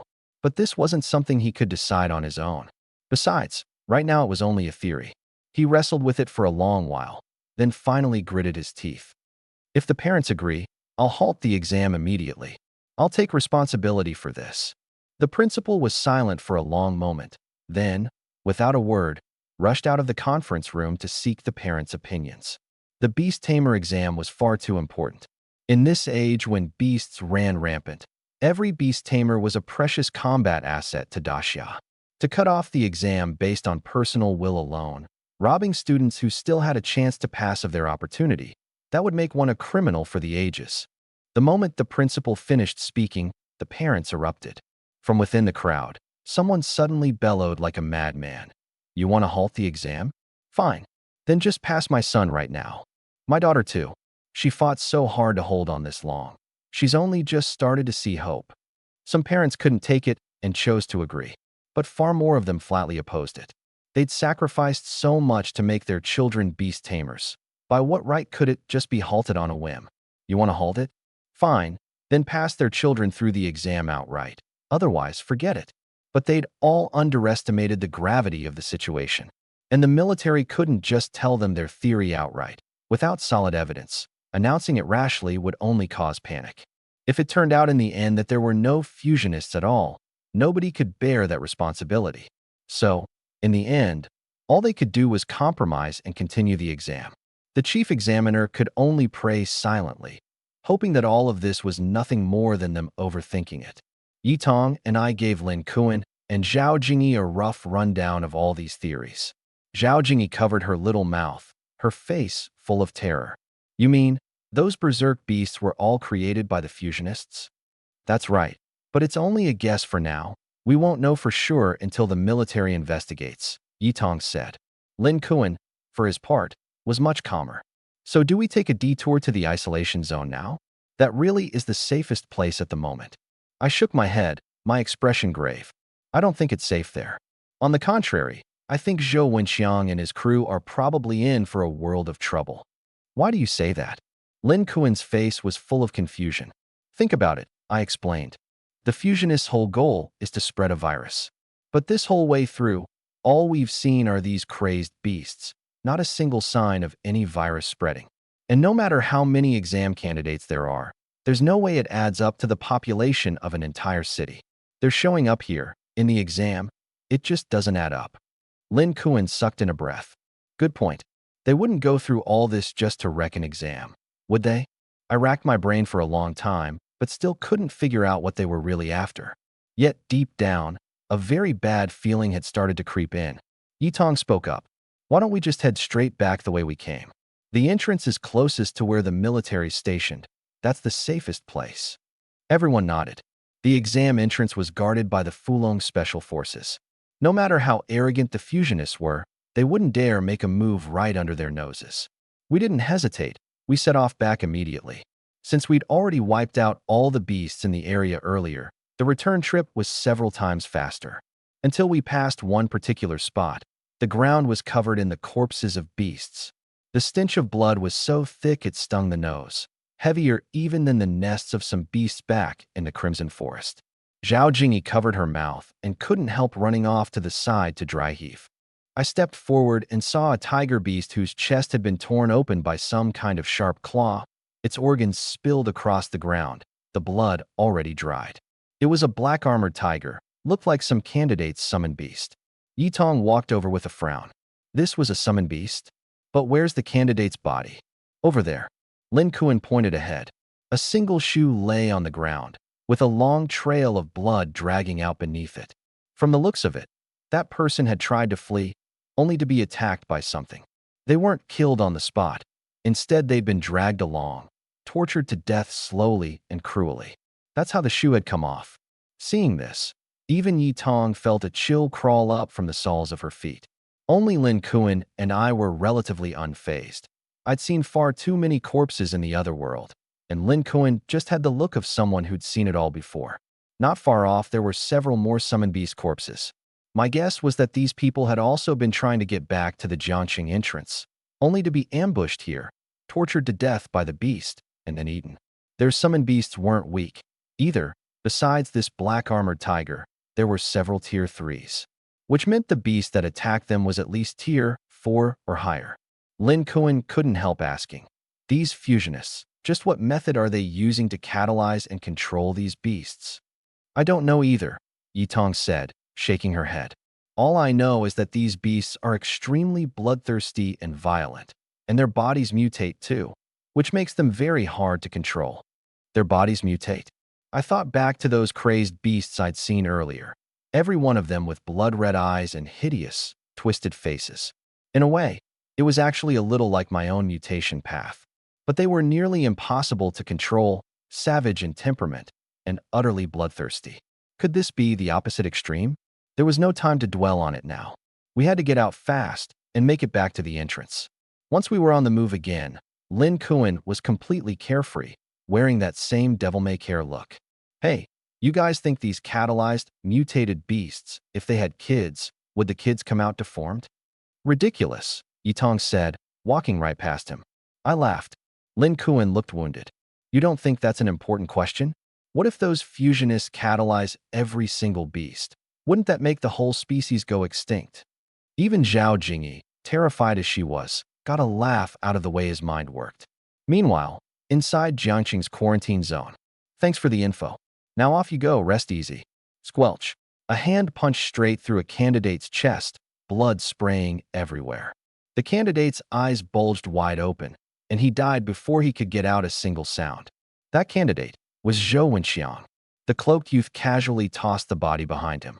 Standing behind him was a giant bird, nearly all its feathers gone, with 2 claws growing right out of its wings. It looked just like a bald wyvern, only far uglier. The body traced an arc through the air, and the giant bird opened its enormous maw, extending a tongue several meters long to wrap around the corpse and pull it into its mouth. After swallowing, it let out a strange cry, as if it wanted more. On the ground lay a landslide bear, an ape, a giant python. Every one of Zhou Wenxiang's group's summoned beasts, all sprawled in pools of blood, and their bodies had all gone into this giant bird's belly. The cloaked youth wore a smile, his eyes carrying a sickly pleasure that didn't belong to someone his age. Just then, a rapid buzzing sound came from not far off, like something was closing in fast. Spotted by the exam patrol? How boring. He pulled out something like a communicator. Calling Mountain Ghost. Calling Mountain Ghost. Mountain Ghost here. I just got another group of candidates' location out of one of the candidates around here. About half an hour ago, they were in the city center, probably that group that killed those dozens of beasts. They're most likely heading for the Jiangqing entrance right now. The exam patrol's already coming for me, so I'm pulling out first. They're all yours. Remember, the bigger the commotion, the better. A few seconds later, the reply came through. Interesting. I'll have them dealt with before daybreak. Meanwhile, outside the exam grounds, the parents had stopped even their wailing. On the screen, where dozens of names had still remained just moments ago, in the blink of an eye half of them had gone dark. Only 20-some were still alive. In their eyes, there was nothing left but despair. The chief examiner walked out of the conference room, his face grim. Before him, the soldiers of the Fulong Special Forces were already lined up in formation.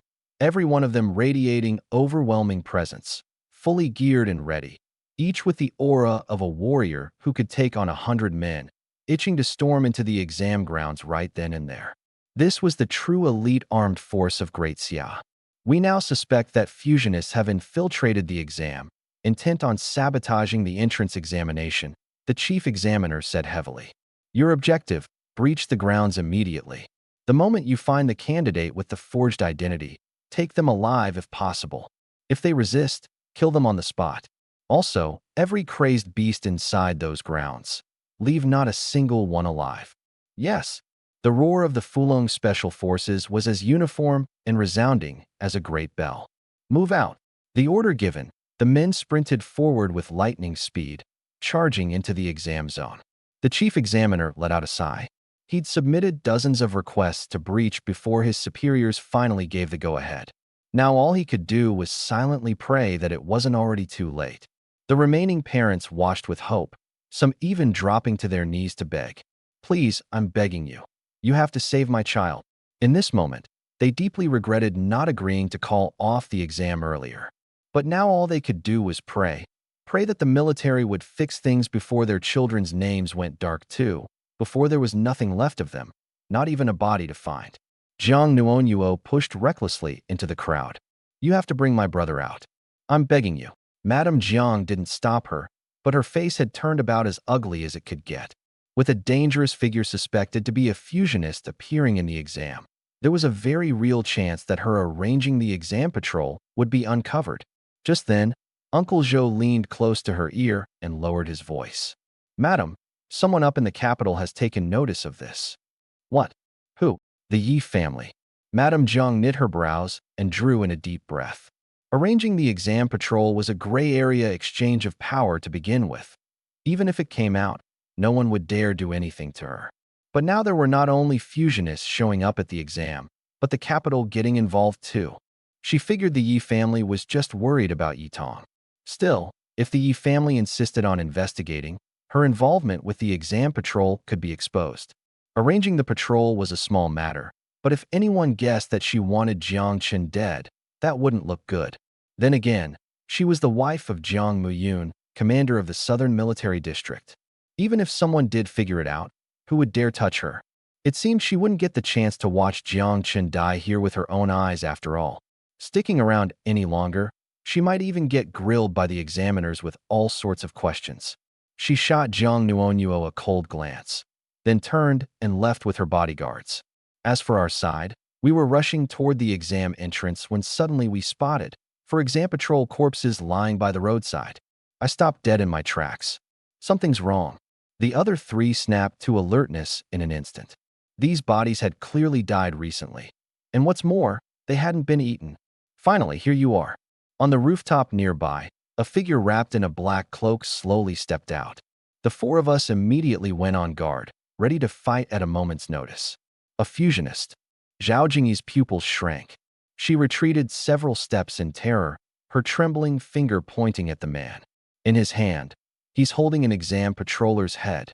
The corner of the cloaked man's mouth curled up, and he lifted the head in his hand. You mean this? It's delicious. My babies love them. The words had barely left his mouth when a rustling sound came from behind him. Two beasts crawled up, a scorpion beast and a spider beast. I frowned slightly. Only tier 3? The cloaked man tossed the head into the air with a grin. The scorpion's tail stabbed forward, spearing the head, then slowly brought it to its mouth to chew. So it was you slaughtering the candidates? I asked. The man raised a single finger and wagged it. Wrong. Not me, us. There were accomplices. The four of us were instantly alarmed, hastily scanning our surroundings. Ha ha ha. Seeing us jump like startled birds, the cloaked man laughed arrogantly. Scared out of your wits, aren't you? What a bunch of idiots. Laugh at your own damn head. Lin Kuan pointed straight at his nose and cursed. You call yourself a fusionist? Bringing 2 garbage tier 3 summon beasts and daring to challenge your grandpa Lin. Oh, the cloaked man propped up his head. Looks like you're not desperate enough yet. He pulled a little bell-like object from his robes and gave it a shake. Dingling. The next second, as if the 2 beasts had sensed something, their bodies began convulsing violently, twitching in agony. The half a head in the scorpion's mouth dropped to the ground and rolled off the 7th floor.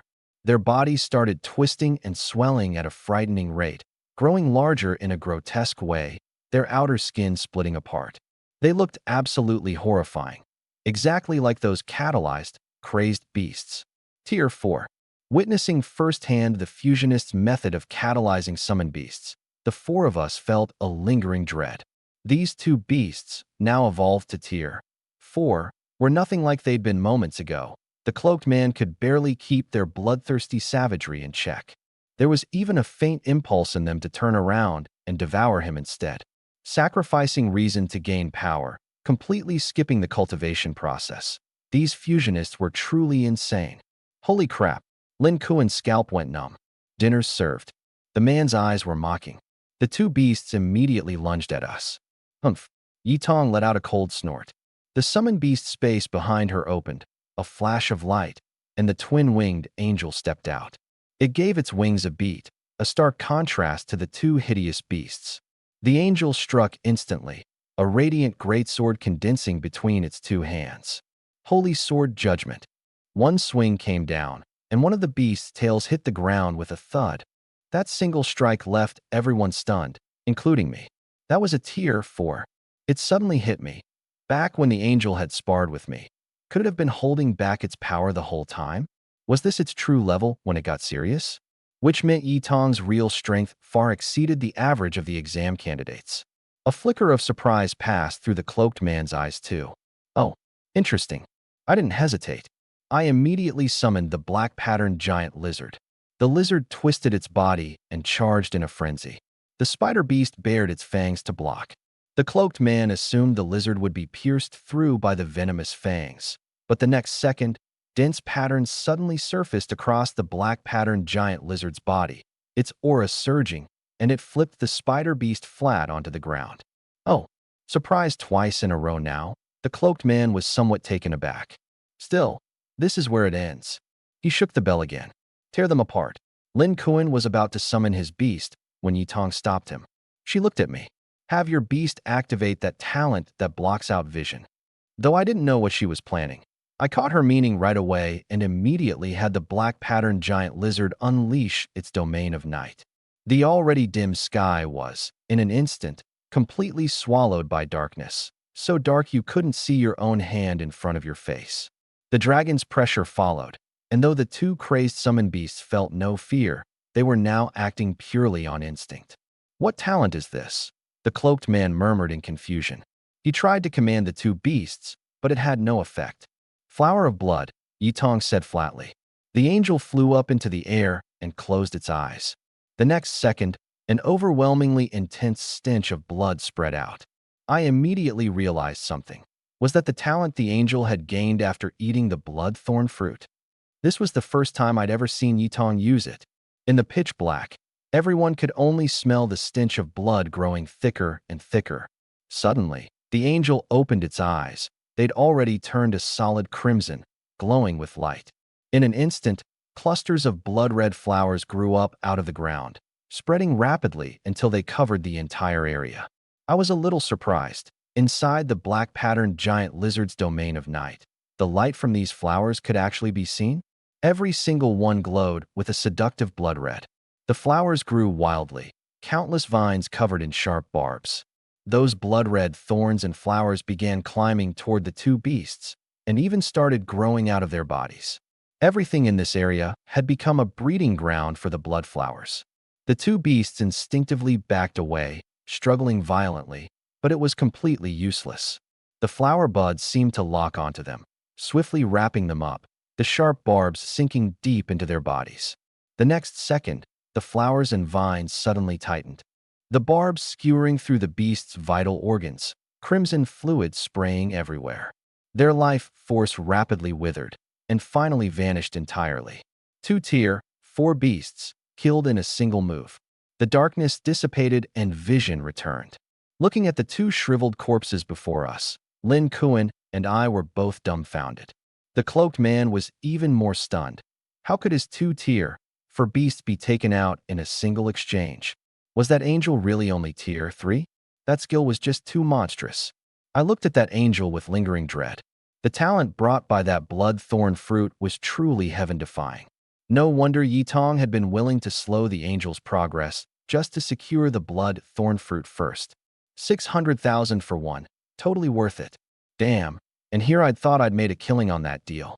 Looks like I'll have to deal with you first, the cloaked man said, looking at Yitong with disdain. He raised the bell to summon beasts again. The bell rang out once more, only with a different melody this time, and several tier 2 beasts emerged one after another all around. If he catalyzed them into tier 3s or even tier 4s, they'd be plenty troublesome. The 4 of us braced ourselves. Yitong spoke. My skill can't be cast twice in a row.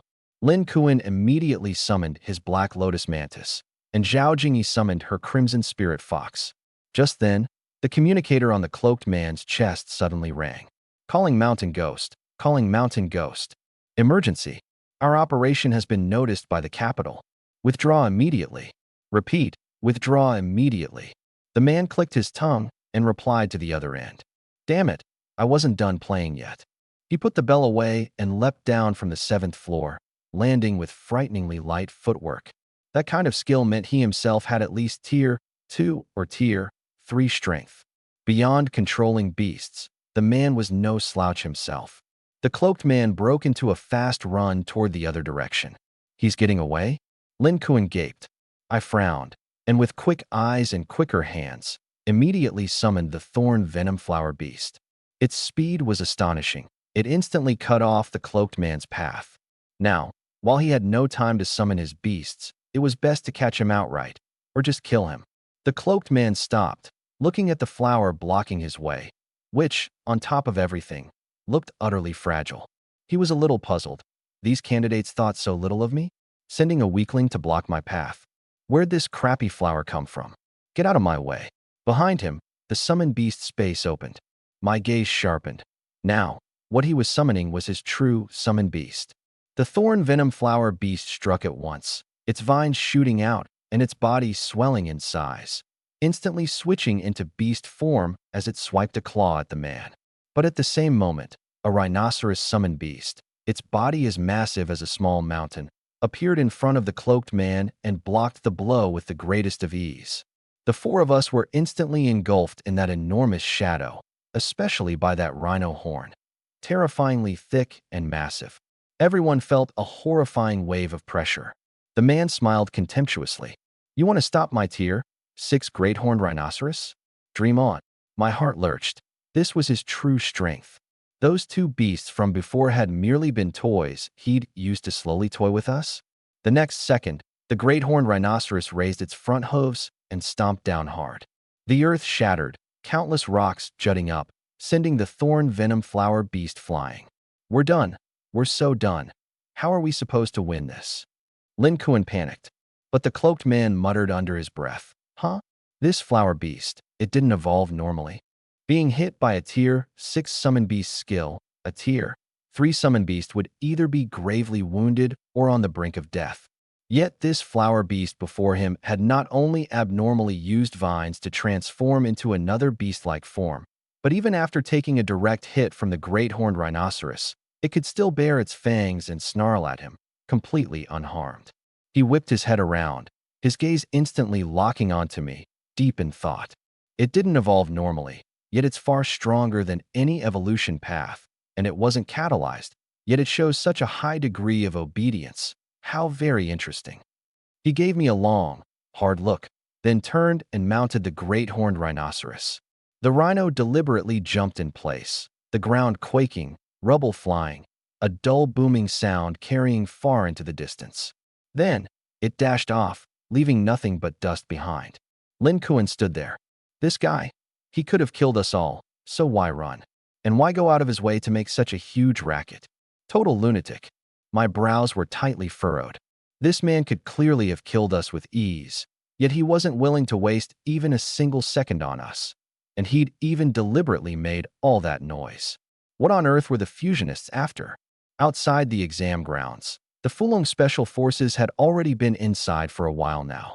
Jiang Nuonyuo stared at the still-lit Jiang Chun on the screen, and her heart eased just a little. She'd been terrified that at this final moment, her brother's name would suddenly go dark. If that happened, she'd surely lose all her strength and collapse to the ground completely. From then on, she'd be the only one left in this world. The chief examiner was watching the clock. The Fulong forces should be closing in on the target soon. A little more waiting, and they'd be able to take that man down. Just then, a voice came over the communicator. The Fulong forces on the mission had found the exam patrollers' corpses. What? The exam patrollers have been killed too. The chief examiner's expression turned sharp. Then what about the target? The target ran too fast. By the time we arrived, he was already gone. And his summoned beast is powerful. The comrades who gave chase were killed too. But, among the things he left behind, we found a communicator. A communicator? The examiner's eyes shot wide open. The enemy actually had accomplices? But the only one they'd traced who'd infiltrated the exam under a false identity was a single person. And every exam patroller had Tier 4 strength, while the Fulong Special Forces were Tier 5. Even so, they'd still been killed by the enemy. Where were that man's accomplices? And what were they doing right now? The two questions exploded in his mind. Cold sweat broke out on the chief examiner's forehead as he looked at the last few names still lit on the screen. Something's off.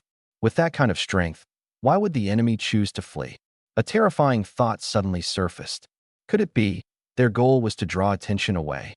Creating an incident during something as important as the entrance exam meant the military would give it their full attention without fail.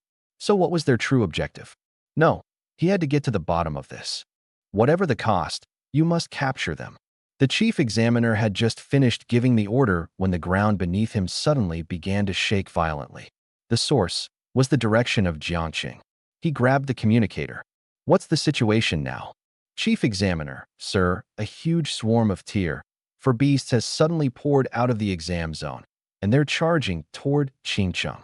The chief examiner's brows twisted tighter, and the ominous premonition in his heart grew stronger and stronger. But there was no time to think it through now. At the Jiangqing entrance, a massive throng of beasts had already surged in, their roars shaking the heavens. The parents panicked instantly. It's the beasts. The beasts have gotten out. They look so powerful. Are these the kinds of monsters our children are facing? Intercept them. Stop them, the chief examiner roared. We can't let the beasts get out and threaten ordinary people. The entrance was guarded by only a handful of soldiers, but they immediately summoned their beasts to fight. Ordinary firearms couldn't so much as scratch a Tier 4 beast.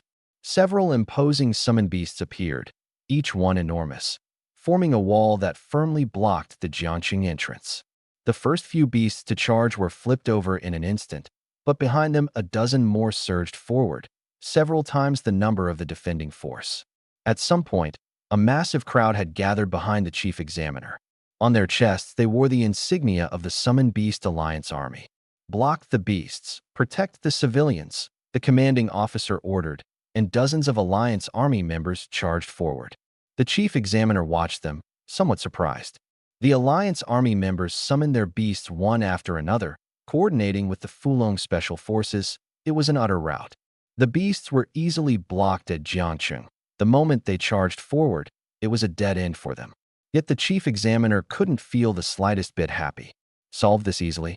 Too smooth. It had all gone too smoothly. He stepped forward to ask, "Which region's alliance army are you from?" The one leading the group gave a military salute. "Nanching." Buzz.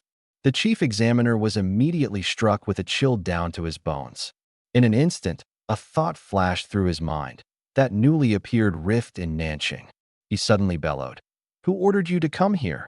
We received an anonymous distress signal from Qingqing, saying that fusionists were suspected in the exam, with a risk of a beast tide breaking out, and to hurry over to reinforce. If you've all come here, then who's guarding the Nanching rift? The chief examiner's voice had begun to tremble. We left one squad behind. The rift is fairly stable for now. It shouldn't break out. As the words trailed off, the leader's voice grew smaller and smaller, and a look of terror surfaced on his face. What did this mean? Nanching was in danger? Suddenly, from the direction of Nanchang, an earthquake-like disturbance erupted, followed by a beast roar that made every hair stand on end. Even across such a great distance, it came through with startling clarity. This commotion was more than 100 times more terrifying than the beasts that had just poured out of Jiangqing. A beast tide. This was a true beast tide. Nanching had fallen. Every parent present turned to look toward Nanching. Only now did they realize with horror. While everyone's attention had been fixed on the exam, Nanching had erupted into a beast tide. Many of the parents present had lived through a beast tide before. This sound was etched into their bones. Terror was written across every face, especially the parents of the Nanching candidates.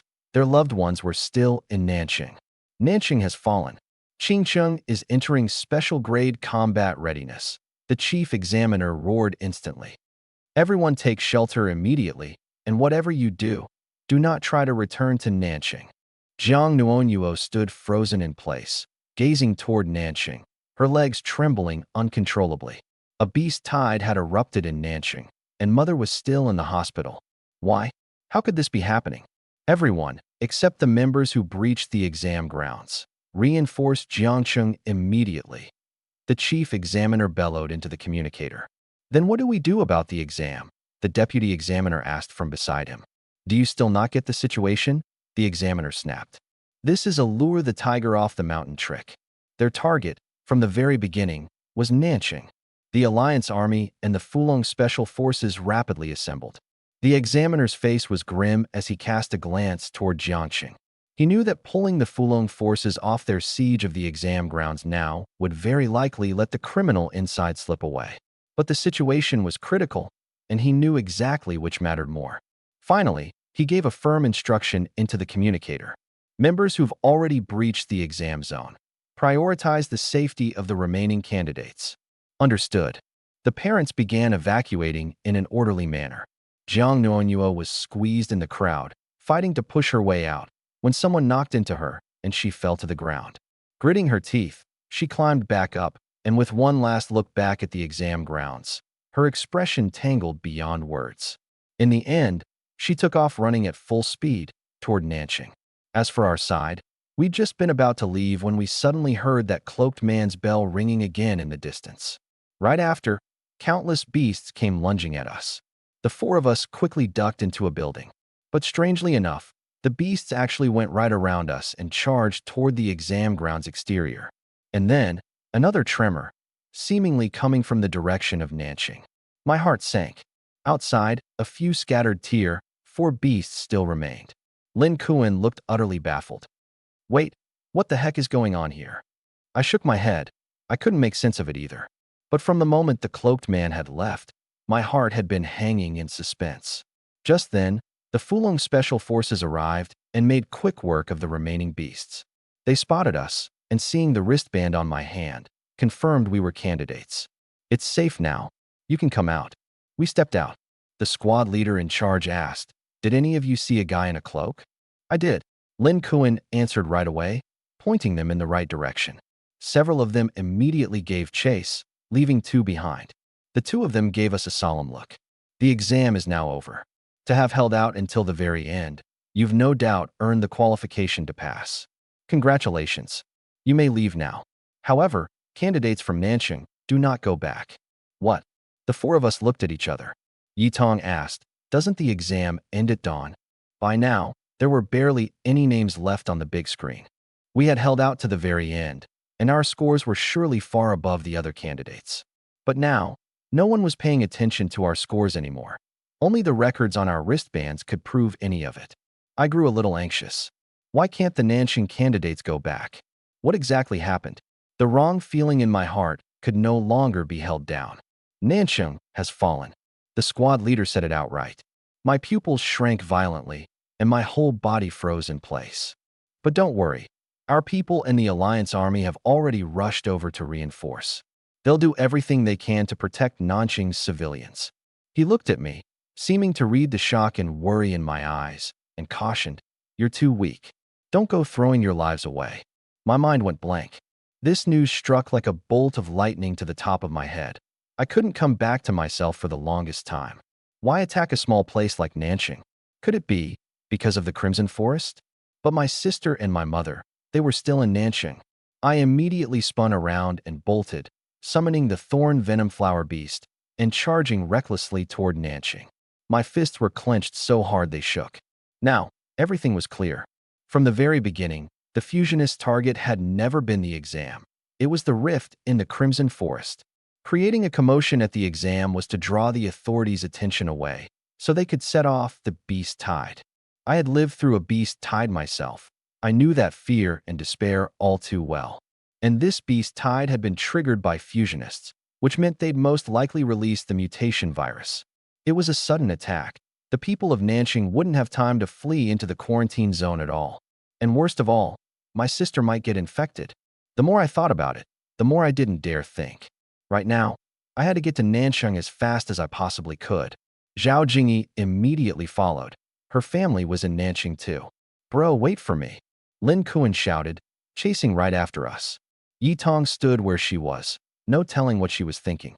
"Captain, should we stop them? They're still just students, and a beast tide is far too dangerous." One squad member hesitated to remind him. The captain watched the backs of the three of us leaving, his expression complicated, and made no move to stop us. After a long while, he spoke softly, wistfully. "I admire this kid's courage. If only I'd been like him back then, maybe. I could have seen my parents one last time. I ran the whole way at full speed, arriving at the exam entrance. By all rights, I should have been the first candidate to pass the exam and walk out, the center of everyone's attention. But in this moment, the place was in utter chaos. The Thorn Venom Flower Beast was extremely fast, cutting straight through the crowd.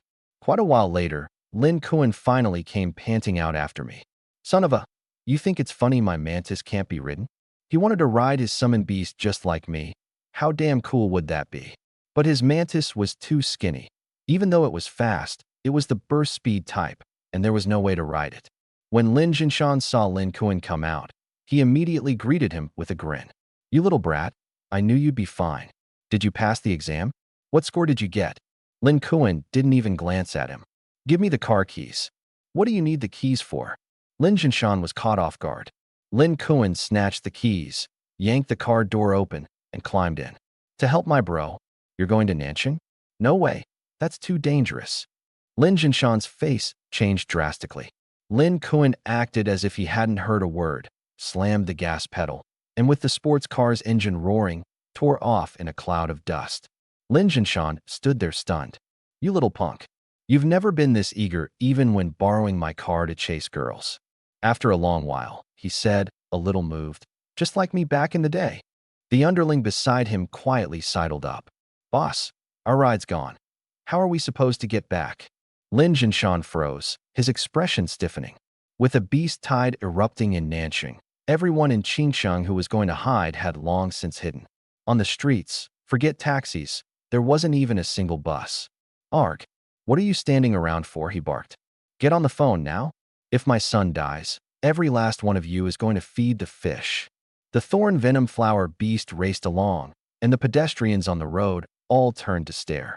The whole way, I kept calling Jiang Nuonyuo, but I couldn't get through. Damn it, I had the Thorn Venom Flower Beast go even faster. From the moment I'd heard those beast roars until now, Nanxing had probably descended into total chaos already. The ominous premonition in my heart grew stronger and stronger. If Mother had been devoured by beasts, or if Jiang Nuonyuo had been infected with the mutation virus, I would never let the fusionists off. Racing the whole way, I finally reached Nanxing. Sure enough, the place had already turned into a total madhouse. Everywhere, panicked pedestrians fled in all directions, gas masks strapped to their faces. Almost every household kept these on hand, because once a beast tide broke out, it was highly likely to come with the mutation virus. Not far off came the savage roars of beasts. To a beast tamer, these beasts might not count as strong. But to ordinary people, they were monsters that could rip a person to shreds with ease. Several wolf-shaped beasts lunged at me, and the thorn venom flower beast tore them to pieces with a single claw. I charged into the city center, and only then did I realize this beast tide didn't just have beast-type creatures. There were plant types too. The ground, the buildings, all of it had been rapidly overtaken by plant-type beasts. Countless gnarled, tangled branches grew wildly, covering every inch of space. Even the beast-type creatures couldn't find a place to set foot. They'd been forcibly driven out. Ordinary people couldn't move an inch. The moment they touched a vine or root, they were instantly hoisted up and strangled to death. One moment of carelessness, and a giant, slime-coated flower bud would swallow them whole. I passed by a car, its body crawling with thorns, entirely enveloped. Inside the window, a man gazed at me with terrified eyes, his mouth opening in a soundless plea. Save me. I could only steel my heart and go around. In my current state, how could I possibly spare thought for anyone else? The thorn venom flower beast didn't stop for a moment and charged all the way to the hospital. By now, the entire hospital building had been wrapped up by a massive plant-type beast, its vines already climbing to the second floor. The people inside could only shut the iron doors tight and seal the windows. But in the face of a beast, human resistance was laughably fragile. Several vines wormed their way in through the gaps in the doors and windows, the glass crushed to bits, cracks even splitting open the walls. The people inside hacked away desperately with sharp weapons, but couldn't inflict a single wound. A flower bud pushed its way in, opened its mouth, and shot out several venomous barbs. The few people hit were instantly sent flying, and the spots where the barbs struck rapidly turned black, clearly some powerful poison. Several nurses screamed. The beast broke in. Run. There's no way out. All the doors and windows are blocked. We're done for. We're all going to die in here. In the hospital room, Jiang Nuonyuo didn't have the strength to carry Mother out, so she could only tie her onto her own back, trying to haul her along. But hearing the shouts outside, her hands slowly went limp. There was no getting out of the hospital. What could she do? Help! Stay back! A cry for help suddenly came from outside the door. A nurse pushed the door open, her face full of terror, and her eyes met Jiang Nuonyuo's exactly. The next second, a tentacle whipped over, and the nurse was instantly dragged back. Jiang Nuonyuo watched, helpless, as the nurse was stuffed into a gaping, blood-red maw densely packed with fangs. One bite, and the nurse's body was riddled with holes, blood splashing up onto the ceiling. The crisp crack of shattering bones was followed by the crunch-crunch of chewing. The nurse's legs thrashed violently, and very soon, went still. Jiang Nuonyuo covered her mouth, trembling all over. Having swallowed the nurse, the flower beast still wasn't satisfied. Its gaze turned to her in the hospital room. At the last moment, Jiang Nuonyuo hid Mother in the corner, laid her on the hospital bed, and blocked her with her own body. But when she turned back, a tentacle had already wrapped around her neck and lifted her high into the air. The tentacle tightened more and more. She struggled with all her might, but her neck was squeezed tight. Soon, from lack of oxygen, her face flushed red and she could barely breathe, tears squeezed out, streaming down. The flower beast seemed to relish such a tender, fresh prey. It drew slowly closer and opened its huge mouth. An indescribable, rotten stench blasted into her face. Jiang Nuonyuo closed her eyes in despair. Suddenly, an even more hideous, blood-red maw bit clean through the flower beast's neck. The vine coiled around Jiang Nuonyuo instantly went slack. She dropped to the floor, gasping for air, and looked toward the doorway in disbelief. Someone had saved her? But before she could feel any relief, the expression on her face froze. Now she was even more terrified than before. because the thing that had bitten through the flower beast's neck was an even more horrifying, even more sinister monster. Hiss! The monster made a spine-chilling sound from its throat, its muscles bulging all over. It was an enormous lizard, looking as if it might pounce at any moment. It gaped its huge mouth, revealing a mouthful of hook-shaped fangs, its drool trailing long onto the ground. It stretched its head toward Jiang Nuonyuo, sniffed at her shoes, and then made an extremely bizarre, creepy expression. Jiang Nuonyuo's hair stood on end in an instant, scared nearly out of her wits. She was done for. This monster was even more twisted than that flower beast from before. She wanted to move, but her legs had long since seized up. Just then, a figure strolled in through the doorway as if nothing at all were the matter. Seeing that Jiang Nuonyuo was unharmed, I let out a long breath of relief and reached out to pat her head. Good thing I made it in time. It's okay now. Jiang Nuonyuo froze, and when she saw clearly who had come, her face filled with astonishment. Brother? She immediately clapped a hand over her mouth, not daring to move a muscle. Because that monster was still eyeing them hungrily, my brother's head could get bitten off at any moment. Trembling, she pointed at the doorway. I was a bit baffled. What's wrong with you? Where's Mom? Seeing my sister's face full of terror, I turned my head, and there was the black-patterned giant lizard, studying Jiang Nuonyuo with a bizarre expression, exactly like some perverted old man. Only then did I understand. Jiang Nuonyuo had been scared by it. Turn around and get out there and wait. My face darkened. The black-patterned giant lizard visibly froze. Master's disgusted with me? And Jiang Nuonyuo reacted to me the same way?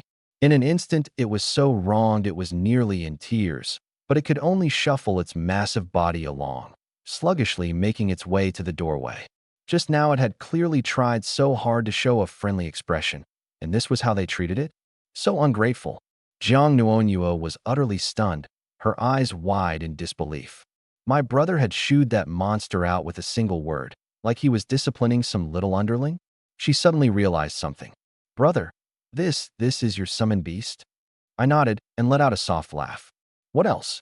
But wasn't your summoned beast a thorn flower? Jiang Nuonyuo still hadn't caught up.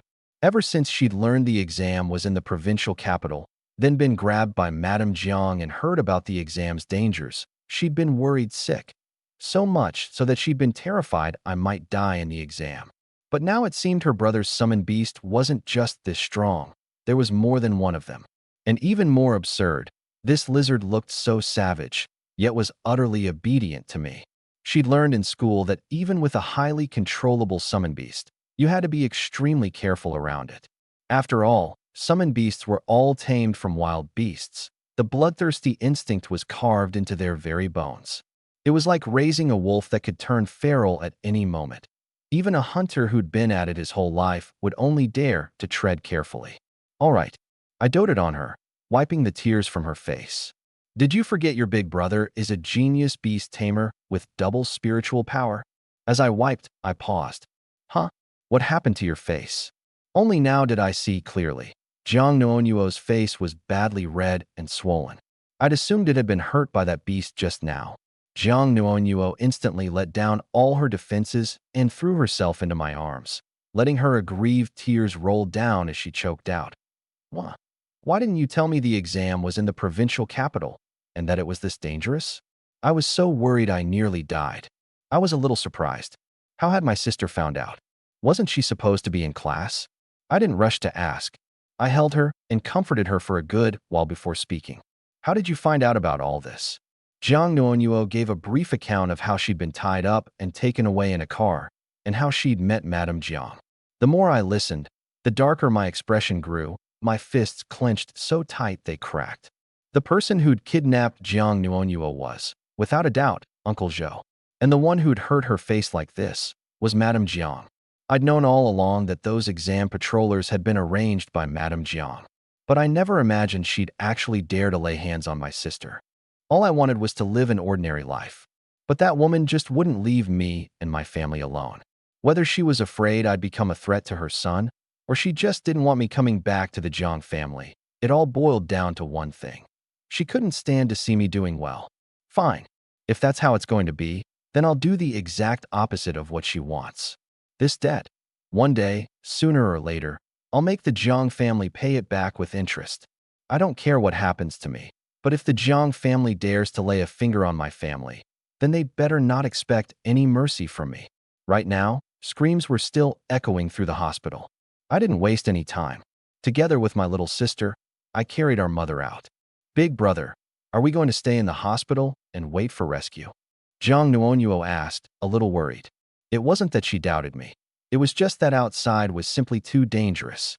Sure, her big brother could carry their mother, but if a monster locked onto them, he'd have his hands full protecting her and couldn't fight freely, which would only make her feel more useless. I gave a small smile and summoned the thorned poison flower beast. Thick, powerful vines came snaking out of the beast-taming space one after another, growing wildly, and the thorned poison flower beast's body swelled visibly right before our eyes. Jiang Nuonyuo was stunned all over again. She just stood there for the longest time, unable to get out a single word. Was this really that frail little thorn flower she'd seen the other day? How had it gotten so huge? Those vines looked absolutely vicious. They didn't look like a plant at all. They looked exactly like a savage monster. The thorn poison flower beast stretched out its vines and wrapped our mother's body into a cocoon, holding her safely inside. I said to Jiang Nuonyuo, "Come on, I'm taking you to the quarantine zone." There was no way I could keep her here in the hospital with me. It was obvious this whole thing was the work of the fusionists, and for now, they probably hadn't spread the virus yet. But the moment that virus broke out, Jiang Nuonyuo would be in danger. So right now, my first priority had to be getting her to safety. As for myself, I wasn't worried. Beast tamers were very hard to infect with the virus. Or rather, we were naturally resistant to the mutation virus, and the stronger a beast tamer was, the less likely they were to catch it. With two vicious monsters flanking her, Jiang Nuonyuo felt completely safe right now. But that sense of security had little to do with the two beasts. It came from me. She couldn't shake the feeling that these two beasts were different from any she'd seen before. There was something more wild and ferocious about them, and yet they were utterly obedient to me. Big brother, you have to teach me someday how you raise beasts like this. Jiang Nuonyuo said, a little excited. I let out a guilty little How was I supposed to teach her that? Was I going to install a monster infinite mutation system in Jiang Nuonyuo too? But I still didn't fully understand this system myself even now. Where would I even begin to teach her? The two of us reached the hospital exit. The black-striped giant lizard and the thorned poison flower beast immediately went to work, clearing every monster off the path, and soon a huge heap of plant wreckage lay strewn across the hallway. The medical staff, patients, and family members, survivors all, came filing out of the wards.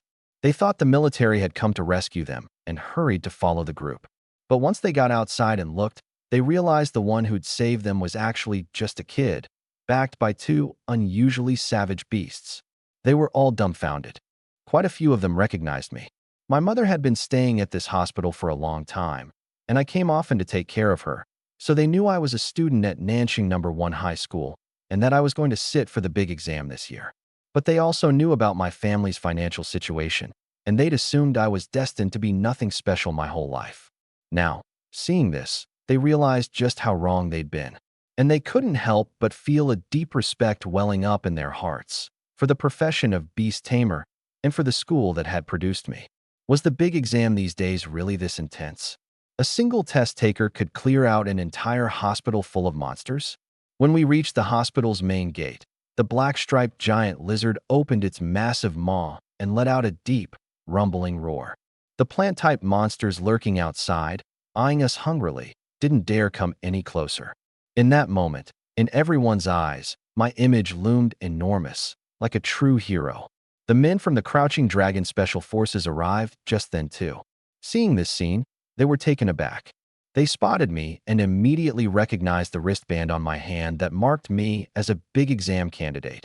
I'd been in such a rush getting back to Nanxing that I'd never had time to take it off. Several of the Crouching Dragon Special Forces members' eyes went wide. This kid was just a student who'd only just finished the big exam. The captain's face immediately darkened. This is absolute madness. Who told you to come back to Nanxing?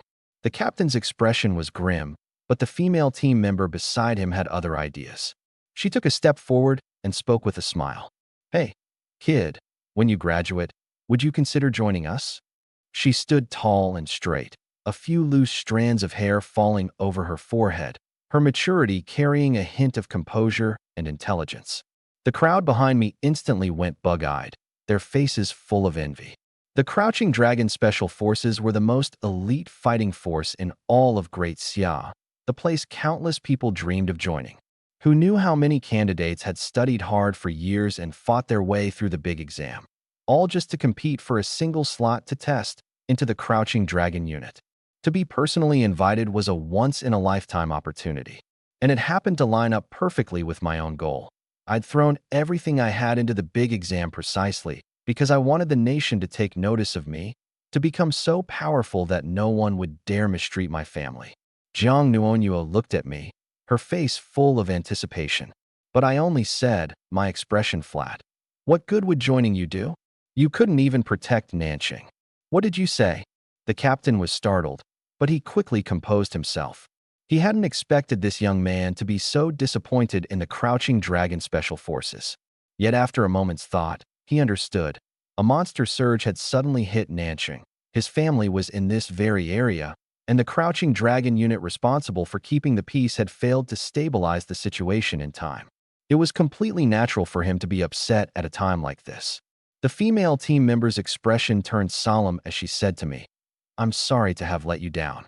But from here on, we'll give it everything we've got to protect Nanqing." She turned to look at the crowd behind me and called out in a loud voice, "We'll keep you all safe. Please come with us to the quarantine zone." The crowd immediately fell in behind them, hurrying along. The female team member looked at me again and gave a gentle smile. "You've done more than enough. Come with us. Leave clearing out the monster surge to the other squads. I really don't want a future top-tier beast tamer to just throw his life away like this." I said nothing, only nodded quietly. Now that I'd calmed down, I realized that what I'd said earlier had been too harsh. The fusionists had created chaos at the big exam site, and it was only because these people had been protecting the candidates that they'd let Nanqing slip through their fingers. They'd actually done their best. The real source of this disaster was those fusionists. As for joining the Crouching Dragon Special Forces, it wasn't out of the question, actually. Just not now. And I wouldn't join in a way like this. Only once I'd risen high enough that no faction could afford to ignore me, that they'd go to any lengths to win me over. Only that kind of power could make everyone too afraid to touch my family. It was only after I'd walked out of the hospital that I saw just how many survivors there were. The moment the survivors nearby spotted the Crouching Dragon members, they came surging toward us like they'd gone mad. The handful of team members simply couldn't form a complete defensive line. There was no way to look after every single person. And a crowd this dense was, to the monsters, nothing short of a fatal temptation. The ground beneath our feet suddenly gave off a faint tremor. My eyes snapped up, fixing hard on the street ahead. Vines were growing wildly along both sides of the road, spreading everywhere unchecked. At the far end of the street, a mass of crimson shapes came crawling slowly out, each one like a giant, blood-red pouch. I recognized this kind of monster, the blood cage grass, a plant-type monster from the Crimson Forest. Inside those pouches was a highly corrosive fluid. There were so many of these blood cage grass, packed together, a full 100 of them at least. The Crouching Dragon members' expressions turned serious. The captain barked out an order. "Cover the survivors and pull them out through the east gate. The rest of you, with me, we're stopping these beasts." The moment the words left his mouth, he summoned a giant scorpion beast. Its body was enormous, with 2 pairs of terrifyingly sharp pincers and a long, barbed tail. Judging by its size alone, it was at least a 4th-tier fighter. I brought my sister along and retreated at the back of the crowd, the thorned poison flower beast at my side. But in my heart, I had an ominous feeling. These monsters were savage by nature, yet now they were moving in coordinated packs. There was a good chance someone was directing them from behind the scenes. "Keep up." The female team member patted my shoulder, her tone steady. "Don't worry, he can hold them off. Let's move first." Unsettled, I slowly nodded. Behind me, the giant scorpion beast raised its pincers, crushing the frontmost blood cage grass in one snap, then swept its long tail across, sending several more flying. The captain's tone was contemptuous. "Come on. If you've got the guts, come at me." Boom! A tremendous crash suddenly came from the ground. as if some colossal thing had slammed down hard. Everyone turned toward the sound. There, at the base of the hospital, stood a monster so enormous it was terrifying. The concrete road had shattered under it, cracks radiating outward layer upon layer, sinking into a deep depression. My pupils shrank, and my whole body went rigid. A great horned rhinoceros. Sixth tier. The captain sucked in a sharp breath and jerked his head toward the rooftop. Who's there? I followed his gaze and looked up too. That cloaked figure standing on the rooftop. I knew it all too well. It was that fusionist. Get everyone out of here now. The captain roared without turning around, his voice frantic. Before anyone could react, the great horned rhinoceros was already charging. The thunder of its hooves shook the entire street. Get out of the way, the captain bellowed. But the scorpion had no time to dodge. The great horned rhinoceros leapt into the air and brought its massive front hooves crashing down. The scorpion beast's body instantly caved in flat, the sound of its shell cracking piercingly sharp, its fluids spraying out and splattering across everyone's faces. The captain's face went deathly pale, and the other two team members immediately summoned every beast they had. The Crouching Dragon members' fighting power was generally 4th tier, but they were never a combat squad to begin with. The real combat squads had to deal with the monster surge and the fusionists first. No one had expected the enemy would appear and launch a surprise attack on their own. Against a 6th tier opponent, they had almost no way to fight back. The captain clenched his teeth, his face set with resolve, and without hesitation prepared to summon his second beast. Get them out of here now. Captain, one member cried out urgently. Don't hesitate, go. The team members forced back their grief and led the crowd onward in their escape. They were soldiers who'd been through brutal training, and right now, only by getting the civilians to safety could they honor the captain's sacrifice. But reality was far crueler than they'd imagined. The group had barely made it a few dozen meters before the sounds of fighting behind them abruptly stopped. All 3 Crouching Dragon Special Forces members had been killed, and that savage great horned rhinoceros was already following our scent, charging after us. Meanwhile, the fusionist stood atop the hospital roof, laughing down at us from on high. Hand over that candidate. I'm very interested in him, especially his beasts. Everyone turned to look at me in unison. I was the only big exam candidate present. Jiang Nuonyuo's face filled with shock, her voice edged with terror. Big brother, the one he's talking about, is it you? I came here specifically for you. The fusionist went on. I'll give you a chance, join us. I stroked the back of Jiang Nuonyuo's head, looked up at the rooftop, and let out a cold laugh. In your dreams. The root of my mother's illness was caused entirely by this group of fusionists. There was no way in hell I would ever join them. Hearing this, the fusionist laughed even more wildly. You've got backbone.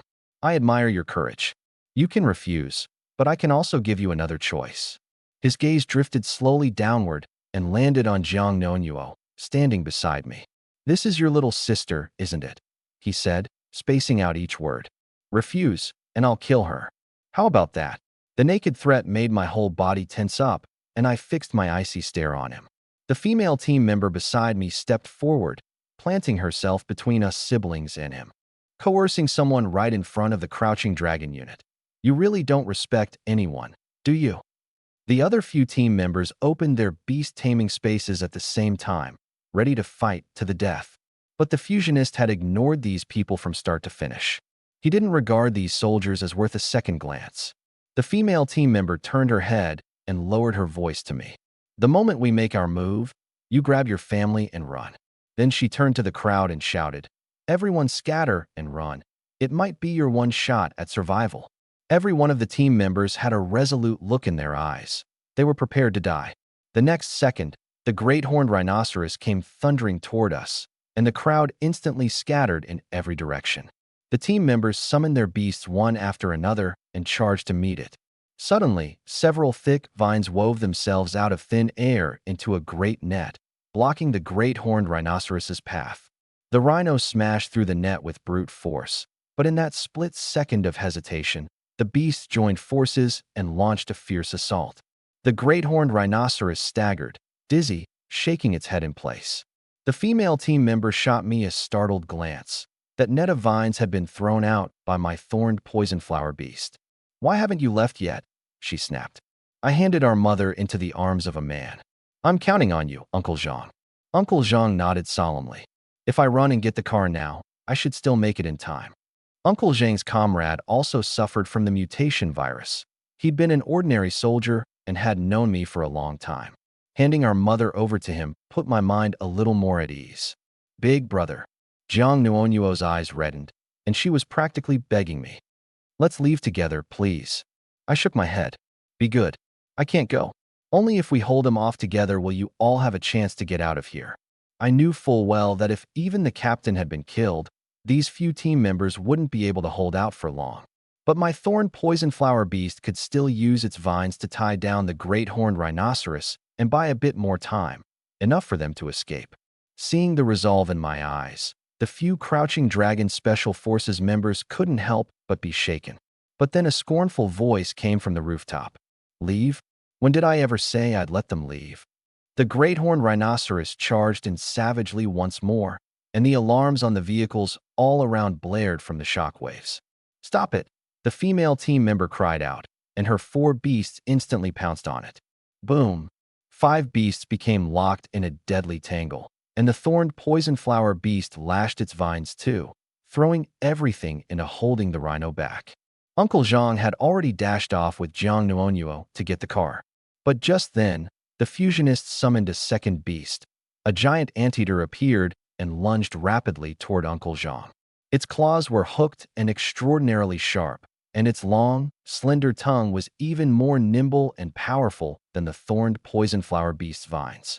The vehicles blocking its path were skewered by a single flick of that tongue and flung aside. Judging by its size, it had to be 4th tier. My whole body went taut. The black-striped giant lizard instantly shot forward with a roar, and the 2 great beasts collided, tearing into each other savagely. Skewer it. The fusionist's face was full of contempt.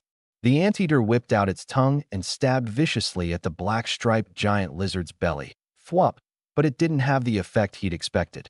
The tongue only pierced the surface of the lizard's skin and couldn't sink in any deeper. The fusionist's expression froze. The next second, the black-striped giant lizard seized that tongue in a death grip with one claw and yanked hard, slamming the entire anteater to the ground. The lizard tried to tear the tongue off, but it was so tough that it wouldn't break no matter what, and in the end the anteater raked several bloody gashes across the lizard with one of its claws. The lizard let out a scream of pain. Even so, the fusionist was already stunned. An eagle-clawed anteater was 4th tier. The gap between 3rd tier and 4th tier was no small thing. Both of this candidate's beasts were downright freakish. They absolutely hadn't evolved normally.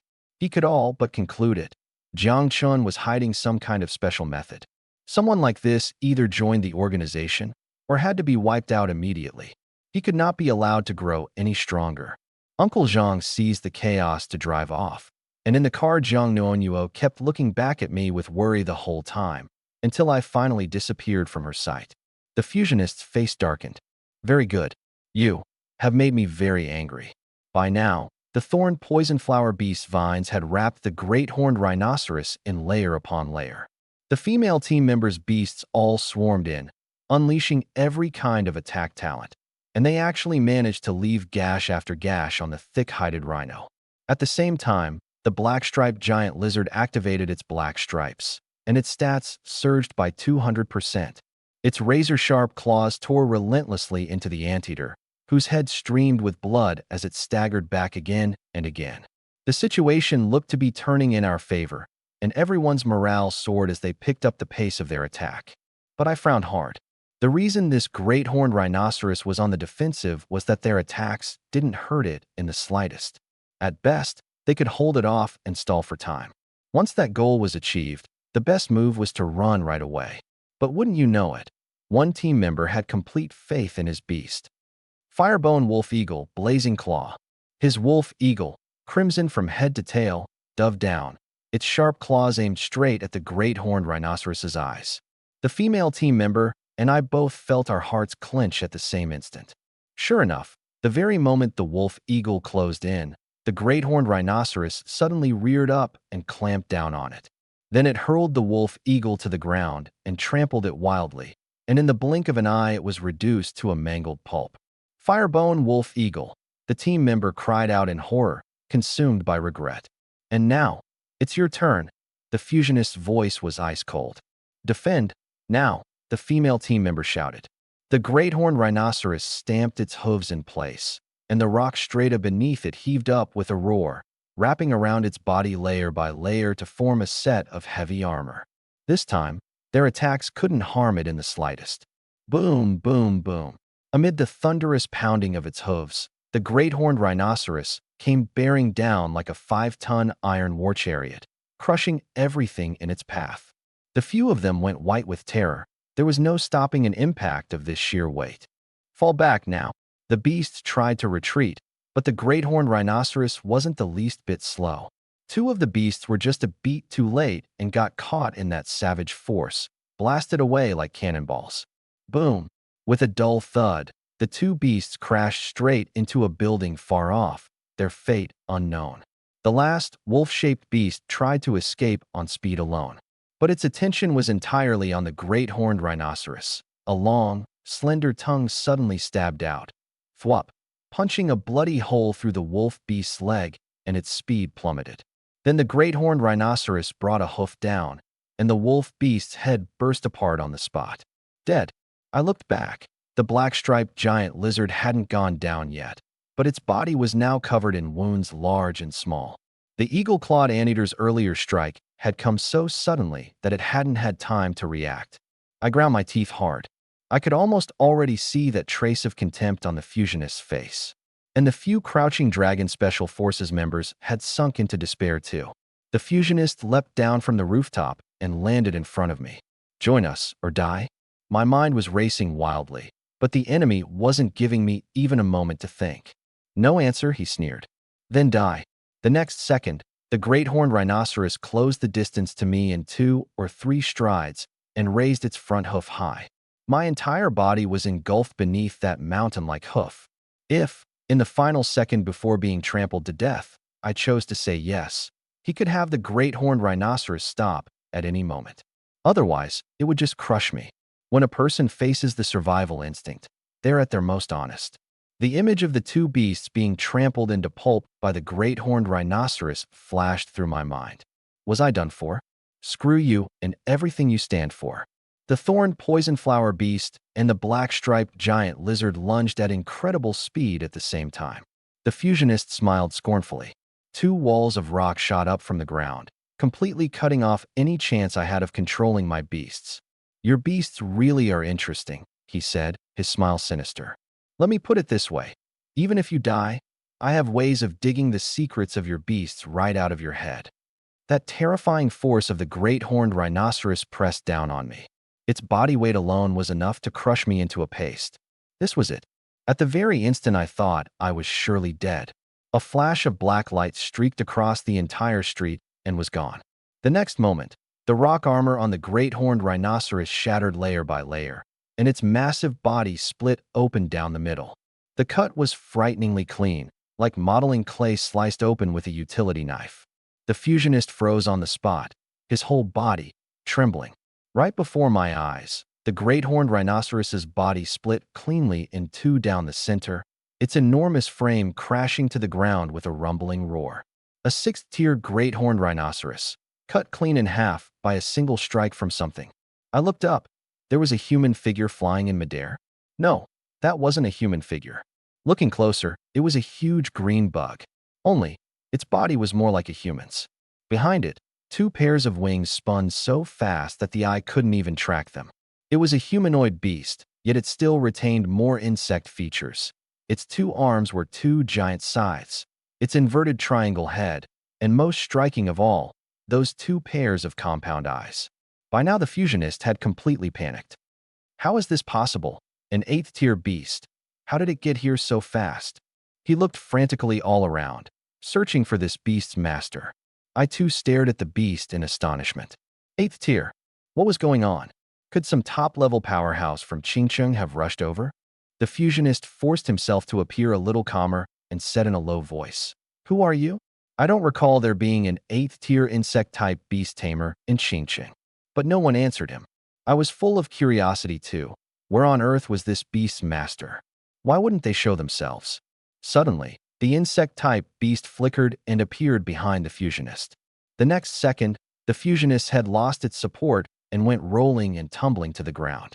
Meanwhile, on the other side, Uncle Zhang was driving the car, racing toward the quarantine zone at full speed.